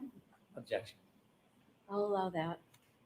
I'm not. So specifically, I reviewed Trooper Garino's testimony for information related to the infotainment and telematics modules. So did you read all of the testimony? No, I would have skimmed it. You would have skimmed the testimony? Correct. And how would you, and what would be the purpose to just skim it? Sure. So I'm only interested in the information related to the infotainment and telematics modules. So you just, I want to make sure I have this right. So you would skim it, you would look for what you want to focus on, and you, as you sit here today, you don't have any recollection of what the theory of the Commonwealth was in the first proceeding? Not from that testimony, no. Do you recall Trooper Garino as part of what you reviewed? So you reviewed certain things of Trooper Garino in his testimony, correct? Correct. And in your direct testimony, you testified extensively about the iPhone of John O'Keefe, correct? Correct. And you looked at and testified about a lot of information from the phone of John O'Keefe. Is that a fair statement? Location data. Location yes. data.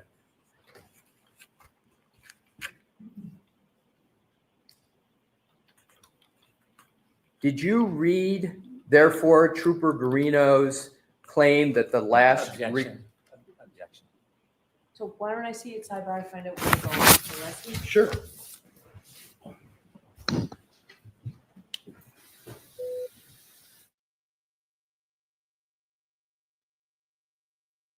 Objection, objection. Your Honor, I can't have this. He's ruining he's using my client as one of his. How dare I?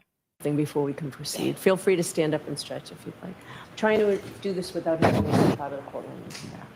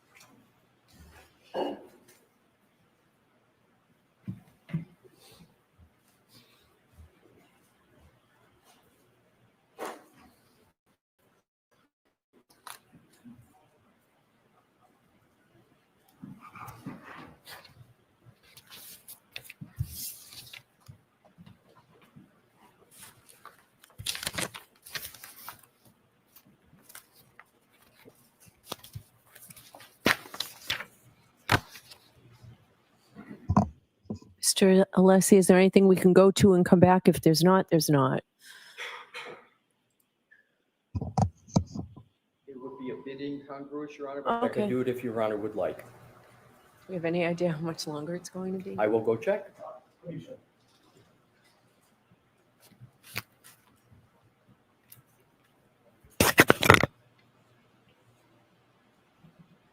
Total 2 seconds.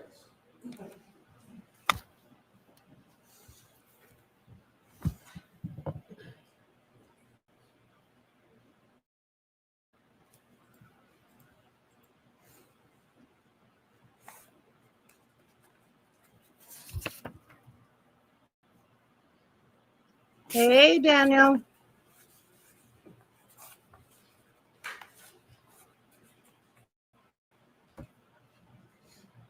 Thank you very much. Pardon me? This is second copy.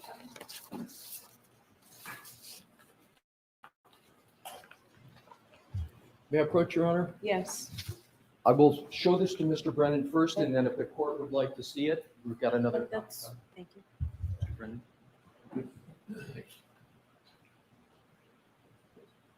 Come on, let's get to it.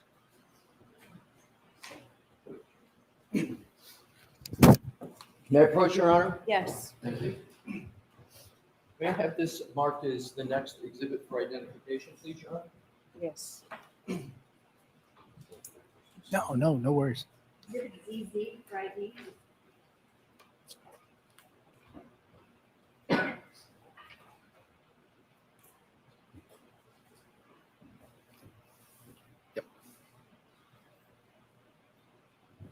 May I, Your Honor? Yes. Thank you. Sir, I'm handing you what has been marked as Exhibit ZZ for identification. Ask you to take a moment to look at it, please. When you've had a fair opportunity to look at it, if you could pick your head up, sir, and I'll proceed that time.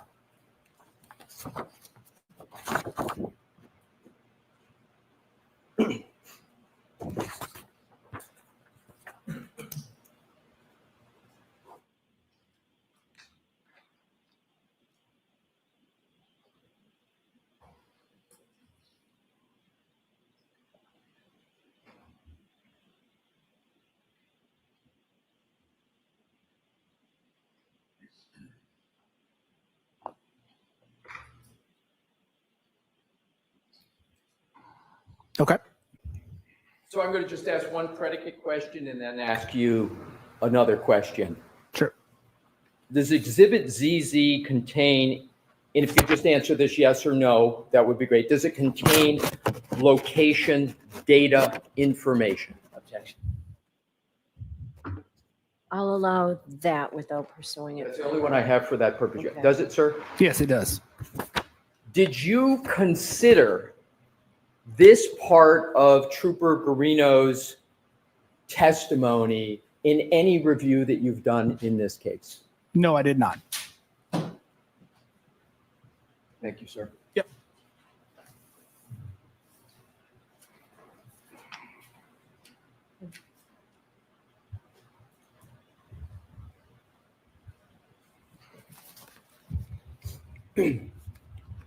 On December, we're going to move on now to another topic, sir.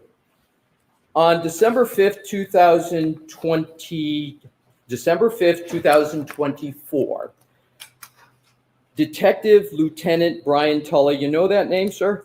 Yes, I do. How do you know that name? So he is the one who hand delivered the infotainment and telematics module to our office in South Lake. Exactly. So he delivered the infotainment module containing the SD card that you talked about on direct examination, so that you could attempt to reinstall it in Miss Reed's vehicle for an in-vehicle acquisition attempt, correct? That was part of it, yes. That was part of it. Correct. That day, you initially attempted an in-vehicle acquisition, meaning you reconnected the infotainment module to the faceplate in Miss Reed's vehicle and reinstalled both the infotainment and the telematics module for an in-vehicle unlock and acquisition, correct? That was an attempt, yes, on December 7th, for clarification. And that was on December 7th? Correct. And that was December 7th of 2024? Correct.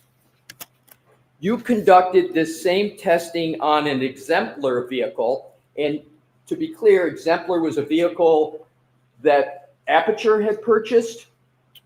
Yes, that is a vehicle that Apeture has purchased. So Apeture purchased it, and it's a vehicle, as I understand it, you testified, that's similar to the vehicle of Miss Reed, correct? Correct. And so you call it an exemplar because it's similar to the vehicle in question, correct? Correct. Correct. So I'm going to continue using your parlance of exemplar vehicle. Sure. And so you conducted this same testing on the exemplar vehicle and successfully reinstalled and tested the infotainment and telematics systems for an in-vehicle unlock and acquisition, correct? For an in-vehicle acquisition, not for an unlock. Okay, so for just an in-vehicle acquisition. Correct. I appreciate the correction, sir. But in this case, with Miss Reed's actual Lexus, you were unable to successfully reinstall and test the infotainment and telematics systems, correct? Correct.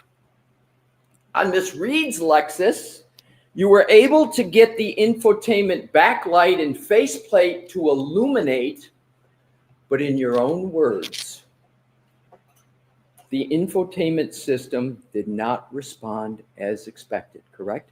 Correct. So instead, you took the micro SD card itself and attempted to retrieve data from that card directly, correct? Correct.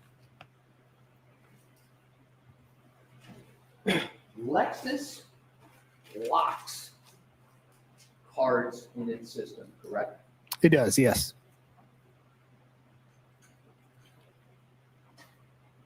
If Lexus thought it was appropriate to access those cards, do you know whether or not they would have them unlocked? Do you know? I do not know. Now, I'm going to let the answers. Thank you, Your Honor. I want to cover a basic question. Do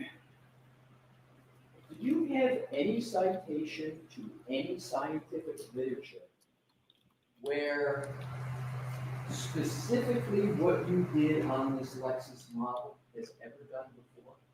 Has it ever been done before, do you know? No, not on this specific model, which is why we did the exemplar testing. Right. So there's no scientific literature that states that the methodology that you used with this Lexus model is an appropriate methodology at all, correct? There's literature that addresses the methodology in other ways, but not specific to this Lexus, correct? There's no literature at all stating that the methodology that you used for this Lexus is the appropriate methodology to use for this Lexus model, correct? There's no literature about this appropriate Lexus model, correct?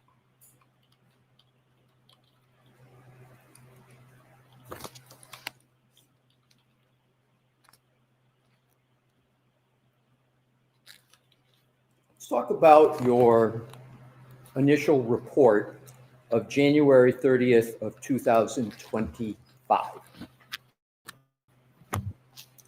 You issued your initial analysis and report on January 30th, 2025, correct? Correct. Your report included a general timeline analysis. You used that phrase, timeline analysis, that you stated could impact, quote, event reconstruction. Do I have that right? Your January 30th, 2025 report does not discuss a collision, does it? No, not in my report, no. As a matter of fact, your January 30th, 2025 report doesn't even use the word collision, does it? Correct, because I'm looking at data from the infotainment and telematics module. But the report of January 30th, 2025 does not even contain the word collision in it, correct? I believe it does in the background portion, which would be on page 2 or 3, which would just be restating the, if you mind if I can look at my report? Oh, please. Sure. Go ahead.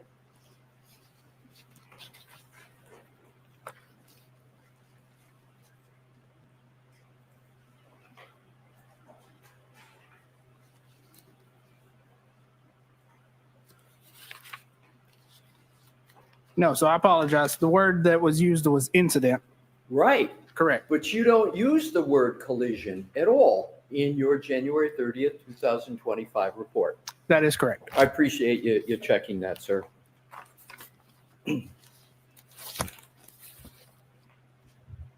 Also, and please keep your report handy, Sure.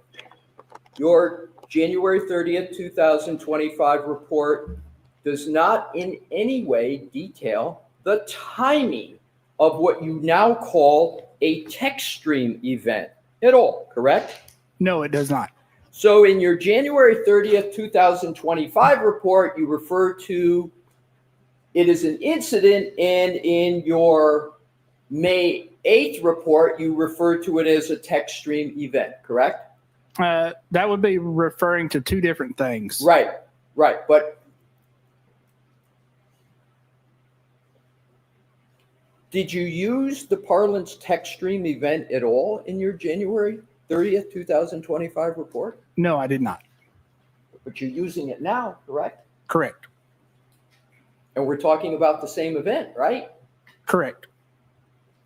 In fact, your analysis and conclusions were limited in your January 30th, 2025 report to generally identifying a clock skew between Mr. O'Keefe's phone and Miss Reed's infotainment system, correct? That is correct. On January 30th, 2025, you engaged in no further analysis to determine whether precisely the 1162.2 text stream event that you now call it occurred, correct? Correct. Why not? I was not asked to at that time. I was just asked to look at the general timeline and consistency of the timestamps. So back in January 30th, 2025, you were not asked to engage in analysis to determine when precisely the 1162.2 text stream event occurred. Is that fair? That is fair, and that is based on the common concept that, you know, a lot of cases that we work, there is clock skew, but we do not have events to precisely determine what that clock skew is. Understood. So wasn't your goal, however, on January 30th, 2025, to determine the correct timeline of events relative to this incident? Wasn't that your goal? It was my goal to determine the data from the infotainment and telematics modules that were missed in the initial download, and create a timeline and consistency of those timestamps. So your goal was to create a timeline, correct? Correct. And that timeline, among other uses, was to be for your colleague, Dr. Judson Welcher, to use that in his analysis, correct? That is correct. So you knew not only what your purpose was, but you knew what your work was going to be used for by Dr. Welcher, your colleague, correct? Well, I knew it was going to be provided, yes. Well, you knew it was going to be provided. Have you ever talked to Judson Welcher, your colleague, about this case at all? I have vaguely, yes. How many times have you talked to him? I would count a handful of times. And just give me a general idea of the nature of the discussions between you and Dr. Welcher. You're both working on the same, quote, incident, right? Sure, yes. What would have been the nature of those discussions? So those discussions would have been identifying what I found on the infotainment and telematics modules and discussing, explaining that data to Dr. Welcher. So did Dr. Welcher ever tell you, your colleague, why he wanted to use that data for his purposes? For reconstructing a timeline. And for reconstructing a timeline and picking a time for what you now call a text stream event, correct? You knew that's what he was doing. Correct, for a timeline, yes. Right, so you knew that for the 1162.2 text stream event, he was going to use your analysis back in January of 2025 to try to pinpoint that text stream event 1162.2, correct? That is correct. You knew that. Yes. And you know that he used that data to select a specific range for that text stream 1162.2 text stream event, correct? I don't know if select would be the right. I understand what you're saying. Yes. What term would you use? Sure. So based on the data, he's identifying the time approximately when that event would have occurred. And that text stream event, that 1162.2, is what Apeture is contending is a time of a collision. Is that correct, to your knowledge? That's sustained on that. Ask it differently, Mr. Ness. Do you know the purpose of the 1162.2 text stream event in the analysis performed by your firm? No, Dr. Welcher, I do not. So you performed your analysis in all these timelines that you talked about on direct without knowing what Dr. Welcher was going to do with that data? No, so sorry, I misspoke. So it would be to timeline the time and date, or to put a time and date with when that text stream trigger would have occurred. Exactly. Right. So you knew what the purpose was of your work. Correct. With regard to Dr. Welcher's work. Correct. And isn't Dr. Welcher's work on the 1162.1 and the 1162.2 text stream event an important aspect of the work of Apeture in this case? Yes, it is.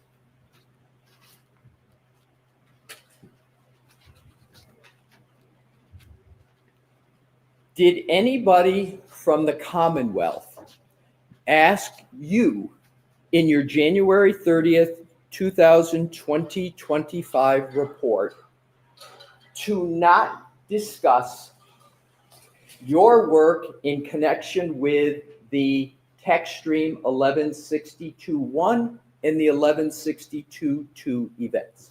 No. But you didn't discuss that, meaning the 1162.1 and 1162.2 events, in your first report in January 30th, did you? That was not part of my report, correct. But you did delve into that, and pretty heavily, in your May 8th report, correct? Correct. And you delved into that pretty heavily in the middle of this trial, correct? Correct. So after the trial, do you know the trial started around April 22nd in this case? Generally? Yes, generally. So let's do the timeline on this. January 30th, 2025, you prepare your initial report, correct? Correct. In that initial report, you mentioned nothing about text stream event 1162.1, correct? Correct. In that report, you mentioned nothing about text stream event 1162.2, correct? Correct. The trial starts April 22nd, correct? Correct. Roughly. Generally. No, the trial in this case, this trial, about April 22nd, after the trial starts and after witnesses, of course, are appearing, you prepare another report, correct? Correct. And that's your May 8th report, Correct. right in the middle of this trial. Correct.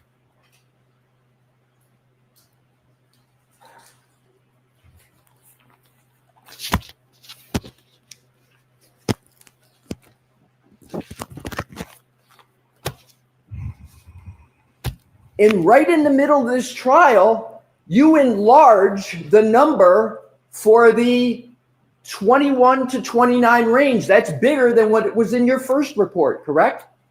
No, that is not correct. Well, you changed the number, don't you? No, I did not change the number. Well, let's go back to see exactly what you did, sir. Sure. Let's start with the basics.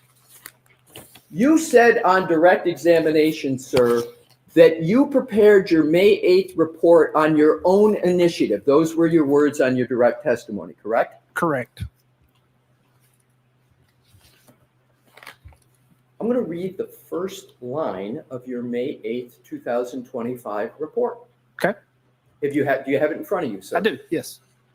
It starts, Dear Mr. Brennan. Do you see that? Yes, I do. Pursuant to your request. That's a request you're referring to of Mr. Brennan, correct?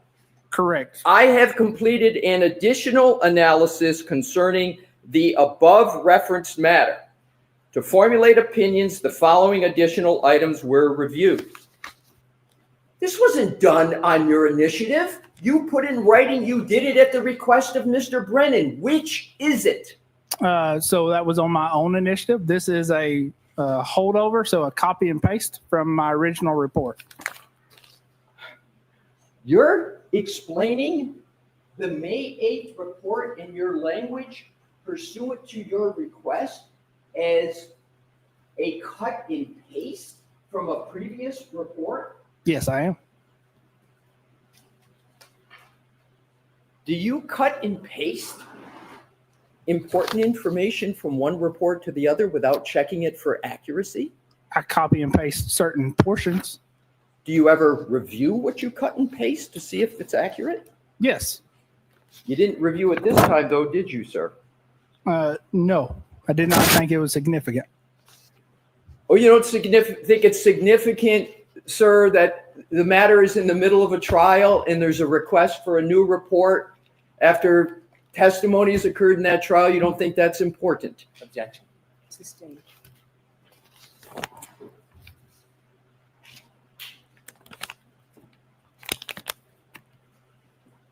Why did you prepare the new report then?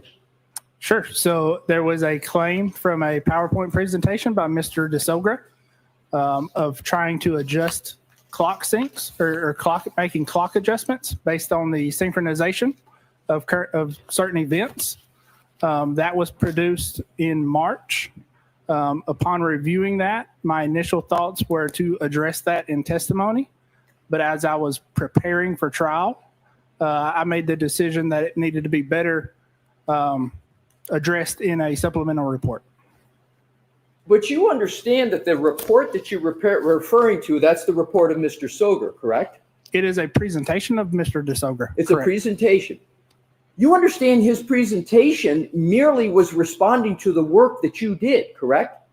No, that's not correct. So your belief is that Mr. DeSoger's report didn't address at all what you had done? Partially, yes, but no. Okay, but let's cover the basics. You agree that Mr. DeSogra addressed, at least in part, the work that you had done? He tried to address, yes. Right. So do you know the date of Mr. DeSoger's report as March 5th? Does that sound right to you? Yes, that's what I So said. you had Mr. DeSogra's report that you claim was the basis for you on your own in the middle of this trial, creating and submitting a new report. You claim that the basis for that was Mr. DeSogra's report of March 5th of 2025. That is correct. You waited 2 months to do that? Again, my initial thoughts were to address it on My testimony. question, sir, is not your thoughts, just did you wait 2 months? Just let him finish the answer. My question, sir, finish it how you like. Sure. So 2 months, was it 2 months between March 5th and when you submitted your report on May 8th? Is that 2 months? yes, it is. So, did you know when this trial was going to start, sir? Generally? Yes. Do you think it's fair to submit a report without anybody asking you in the middle of a trial? Objection. Sustained.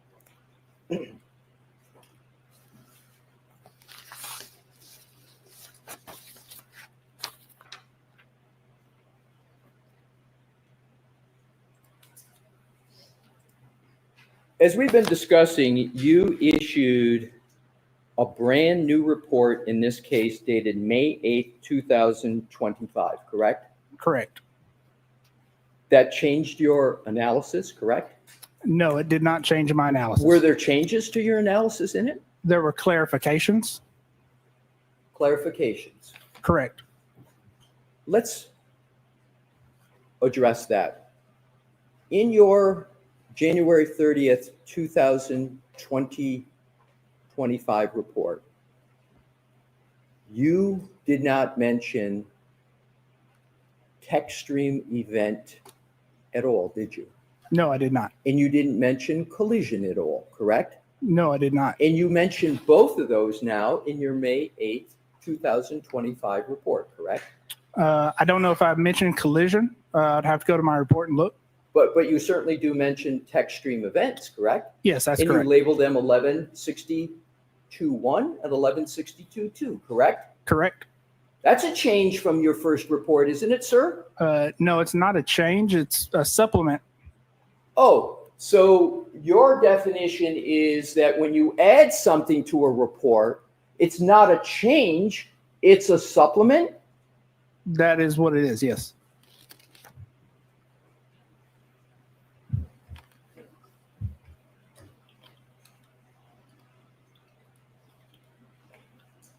Who did you speak to regarding the May 8th, 2025 report before you prepared it? And no one before I prepared it. So you just prepared it on your own? I did.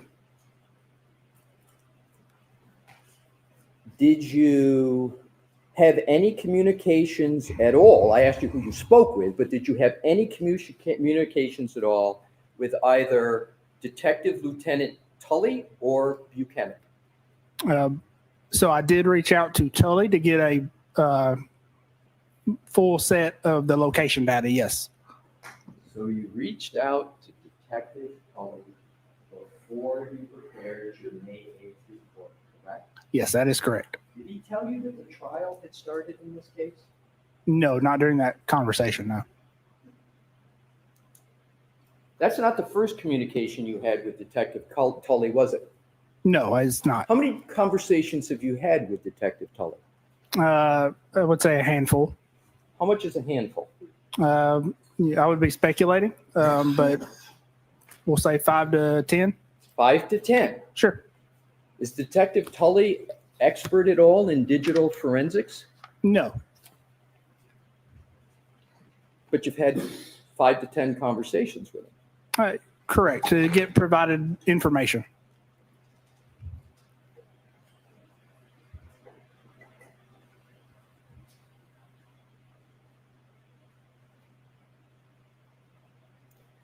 At any time, has anybody from the Commonwealth had a discussion with you relative to your January 30th, 2025 report or your May 8th, 2025 report about keeping flexible the timelines for any events in this case? No, sir.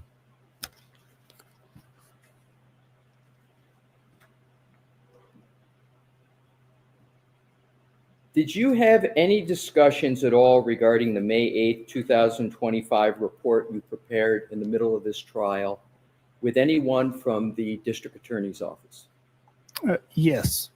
When did you have those discussions? That would have been on, probably May 7th when I reached out to Mr. Brennan. So you reached out to Mr. Brennan on May 7th, 2025, correct? Correct. That's before May 8th of 2025, correct? Correct. So before you sent that report in, you had a discussion with Mr. Brennan about it, am I correct? Correct. What was that discussion about? That was just a discussion over the data and what the report said. So you were discussing with Mr. Brennan what was going to be in your report, including data and analysis, correct? Correct. Did you tell Mr. Brennan that you were going to be submitting the report shortly to him on May 8th? Yes. Did you agree to a time when you would submit that report? No, I did not. Did you tell him when you were going to submit it? No, I did not. But after the conversation on May 7th, you discussed with him that you had either pretty close to finalize the report. It's a pretty extensive report, right? Correct. So on May 7th, you were pretty well along the way in that report, correct? Correct. Did you let Mr. Brennan know that? Yes. So he knew the nature of the report. He knew how far along you were with it. Correct.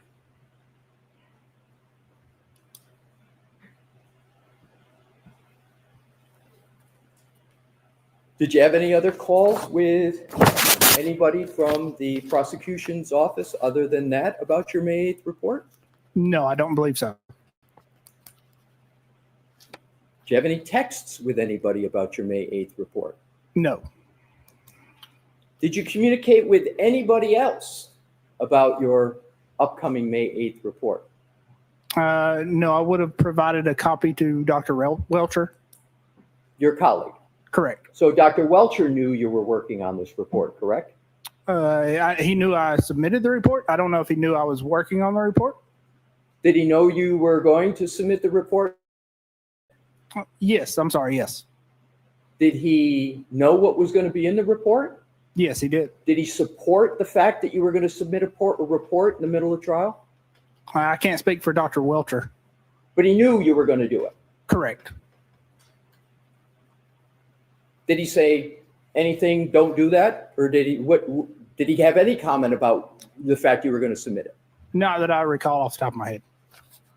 Not that you recall, so is it possible he did comment on whether you should submit it in the middle of trial? No, he would not have commented on whether I should have submitted it or not. How many times in your career, sir, have you submitted a supplemental or amended report in the middle of trial? This would be the only one that I recall. So this is the only time. How many years have you been doing this? Approximately 10 years. And so approximately 10 years, this is the first time you've submitted a amended supplemental report in the middle of a trial. A supplemental report, correct. As you call it, a supplemental report in the middle of trial. Correct.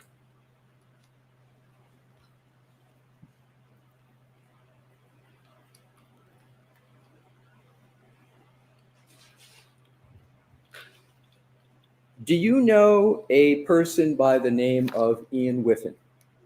Yes, I'm familiar with the name. You say you're familiar with the name. Are you more than familiar with his name? Are you familiar with his work? I'm familiar with his report in this case, yes. So you're familiar with his work if you're familiar with his report, correct? Correct. Were you given info? Do you know that Mr. Whiffen has testified in this trial? No, I do not. Yeah, he does. And with regard to Mr. Whiffen's report, did you read it? Yes, I did read his report. And that would be of interest to you, correct? That's why you read it? Correct. Because Mr. Whiffen's report, and are we talking about Mr. Whiffen's January 2025 report or his March 2025 report? Are you aware there's two of them? No, I'm not. Do you know which one you're referring to? That would be the January report. So the January 2025 report, are you aware that there's just a couple minor differences between the two reports, or you're just not aware of it? I'm not aware of either way. Assume there's very minor differences with the reports. Mr. Whiffin's reports contain information and some detailed, they're long reports, right? Yes, they are. So Mr. Whiffin's report contains information about the cell phone of Mr. O'Keefe, correct? Correct. It contains information about the location data in Mr. O'Keefe's phone, correct? Correct. It contains information about the phone calls in Mr. O'Keefe's report, correct? Correct. It contains information about the temperature of the battery in the iPhone of Mr. O'Keefe, right? Correct. It has some timelines in that report, correct? Correct. And those timelines have very specific events that are represented in the data from Mr. O'Keefe's cell phone, correct? Correct. As a matter of fact, it's got location data and times that you have used in your report and PowerPoint presentation here, correct? Correct. When did you receive the report of Mr. Whiffin with regard to the cell phone of Mr. O'Keefe? So I would have received his report sometime in January. So 4 months ago, you had the report of Mr. Whiffin with substantial information about the types of databases you can find in the iPhone, location data, health data, phone calls, and a timeline, among other information, correct? Correct. You had all that information. Correct. And you had GPS location data in that report regarding Mr. O'Keefe's iPhone, correct? Correct.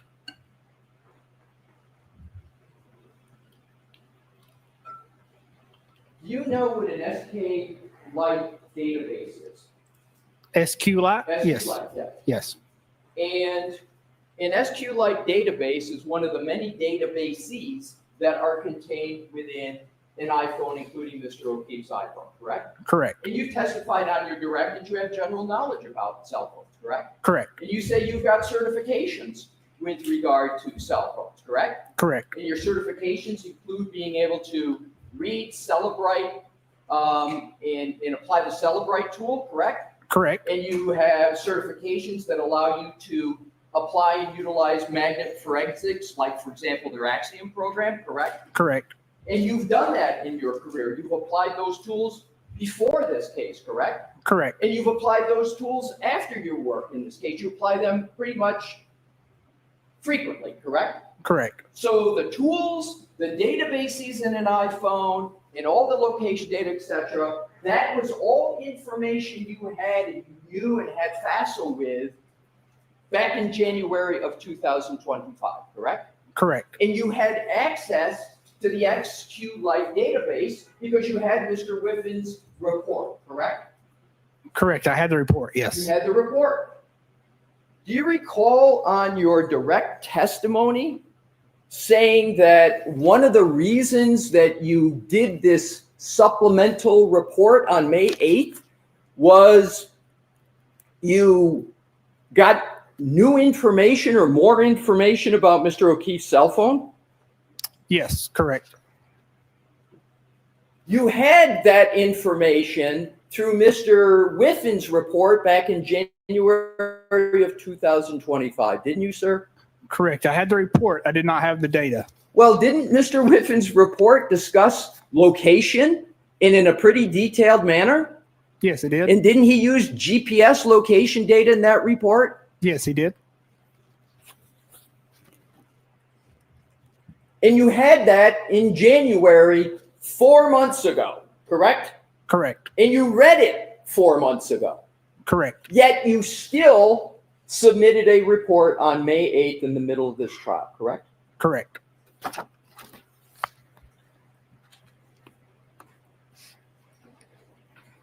Are you familiar with a digital forensic analyst named Jessica Hyde? I am familiar with the name, yes. Do Do you know she's working on this case on behalf of the Commonwealth? Yes, I think I have heard that in conversations. Have you read any of her reports? No, I have not. So you're aware she's working on the case, but you're not aware of whether she's issued reports in this case. Correct. So you're not aware whether she has issued reports that mention about GPS location data, correct? Correct. Did you ever ask for her reports? No, I did not. Did anybody ever tell you or comment to you whether your analysis is consistent or inconsistent with the reports of Mr. Whiffen or Ms. Hyde? No. Did you watch their testimony in this trial? No, I did not. Did you learn of their testimony in this trial? No, I did not. Did anyone from law enforcement or any other aspect of the Commonwealth provide you with any summary of their testimony?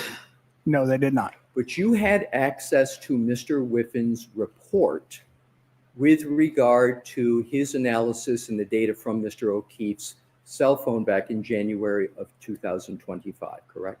Correct.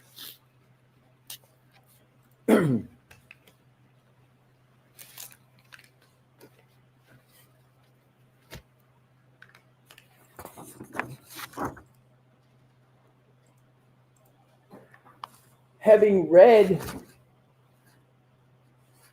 Mr. Whiffen's January 2025 report, you know that his report contains statements about movement and other activity of Mr. O'Keefe's phone after your time period in your original report of January 30th, 2025, correct? No, not after the time period. No. Let's take a look at that. Sure.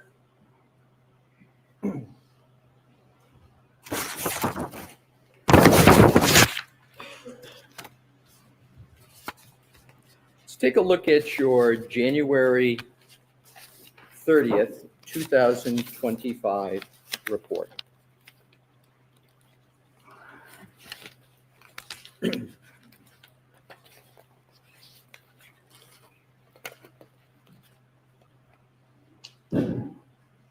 Well, we'll come back to that. I'll do that in an order that makes a little bit more logical sense.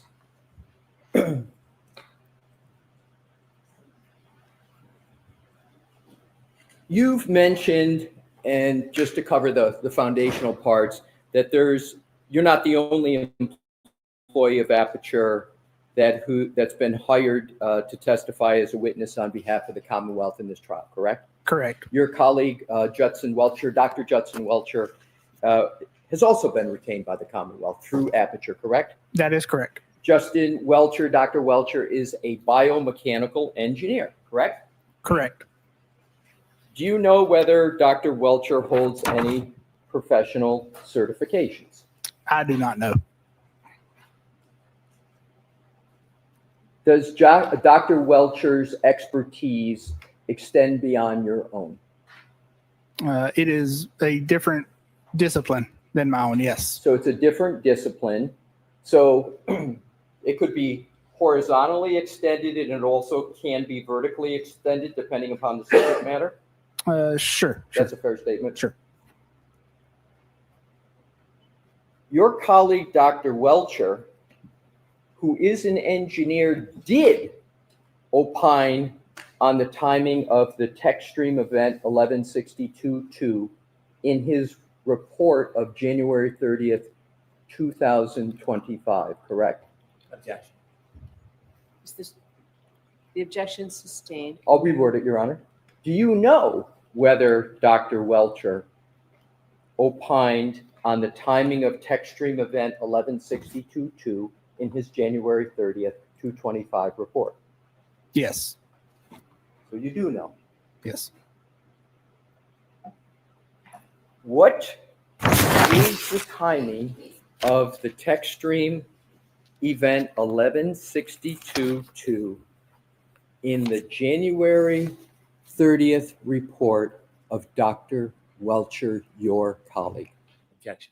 So why don't I see you at sidebar on this?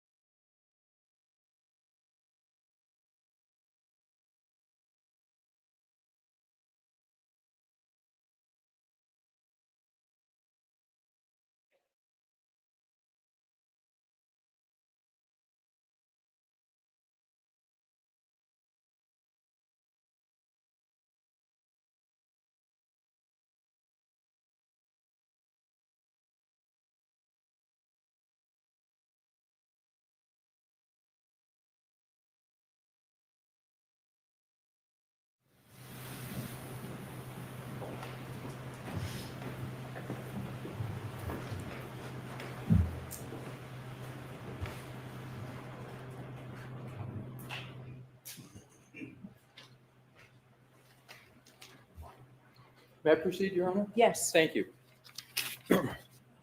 Thank you for your patience, Mr. Burgess. You're aware that Dr. Welcher created a PowerPoint presentation with regard to his work in January of 2025, correct? Correct. Did you ever discuss that work with Dr. Welcher that he was doing? No, I did not. Did you ever review any of his work at any point, including up to the point where you're sitting on the stand today? I have reviewed the slides that are included in Mr. DeSogra's presentation. Okay. In the slides that are included in Mr. DeSogra's report include, those slides you're referring to are the slides of Dr. Welcher, your colleague, correct? Correct. And the slides that are in Mr. DeSogra's report about Dr. Welcher that slide discusses the 1162.2 text stream event, correct? Correct.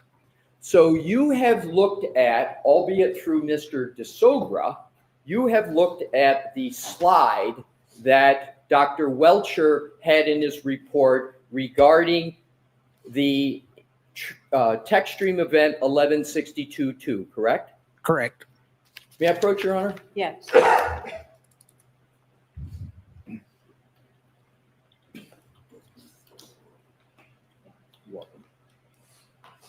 May I have this marked as the next exhibit for identification, Your Honor? Yes. Thank you. AAA for identification. Thank you. May I present it to the witness? Yes. Thank you. May I remain here for a few questions? Sure. Thank you, Your Honor. Mr. Burgess, if Yes. you could take a look at what has been marked for identification is AAA, and tell me, once you've had a fair opportunity to look at it, whether you recognize that slide. Yes, I do recognize that slide. And sir, what do you recognize that slide as? So it is a slide that states a number of times associated with text stream event 1162.2, which would be the second event. And did you consider this exhibit AAA in your preparation of a response to Mr. DeSogra's March 5th, 2025 presentation? Yes, I did. I offer this into evidence, Your Honor, AAA for identification. Okay. I'd like to put the whole report in. Your Honor, I have no need to put the report's 143 pages. So I'm going to let this in, and I haven't decided yet about the whole 143 pages. Okay? Fair enough, Your Honor. And I re-offer it into evidence, Your Honor. Yes. Exhibit 188. Could someone provide me with that 143 page today, please? Sorry, what you asking for? We can- For a copy for me of that 143 pages before we leave today. Before we leave, we'll get it, Your Honor. Thank you. One way or another. Thank you. Yes. You can, please. Hold on, was it marked? It's 188. What number? 188. Thank you. May I present it back to the witness, Your Honor? Yes. Thank you.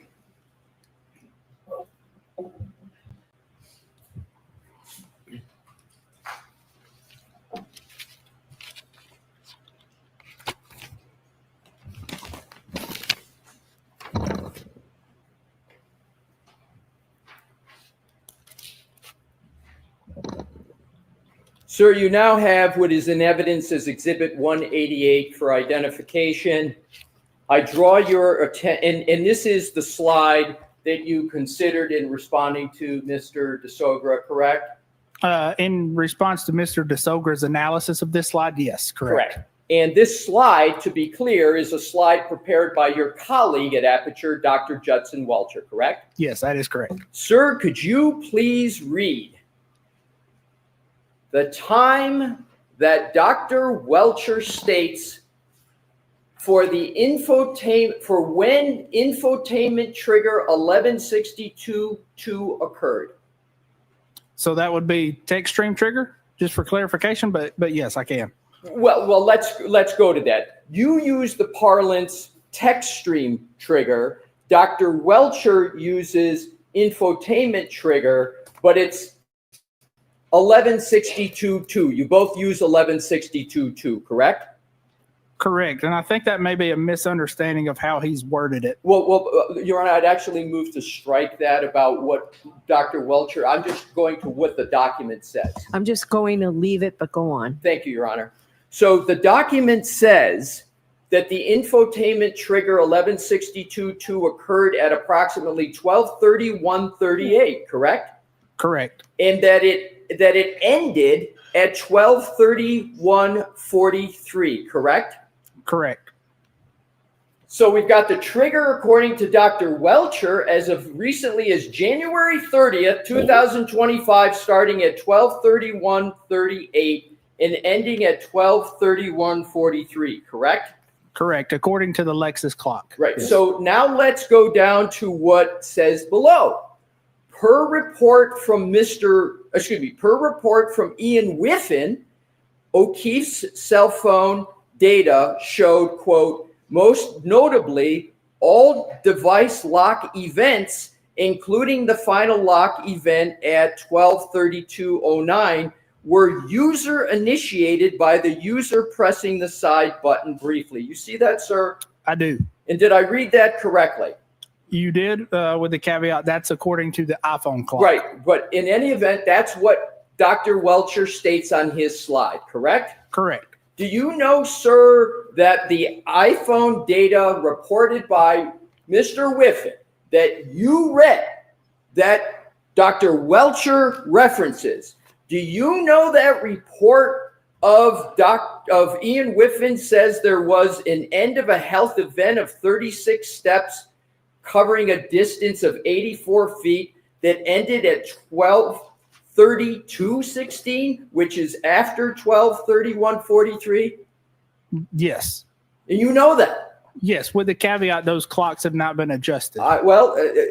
But you know that there was a end of health event of 36 steps covering a distance of 84 feet that ended at 12:32:16, which is after 12:31:43, correct? Correct. Just stating the comparison. So now what I'd like to do is to move on with regard to the analysis. So in Dr. Welcher wrote this, the slide he presented, it's dated January 30th of 2025, correct? It's not dated here. It's not dated, yes. but do you know that Dr. Welcher created a report of January 30th, 2025? I do know he created a report. Correct. Right, and that's the same date as your report, correct? Your Correct. first report. Correct. So you both submitted your reports on the same date. They're both dated the same at least, correct? Yes, if they're both dated the same, yes. Yes. Are you familiar with the concept of pocket state in iPhones? I am familiar through Mr. Whiffen's report. Okay.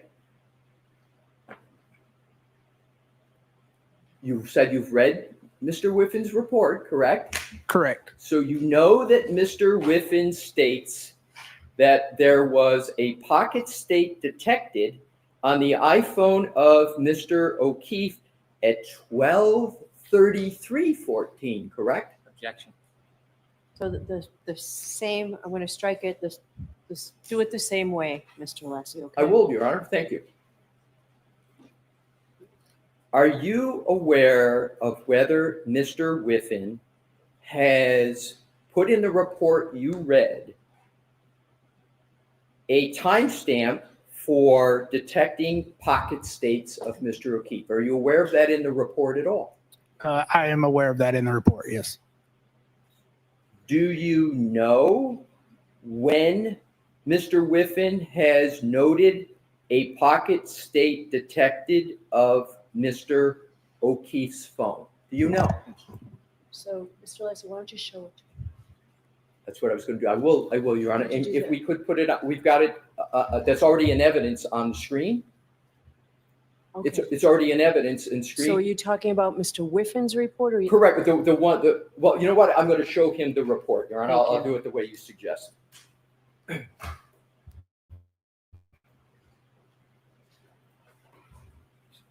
Sir, do you recall the specific time that Mr. Whiffin has stated pocket states detected for the phone of Mr. O'Keefe?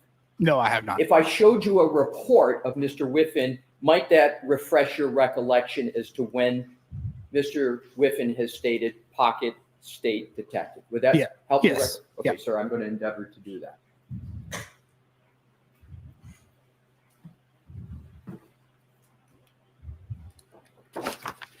If I could have a moment, Your Honor, I have it. Yes. Thank you.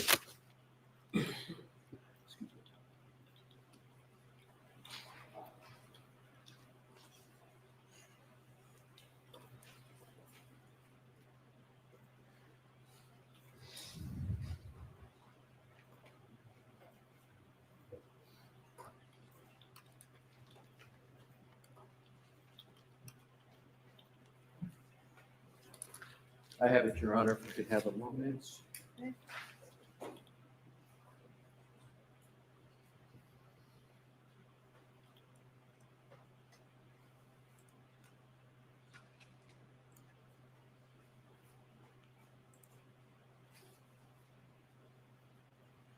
Hit the like, share the live, comment, subscribe if you haven't. I'm on the road to 1K. Thank you.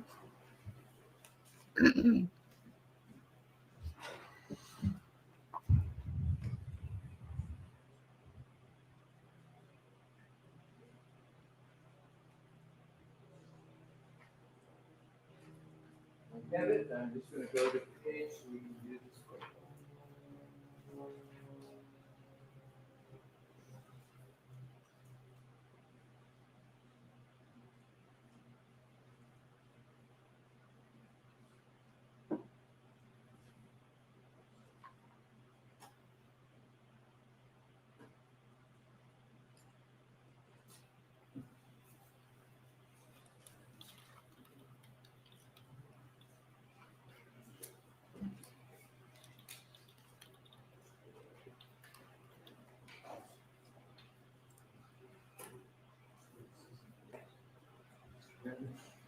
This is heavily highlighted.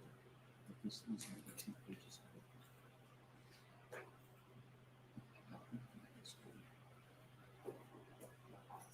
No. I'm saying this is.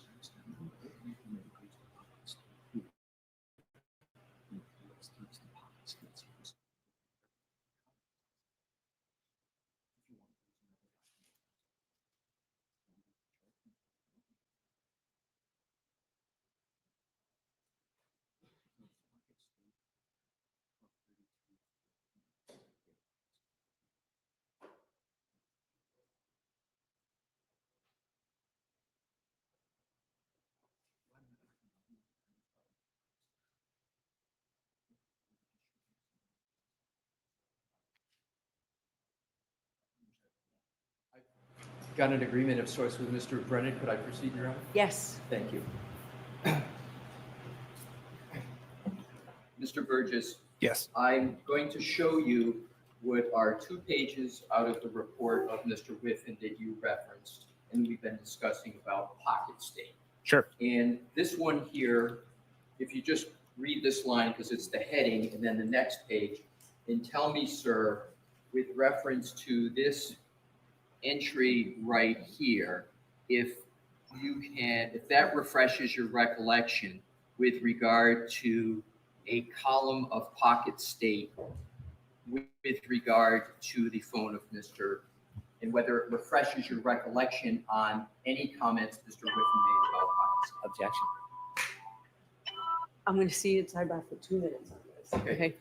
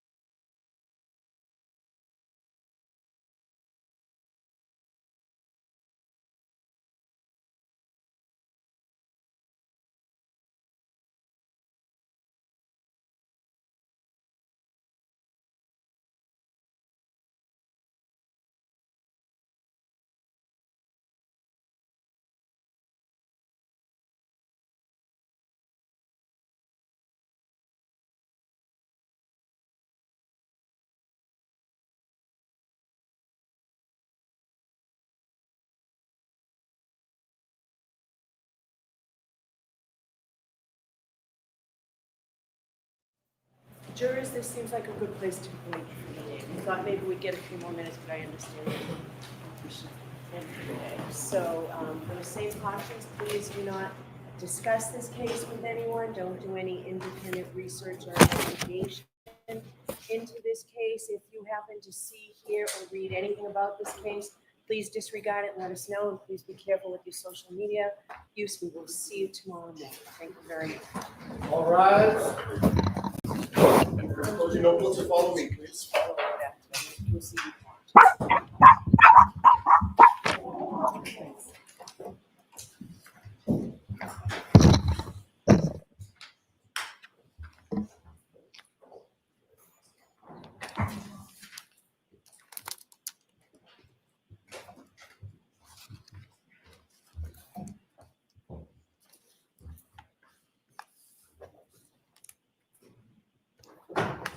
If they come back. Thanks everybody that came by, hit the like, share the live, All right. all that good stuff. I appreciate it. So are we all set, Mr. Alessi, on this issue and for each time that might occur? Understood, Your Honor. Okay. All right. So we'll see you tomorrow. Really, they're not coming back. All right. I appreciate everybody that came by, hit the like, shared the live, commented, subscribed if they haven't. I really appreciate it. And let the ones you love and care about know that you love and care about them, because tomorrow's not promised. And everybody stay blessed.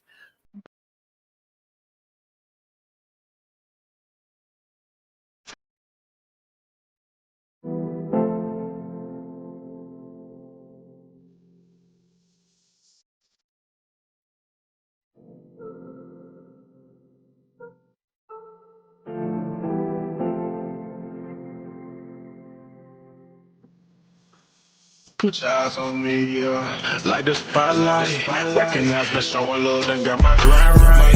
Ain't never since day one, the love been on side.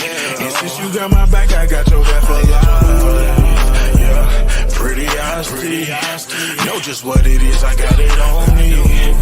And you hold me down, you like my homie. Just know I got you down, just what it gon' be. Definition of business, definition of friendship, definition of rider, definition relentless. She's a strong woman, she's a sweet lady, she's a great mother. Let your pain get aching. Yeah, I made that girl on YouTube. She never dims my light or put me in her dark mood. And I thank you, you appreciate it. You're my favorite girl on YouTube, and I can't fake it. You still got faith in me, make me feel like big. DJ Cali voice, pretty hot thing. Who still got faith in me, make me feel like big. DJ Cali. Little shawty. On this show called BDP, you know what I'm talking about? Shit. We been cool ever since, my nigga, know what I'm talking about?